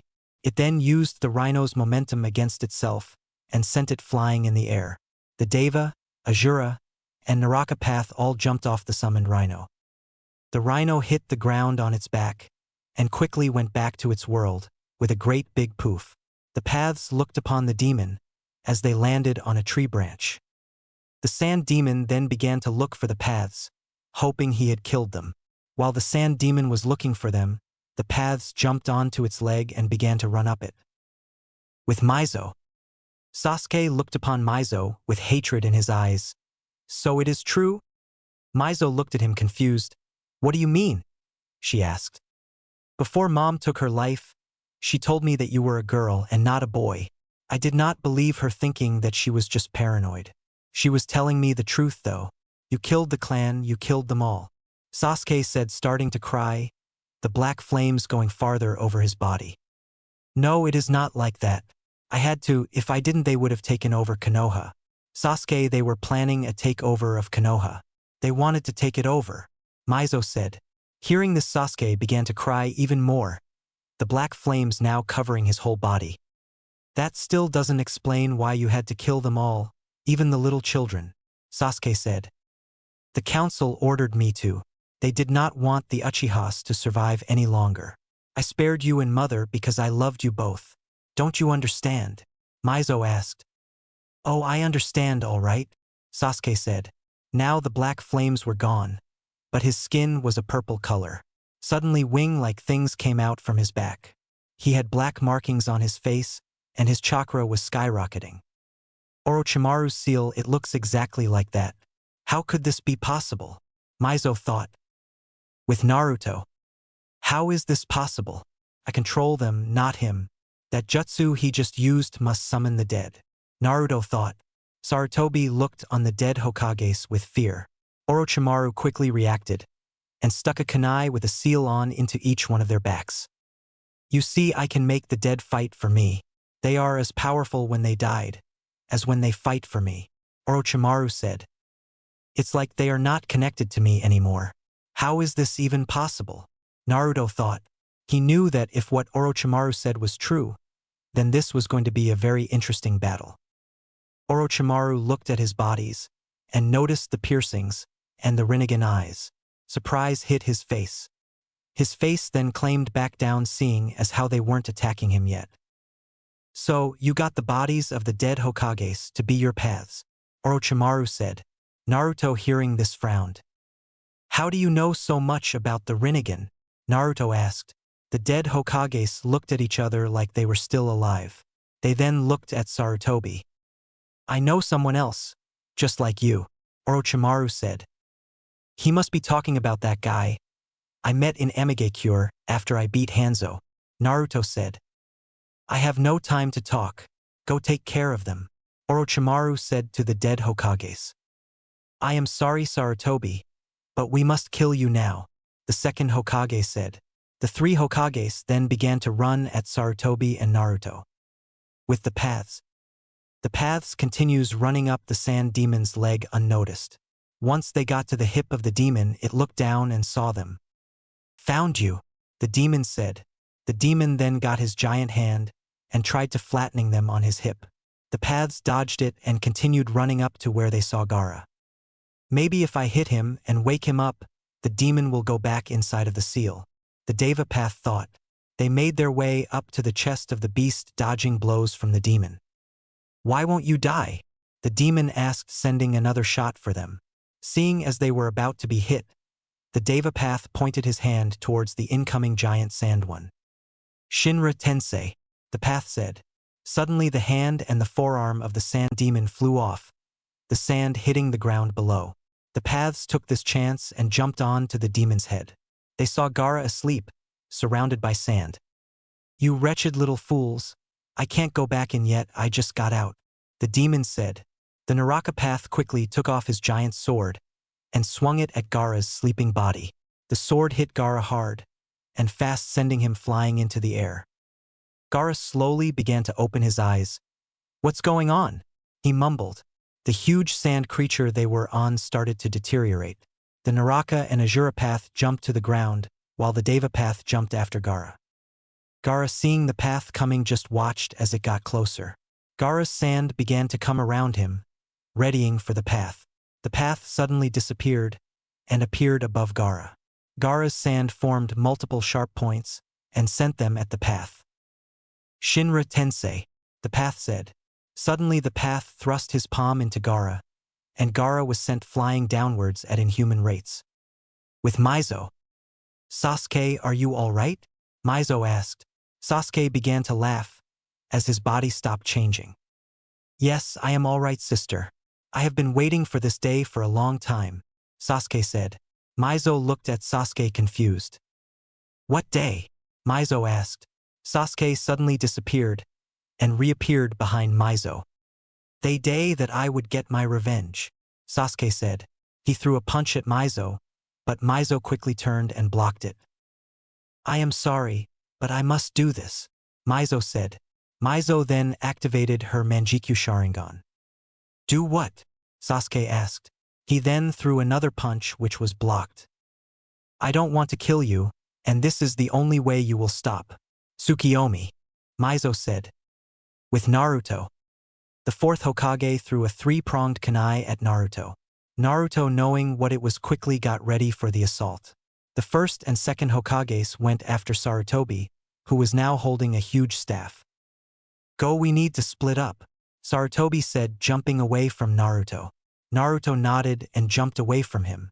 Suddenly there was a yellow flash, and the fourth appeared in front of him. Oh shit, Naruto thought. The fourth threw a punch at Naruto's head, which was blocked and thrown aside. Naruto quickly kneed the fourth in the gut, making him crouch over.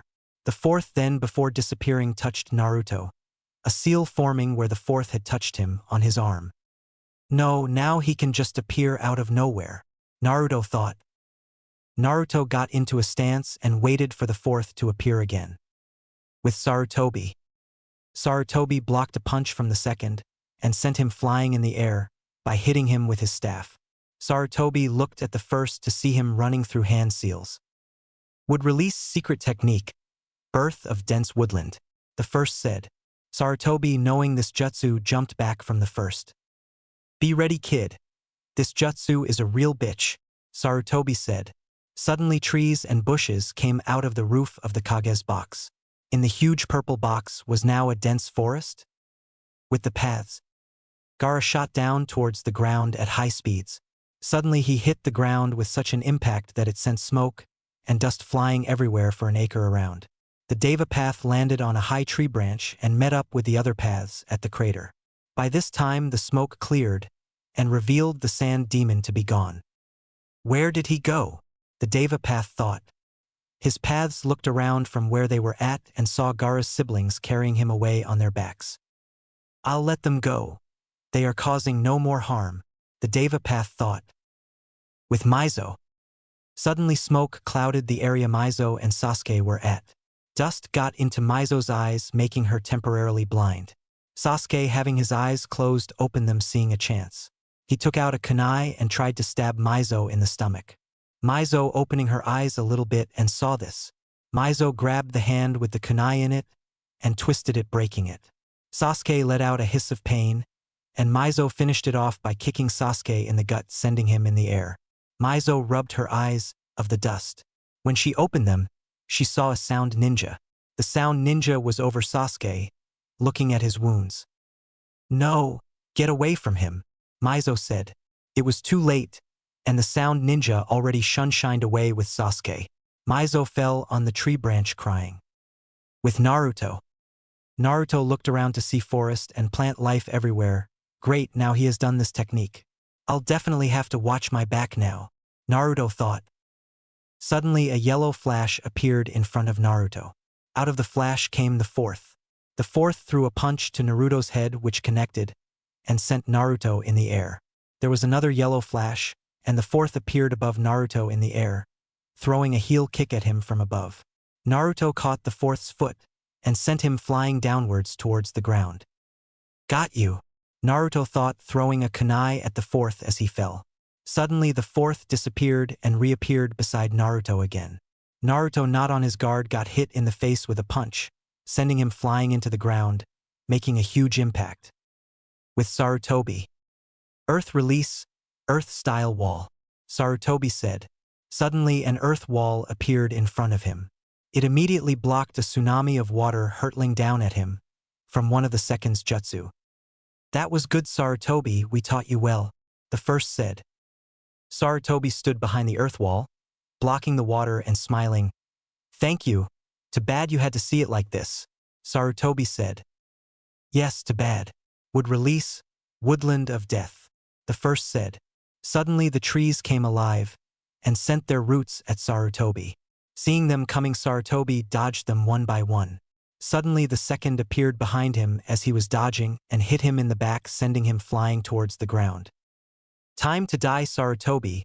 Would release, with spikes, the first said. Suddenly roots shot out of the ground below Sarutobi and stayed there, ready to skewer the third Hokage. Naruto felt himself hit the ground at amazing speeds, making a huge crater. Naruto looked up from on the ground and saw dust starting to clear up from over his head. He then saw a three-pronged kunai coming at him, aimed for his head. Naruto quickly moved his head to the side to dodge the kunai. Okay, he'll probably appear anytime now, Naruto thought, as Naruto had predicted. The fourth appeared right over him, throwing a knee to Naruto's face. Naruto grabbed a hold of the fourth's knee with both of his hands and pushed him into the air. Using the time the fourth was in the air, Naruto got up to his feet and brushed himself off. The fourth landed out of the crater, looking down at Naruto. Naruto looked up at him and frowned. This is going to be hard, now that he can appear anywhere around me, Naruto thought. The fourth disappeared and then reappeared in front of Naruto, throwing a punch to his gut. Naruto blocked the punch, but wasn't ready for the elbow going towards his face. The fourth hit Naruto in the face with his elbow. It sent him back flying. Naruto, before he got too far, grabbed the fourth's arm and pulled on it, so he went back towards the fourth. Naruto thrust his palm into the fourth's face. Shinra Tensei, Naruto said. Suddenly Naruto let go of the fourth and the fourth was sent flying into one of the trees. Once the fourth hit the tree, he went straight through it and hit another tree. The fourth fell to the ground from getting hit so hard. Naruto looked upon the fourth as he began to get back to his feet.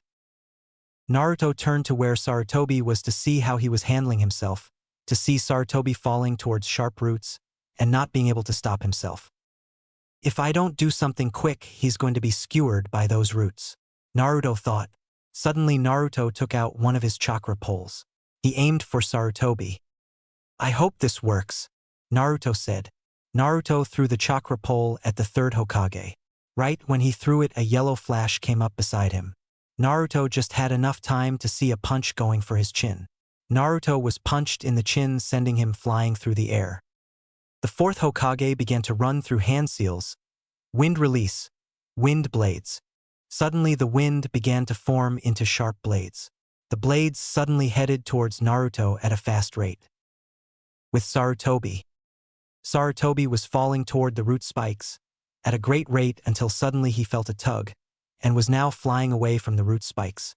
He hit a tree and found that he wasn't falling anymore. He looked up to see a pole keeping him hooked to the tree. The pole went through his shirt, just missing the skin, and sent him flying away from the roots.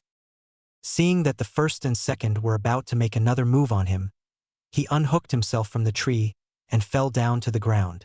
The first and the second stared at him. That was too close to call. Sarutobi then called his humongous staff, which he had dropped over to himself. He grabbed it out of the air and looked back at the previous Hokages. Suddenly the staff had an eye open on it. "So do you want me to transform into my ape form?" the staff asked. The Hokage looked at the ape. "No, King Enma. These two are going to be a problem, but I have all the help I can get," Sarutobi said, looking at Naruto fighting the fourth Hokage. They both looked at the two dead Hokages in front of them. Sarutobi then eyed Orochimaru, who was standing there watching everything play out. "This is why I could never choose you as the fourth Hokage. Your soul and mind are twisted." Flashback. Sarutobi and two Umbu ran through a sewer at high speeds, heading for their objective. They saw a door in front of them, and they stopped. Sarutobi put his hand up and motioned for the Umbu to go in. The Umbu appeared in front of the door, on its side. Sarutobi got behind the Umbu to the right of the door and motioned for them to go in. Suddenly the Umbu opened the door and dashed in from both sides, Sarutobi slowly walking in behind them. The room was wet and dark, jars with things in them all over the place. Sarutobi looked in front of himself to see his pupil Orochimaru performing surgery on something. Orochimaru stopped his cutting and laughed. Orochimaru turned his head. "Oh, so I've finally been found out, eh? Such a pity," Orochimaru said. "Orochimaru, explain yourself. What is the meaning of this?" Sarutobi asked. "After I set all those traps to give me a warning, I wasn't expecting you. I should have known. You can get past anything. A steady flow of people have gone missing from the village, Genin, Chunin, even Umbu Black Ops. Many of them were last seen with you. You've been acting rather strange lately," one of the Umbu said. "You, a superior shinobi, how could you have done such a thing?" the other Umbu asked. Orochimaru let out an evil laugh. "Now I'll have to kill you as well." This got a gasp from the Umbu members and Sarutobi. "So you admit it, that it is all you're doing, Orochimaru, but why? What exactly are you up to in here?" Sarutobi asked, stunned. "Oh well, since you caught me red-handed, there is no reason in pretending now, is there?" Orochimaru turned around to face them. "It's research. I'm developing jutsu." "And for that you sacrifice your fellow shinobi?" one of the Umbu asked. "It's forbidden jutsu you're after, isn't it? Just what is it you want?" Sarutobi asked. "I want everything," Orochimaru said. "Everything what exactly?" Sarutobi asked. "I want to know every jutsu in the world, even those jutsu yet to be discovered. I'm like the one who mixed the first two colors, blue and yellow, to make a whole new color, green. Only in my case, the blue color represents chakra, and the yellow color a hand seal. The green is a new jutsu. Just as there are countless shades of colors in the world, there also must be an infinite number of jutsu. To find them, to unlock jutsu long hidden from immortal eyes, it takes years, endless experimentation, which no one has. So I am working on a new jutsu, a jutsu that allows someone to live forever. Eternal youth and immortality," Orochimaru said, staring at Sarutobi. Flashback end. Kage Busin no Jutsu. Sarutobi said, and suddenly 3 clones appeared around him. "I must do this." Sarutobi ran through hand seals. Suddenly a huge Grim Reaper appeared out of nowhere behind Sarutobi. It is exactly like the fourth said. No one but the user of the technique can see it. Sarutobi said. Whatever you are planning, it won't work. Infinite darkness jutsu. The second said. Suddenly darkness spread around the Sarutobi. He could no longer see, but he could hear the footsteps of the past Hokages. Suddenly Sarutobi was punched in the face. Sarutobi quickly put his guard up and blocked more incoming attacks on himself. Prepare Orochimaru, I will now preform a technique. Even you have not seen, Dead Demon Consuming Seal. Sarutobi said. With Naruto. Naruto turned in the air and ran through hand seals. Fire release, dragon flame technique. Naruto said. He breathed in a huge amount of air. Naruto then blew out all the air he had in his lungs, creating a huge fire dragon. The fire dragon headed towards the blades of wind and destroyed them. It then kept its course heading towards the fourth. Prepare Orochimaru, I will now preform a technique. Even you have not seen, Dead Demon Consuming Seal. Sarutobi said. Naruto turned to see Sarutobi with his two clones running at the first and second. That's what the seal says on the cage of the fox. He must be using the technique that was used to seal the fox inside of me, to seal off the souls of these past Hokages, but what about the fourth? I only see two clones. Naruto thought. Suddenly the fourth disappeared out from below the flame dragon and appeared above Naruto. Naruto seeing this threw a kick at his face, but the kick was blocked. The fourth then sent a punch to Naruto's gut which Naruto let hit him. Since Naruto let the punch hit him, it gave him enough time to grab the fourth and throw him towards the ground. The fourth hit the ground hard, making a crater. Naruto landed beside the crater looking down on it. Naruto then turned to the side to see a Sarutobi clone behind a tree watching him. Suddenly out of the smoke the fourth appeared in front of him.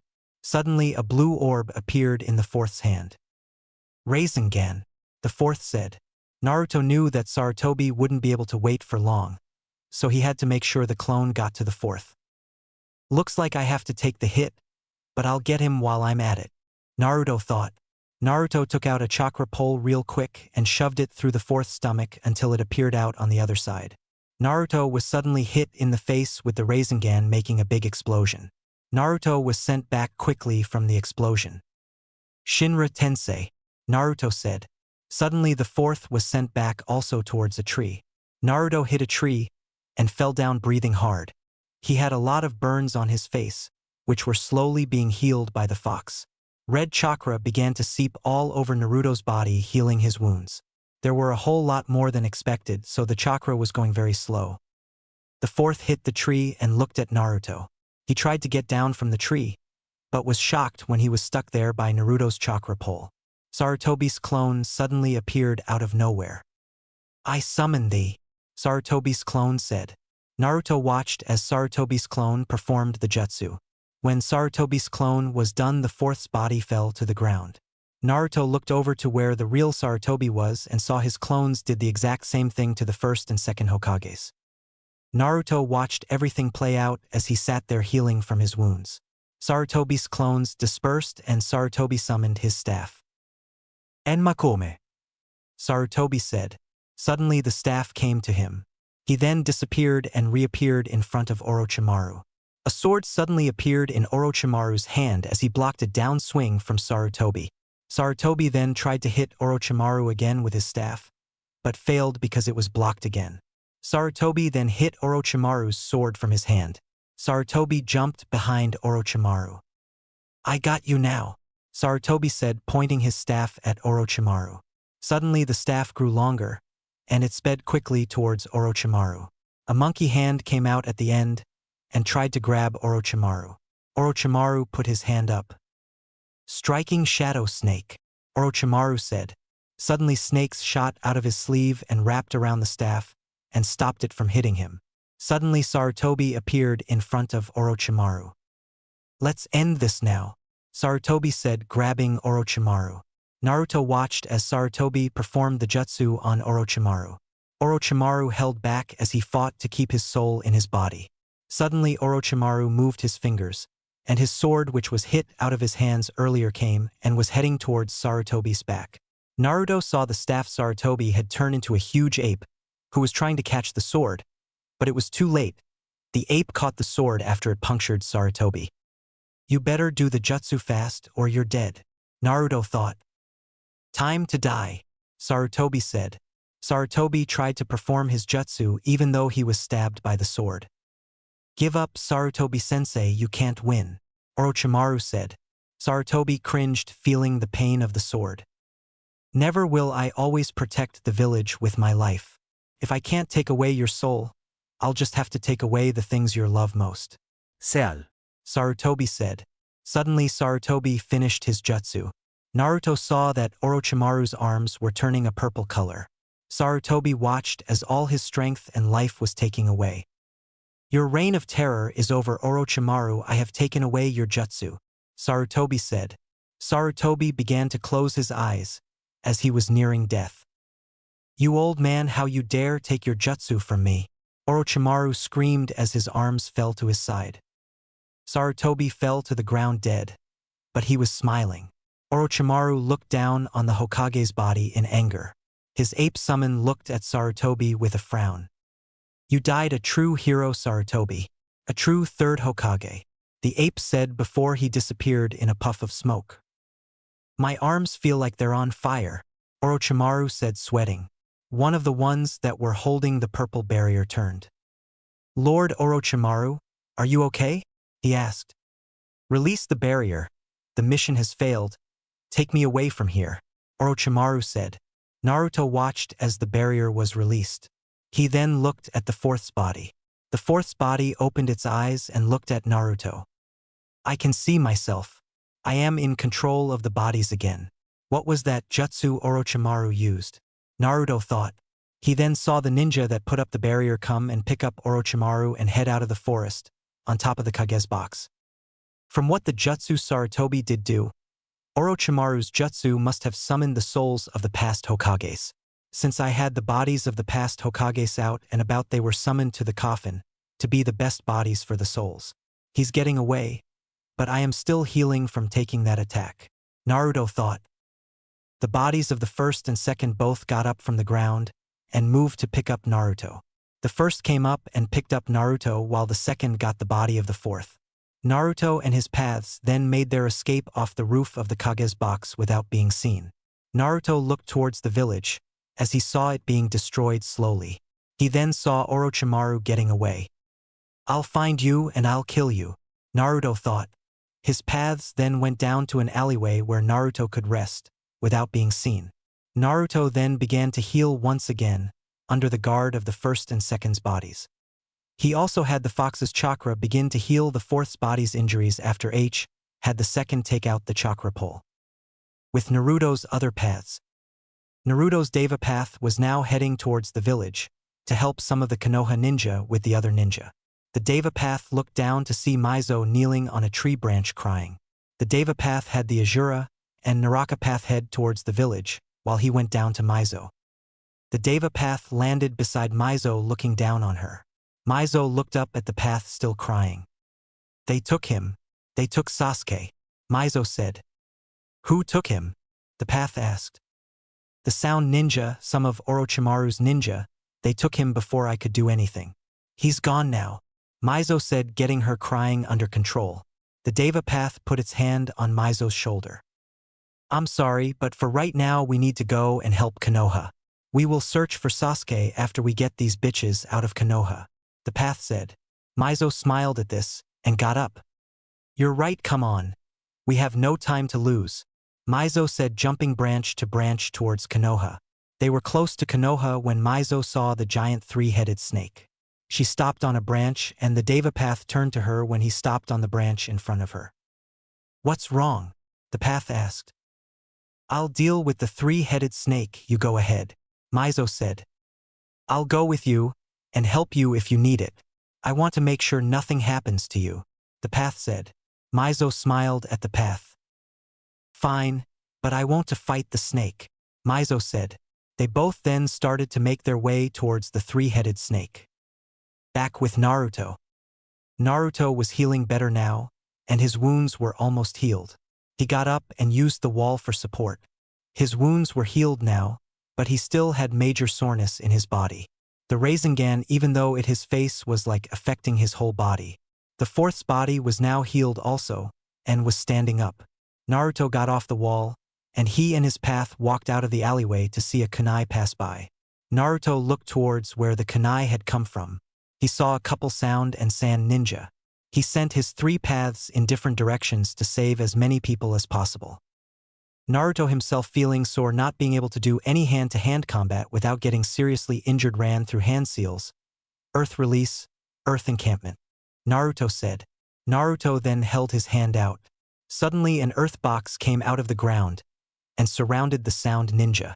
They could not get out of the earth box they were in, so they waited wondering what would happen. Naruto smirked. Earth release, earth compression box. Suddenly Naruto slammed his hand down on the ground. When he did, the top of the earth box came down also, killing all of the ninja inside by smashing them flat.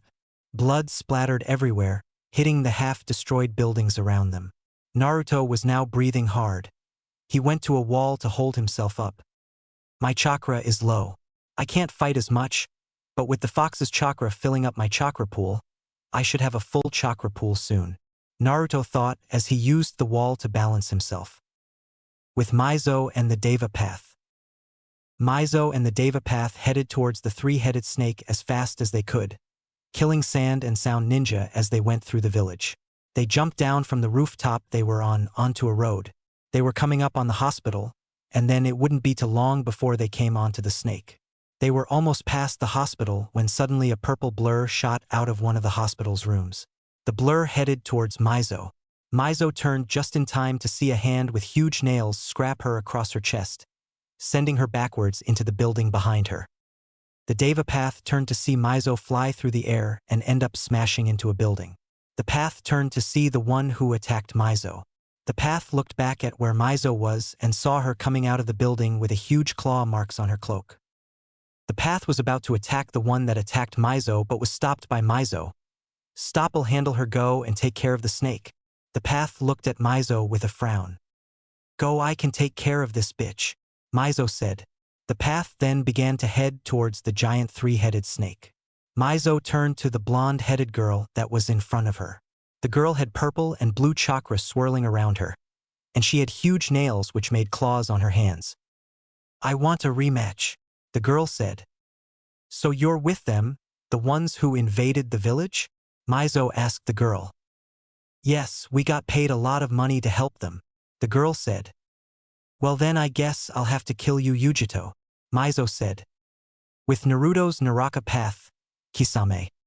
The Path took its sword off of its back and unwrapped it to reveal a monster of a sword. It jumped away from the Azura Path and jumped towards a group of sand ninja attacking some Konoha ninja. It swung its sword down on one of them, knocking them out and sending them flying into a building. When the sword came away from the skin of the ninja, it took his skin off, killing him. The Konoha ninja looked upon the Path with awestruck faces. They quickly backed off, not knowing what was going to happen. The Path ran through hand seals, water release, exploding water colliding wave, the Path said.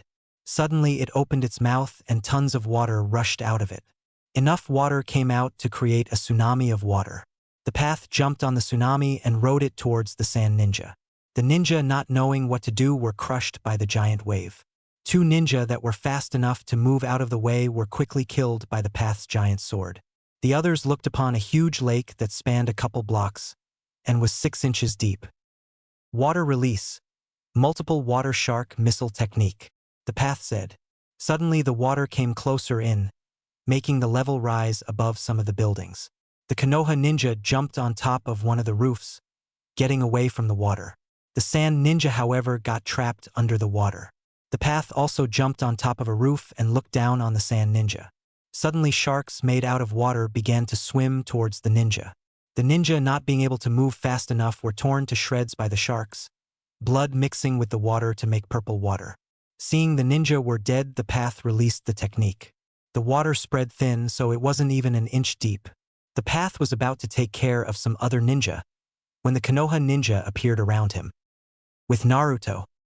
Naruto, after dealing with the ninja before, headed towards where Mizo was to make sure she was okay. He had felt massive chakra spikes coming from there, so he thought he would check up on her. Naruto chapter start. Naruto made his way towards the area where he knew Mizo was at. He jumped on to a rooftop and looked towards her direction. He saw something that frightened him, not because he was afraid for his own life, but for Mizo's. What he saw was a huge bluish-purple cat, which was easily the size of a 5-story tower. What is that thing? Can't be, is that Yujito? She must be using all of the demon's chakra, Naruto thought. He then saw the cat had 2 tails, flowing out her backside. Naruto saw she was the 2 tails. The chakra cat suddenly began to grow fur.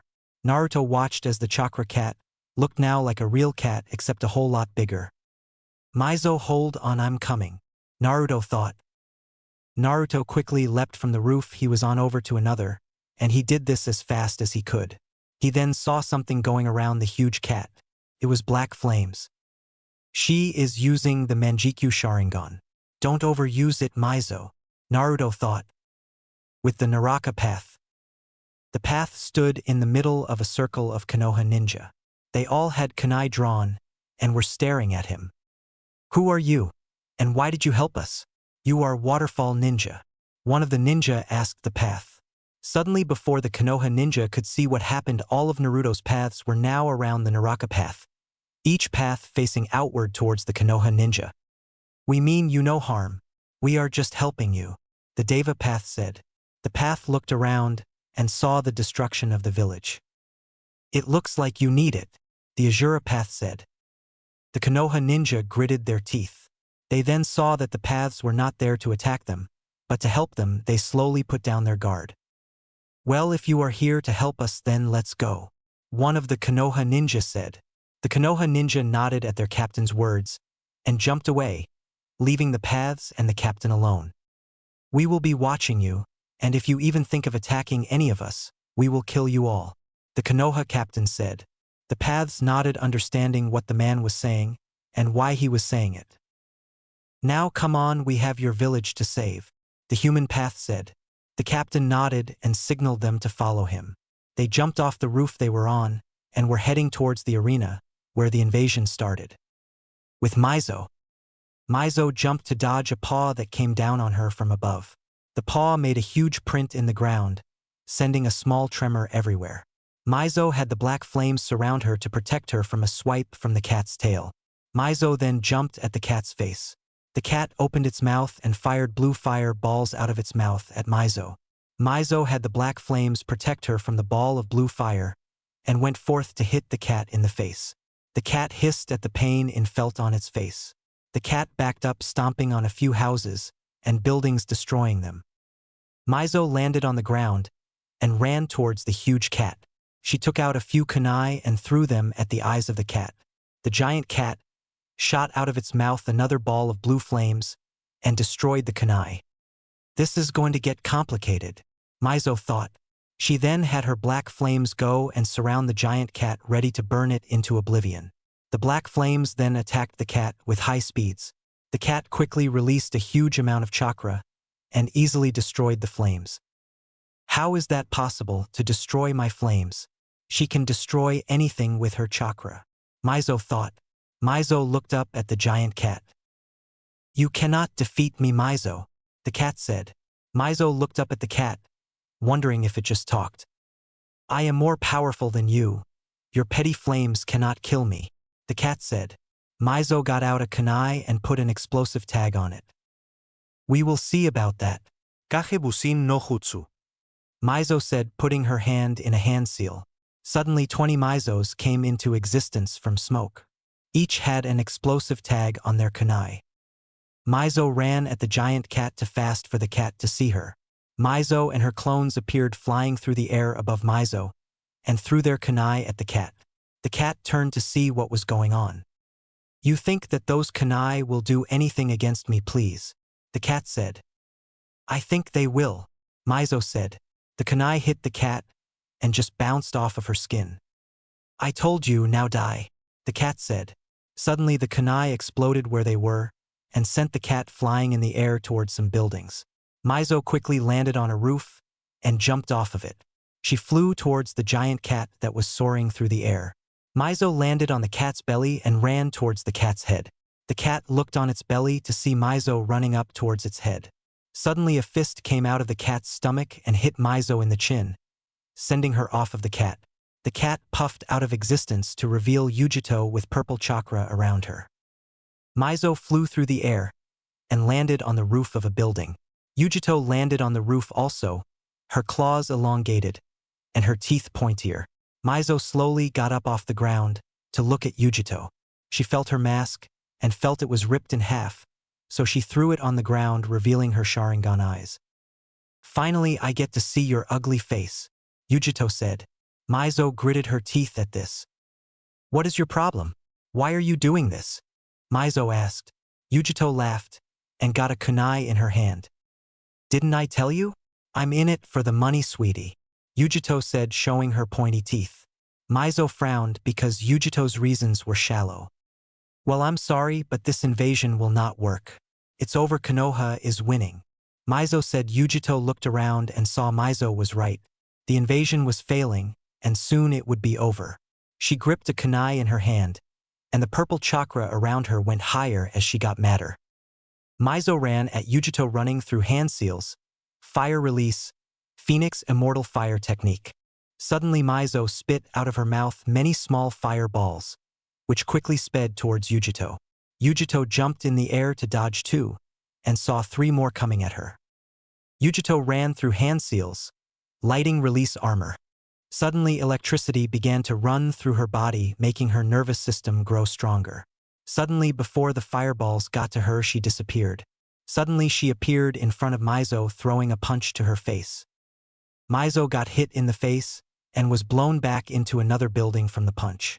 Yujito quickly released the armor, not wanting to waste her chakra, and jumped to the next building. Yujito jumped and saw Mizo lying down on the floor, blood everywhere. "I win, bitch. Maybe Naruto will see I am better for him than you ever were," Yujito said. She then spit on Mizo's body. "I don't think so, he's mine," a voice said behind Yujito. Suddenly there was a kunai to Yujito's neck. Yujito looked behind her to see Mizo standing there smiling, holding the kunai. "How did you?" Yujito asked, but before she was done, the Mizo that was lying on the ground disappeared into a puff of smoke. "A shadow clone," Mizo said. Mizo then went to slice Yujito's neck open, but she was elbowed in the gut. Yujito got out of Mizo's range and turned to look at her. "I will complete my mission," Yujito said.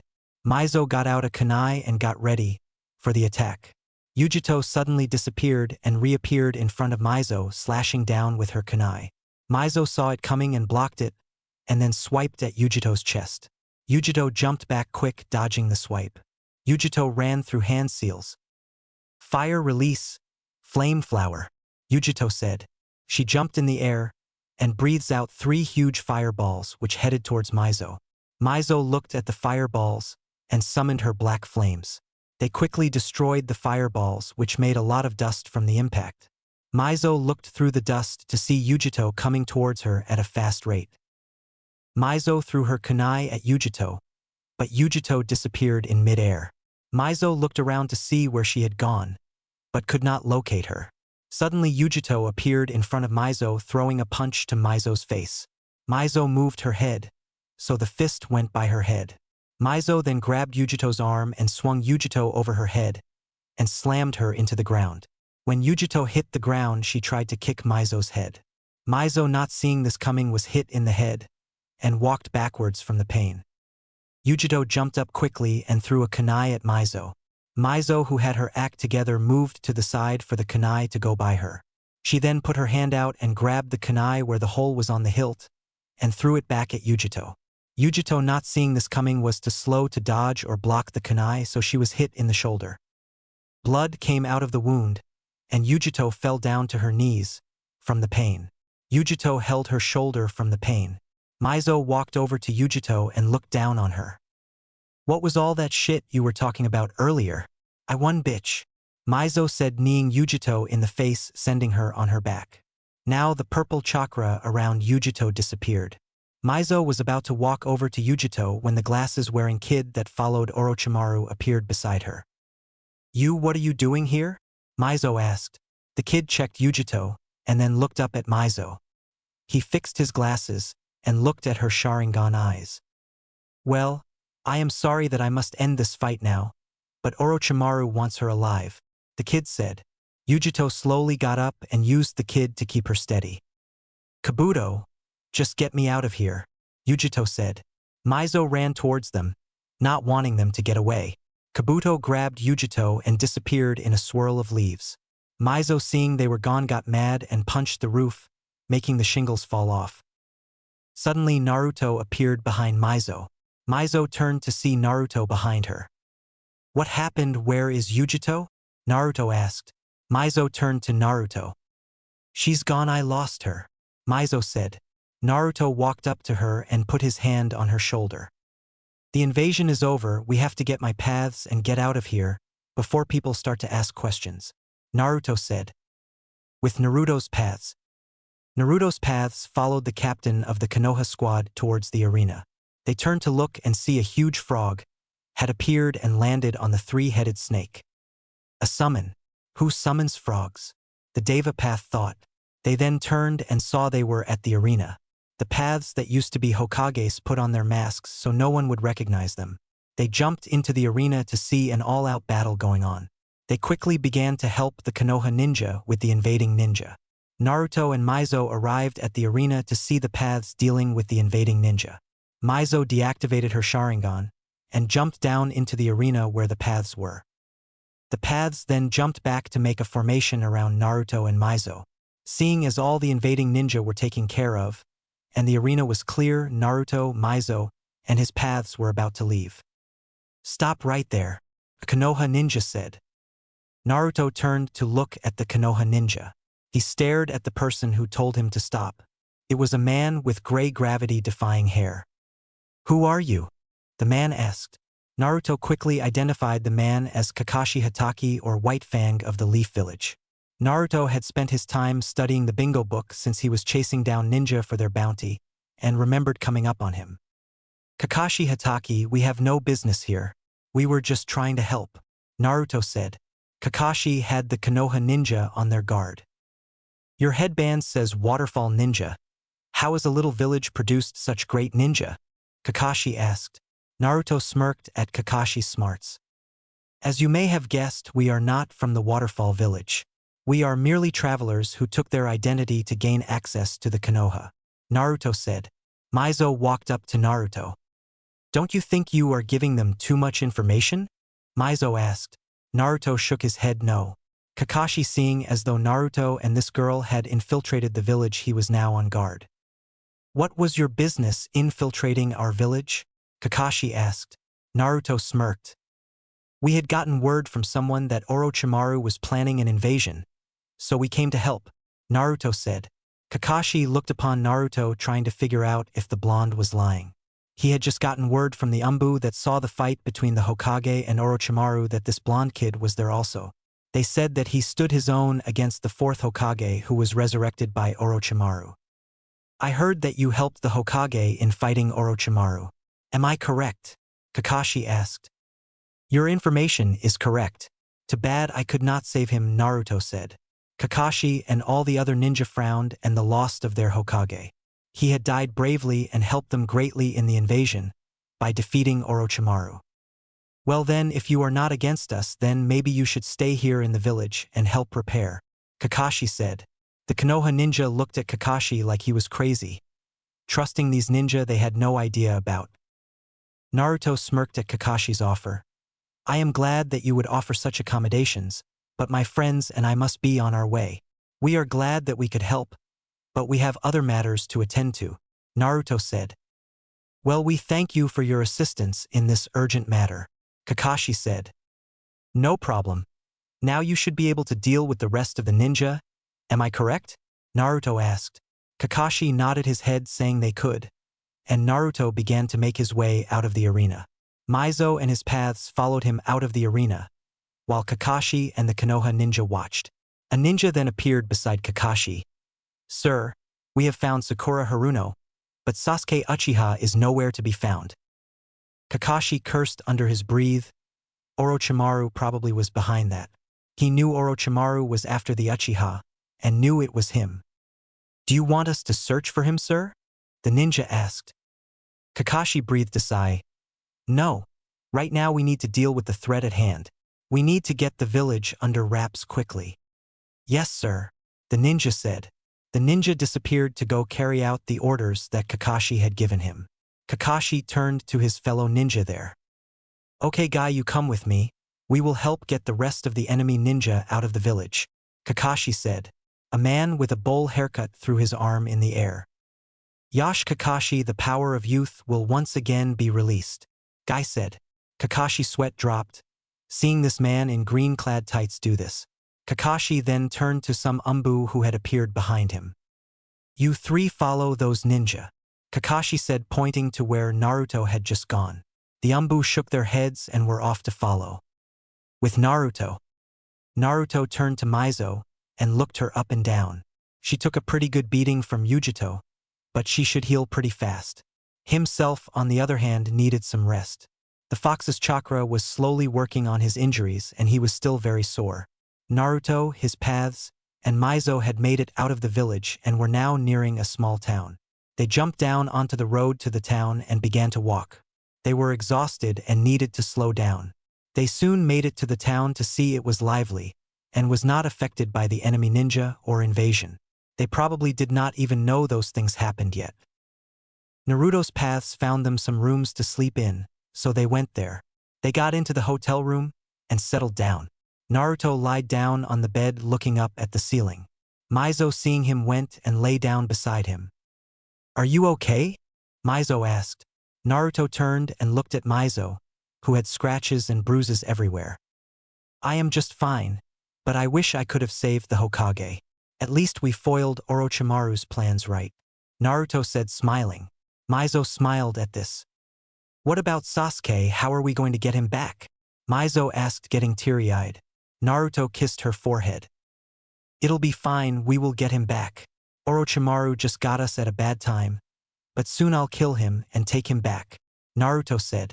This made Mizo feel a lot better, and she kissed him on the lips. They both closed their eyes and drifted off to sleep. Elsewhere, an orange-haired man looked down on the people in front of him. He looked up to show his Rinnegan eyes. The bodies also looked up, showing the same eyes. It seems like Orochimaru has failed in his invasion attempt. It looks like we will have to move our plans up, the orange-haired man said. The four bodies that stood in front of him were special in everywhere way. One was Sasori of the Red Sands, Deidara the Clay User, and Haiden the Jashin Worshipper. Those three quickly moved from their positions and headed towards the exit of the cave. The orange-haired man looked down on the last body. You are my greatest body, so I will send you to capture the nine-tailed container. Not now though, for right now you are good where you are at, the orange-haired man said. The body then disappeared from his sight. Nagato, how are you supposed to stop the prophecy from coming true? The orange-haired man looked at the woman next to him. Conan, things are going according to plan. The prophecy will never be completed. I'll make sure of that. But Nagato, how are you going to do that with your real body, not even able to move from its spot? Conan asked. I have already planned that out, you'll just have to wait and see, Nagato said. What of the Uchiha? Has Orochimaru taken him? Conan asked. From what I hear from my sources, yes, he has. He will not be the person to ruin my plan, however, Nagato said. In the land of sound, Orochimaru looked down at his arms, which were now unusable. He hated this, feeling weak and unable to do things. There were things that made him happy, though. He walked over to two tables which had two different bodies on them. One of the tables had a yellow-haired ninja, while the other had an Uchiha on it. Orochimaru lifted up the shirt of the Uchiha to see a seal, and then looked at the stomach of the blonde to see the seal gone from her stomach. Lord Orochimaru, the transfer has been completed, Kabuto said, walking out of the shadows. Very good, Kabuto. My plans are now being put in motion, Orochimaru said, looking down on the Uchiha. Very good, Orochimaru. I see you have finally figured out how to transplant a demon from its seal to another human, a voice said in the shadows. Orochimaru turned scared to see the owner of the voice. He saw a man with a mask which had one eye socket which revealed the person's Sharingan eye. "It can't be you," Orochimaru said, backing up from the person. Kabuto quickly jumped to Orochimaru to help him. "It is me though, and I have come to take him," the man said, pointing towards the Uchiha on the table. Orochimaru could not move because he knew who this person was. He knew his power greatly towered over his own. "Why do you want with the Uchiha?" Orochimaru asked. "I do not have to tell you anything, Snake. I'll be taking him now," the man said, and suddenly the Uchiha disappeared in a void. The man went after him and also disappeared into a void. Orochimaru, seeing they were gone, kicked a jar on the ground, breaking it. "Who was he, Orochimaru-sama?" Kabuto asked. "That Kabuto was Madara Uchiha," Orochimaru said. "Somewhere in the land of sound."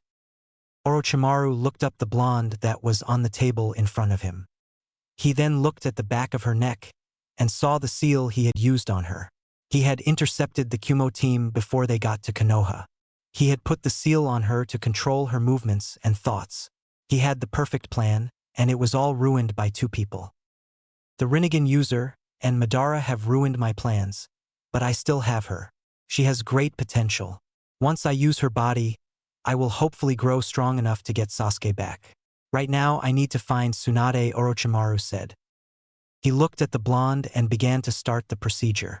Kabuto came into view and helped him along the way. 1 week later, in a small town outside of Konoha, Naruto woke up to the sunlight hitting his eyes.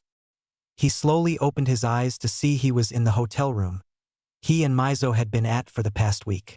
They had decided to stay there and make themselves comfortable before they began to search for Sasuke. Today was the day they would begin their search, and so Naruto got up without waking up Mizo and went to get into the shower. Once he was done with the shower, he got his clothes on. He then walked to the bed and leaned over Mizo's face. He lightly kissed the top of her nose. "Mizo-chan, time to get up," Naruto said. Mizo smiled and moved slightly, showing she was up. She moaned and then opened her eyes to see Naruto in her face. "This is a nice way to wake up," Mizo said. "I'm glad. But today is the day we start searching, remember? Get up, we will leave soon," Naruto said. Mizo, hearing this, quickly got up to go take a shower. She had been waiting for this day for a whole week. Naruto had convinced her to take a break from fighting with him, and she listened, knowing it was what they needed. After the invasion, they got a good night's sleep. They actually slept till the next night. Naruto smiled at this and got his paths to begin to make breakfast. He had been the shoulder that Mizo could cry over once she realized that she might not see her brother again. She cried for the first day but got her act together and was now ready to kick some snake ass. Naruto made her smile by saying that snakes didn't have ass, but just a hole. Naruto turned to Mizo to see her dressed in her cloak. He served breakfast on the table, smiling at her.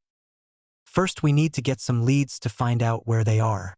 We know they are somewhere in Sound Country, that is a given, just where at in Sound Country that's the problem," Naruto said. Mizo took a bite of her eggs and then looked back at Naruto. "He said in that file that he was going to make Sasuke his new body? What did he mean by that?"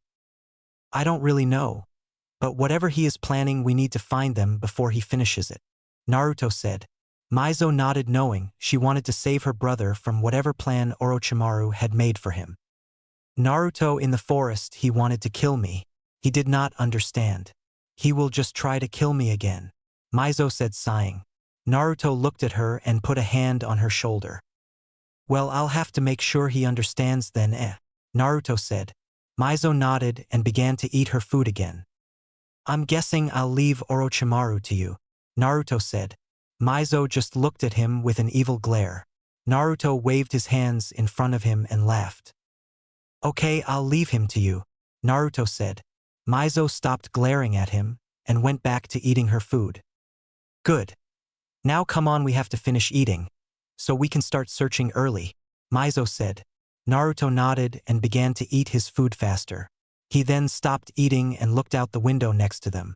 He saw something move fast away from his sight. Mizo looked out the window also. "What? Do you see something?" Mizo asked.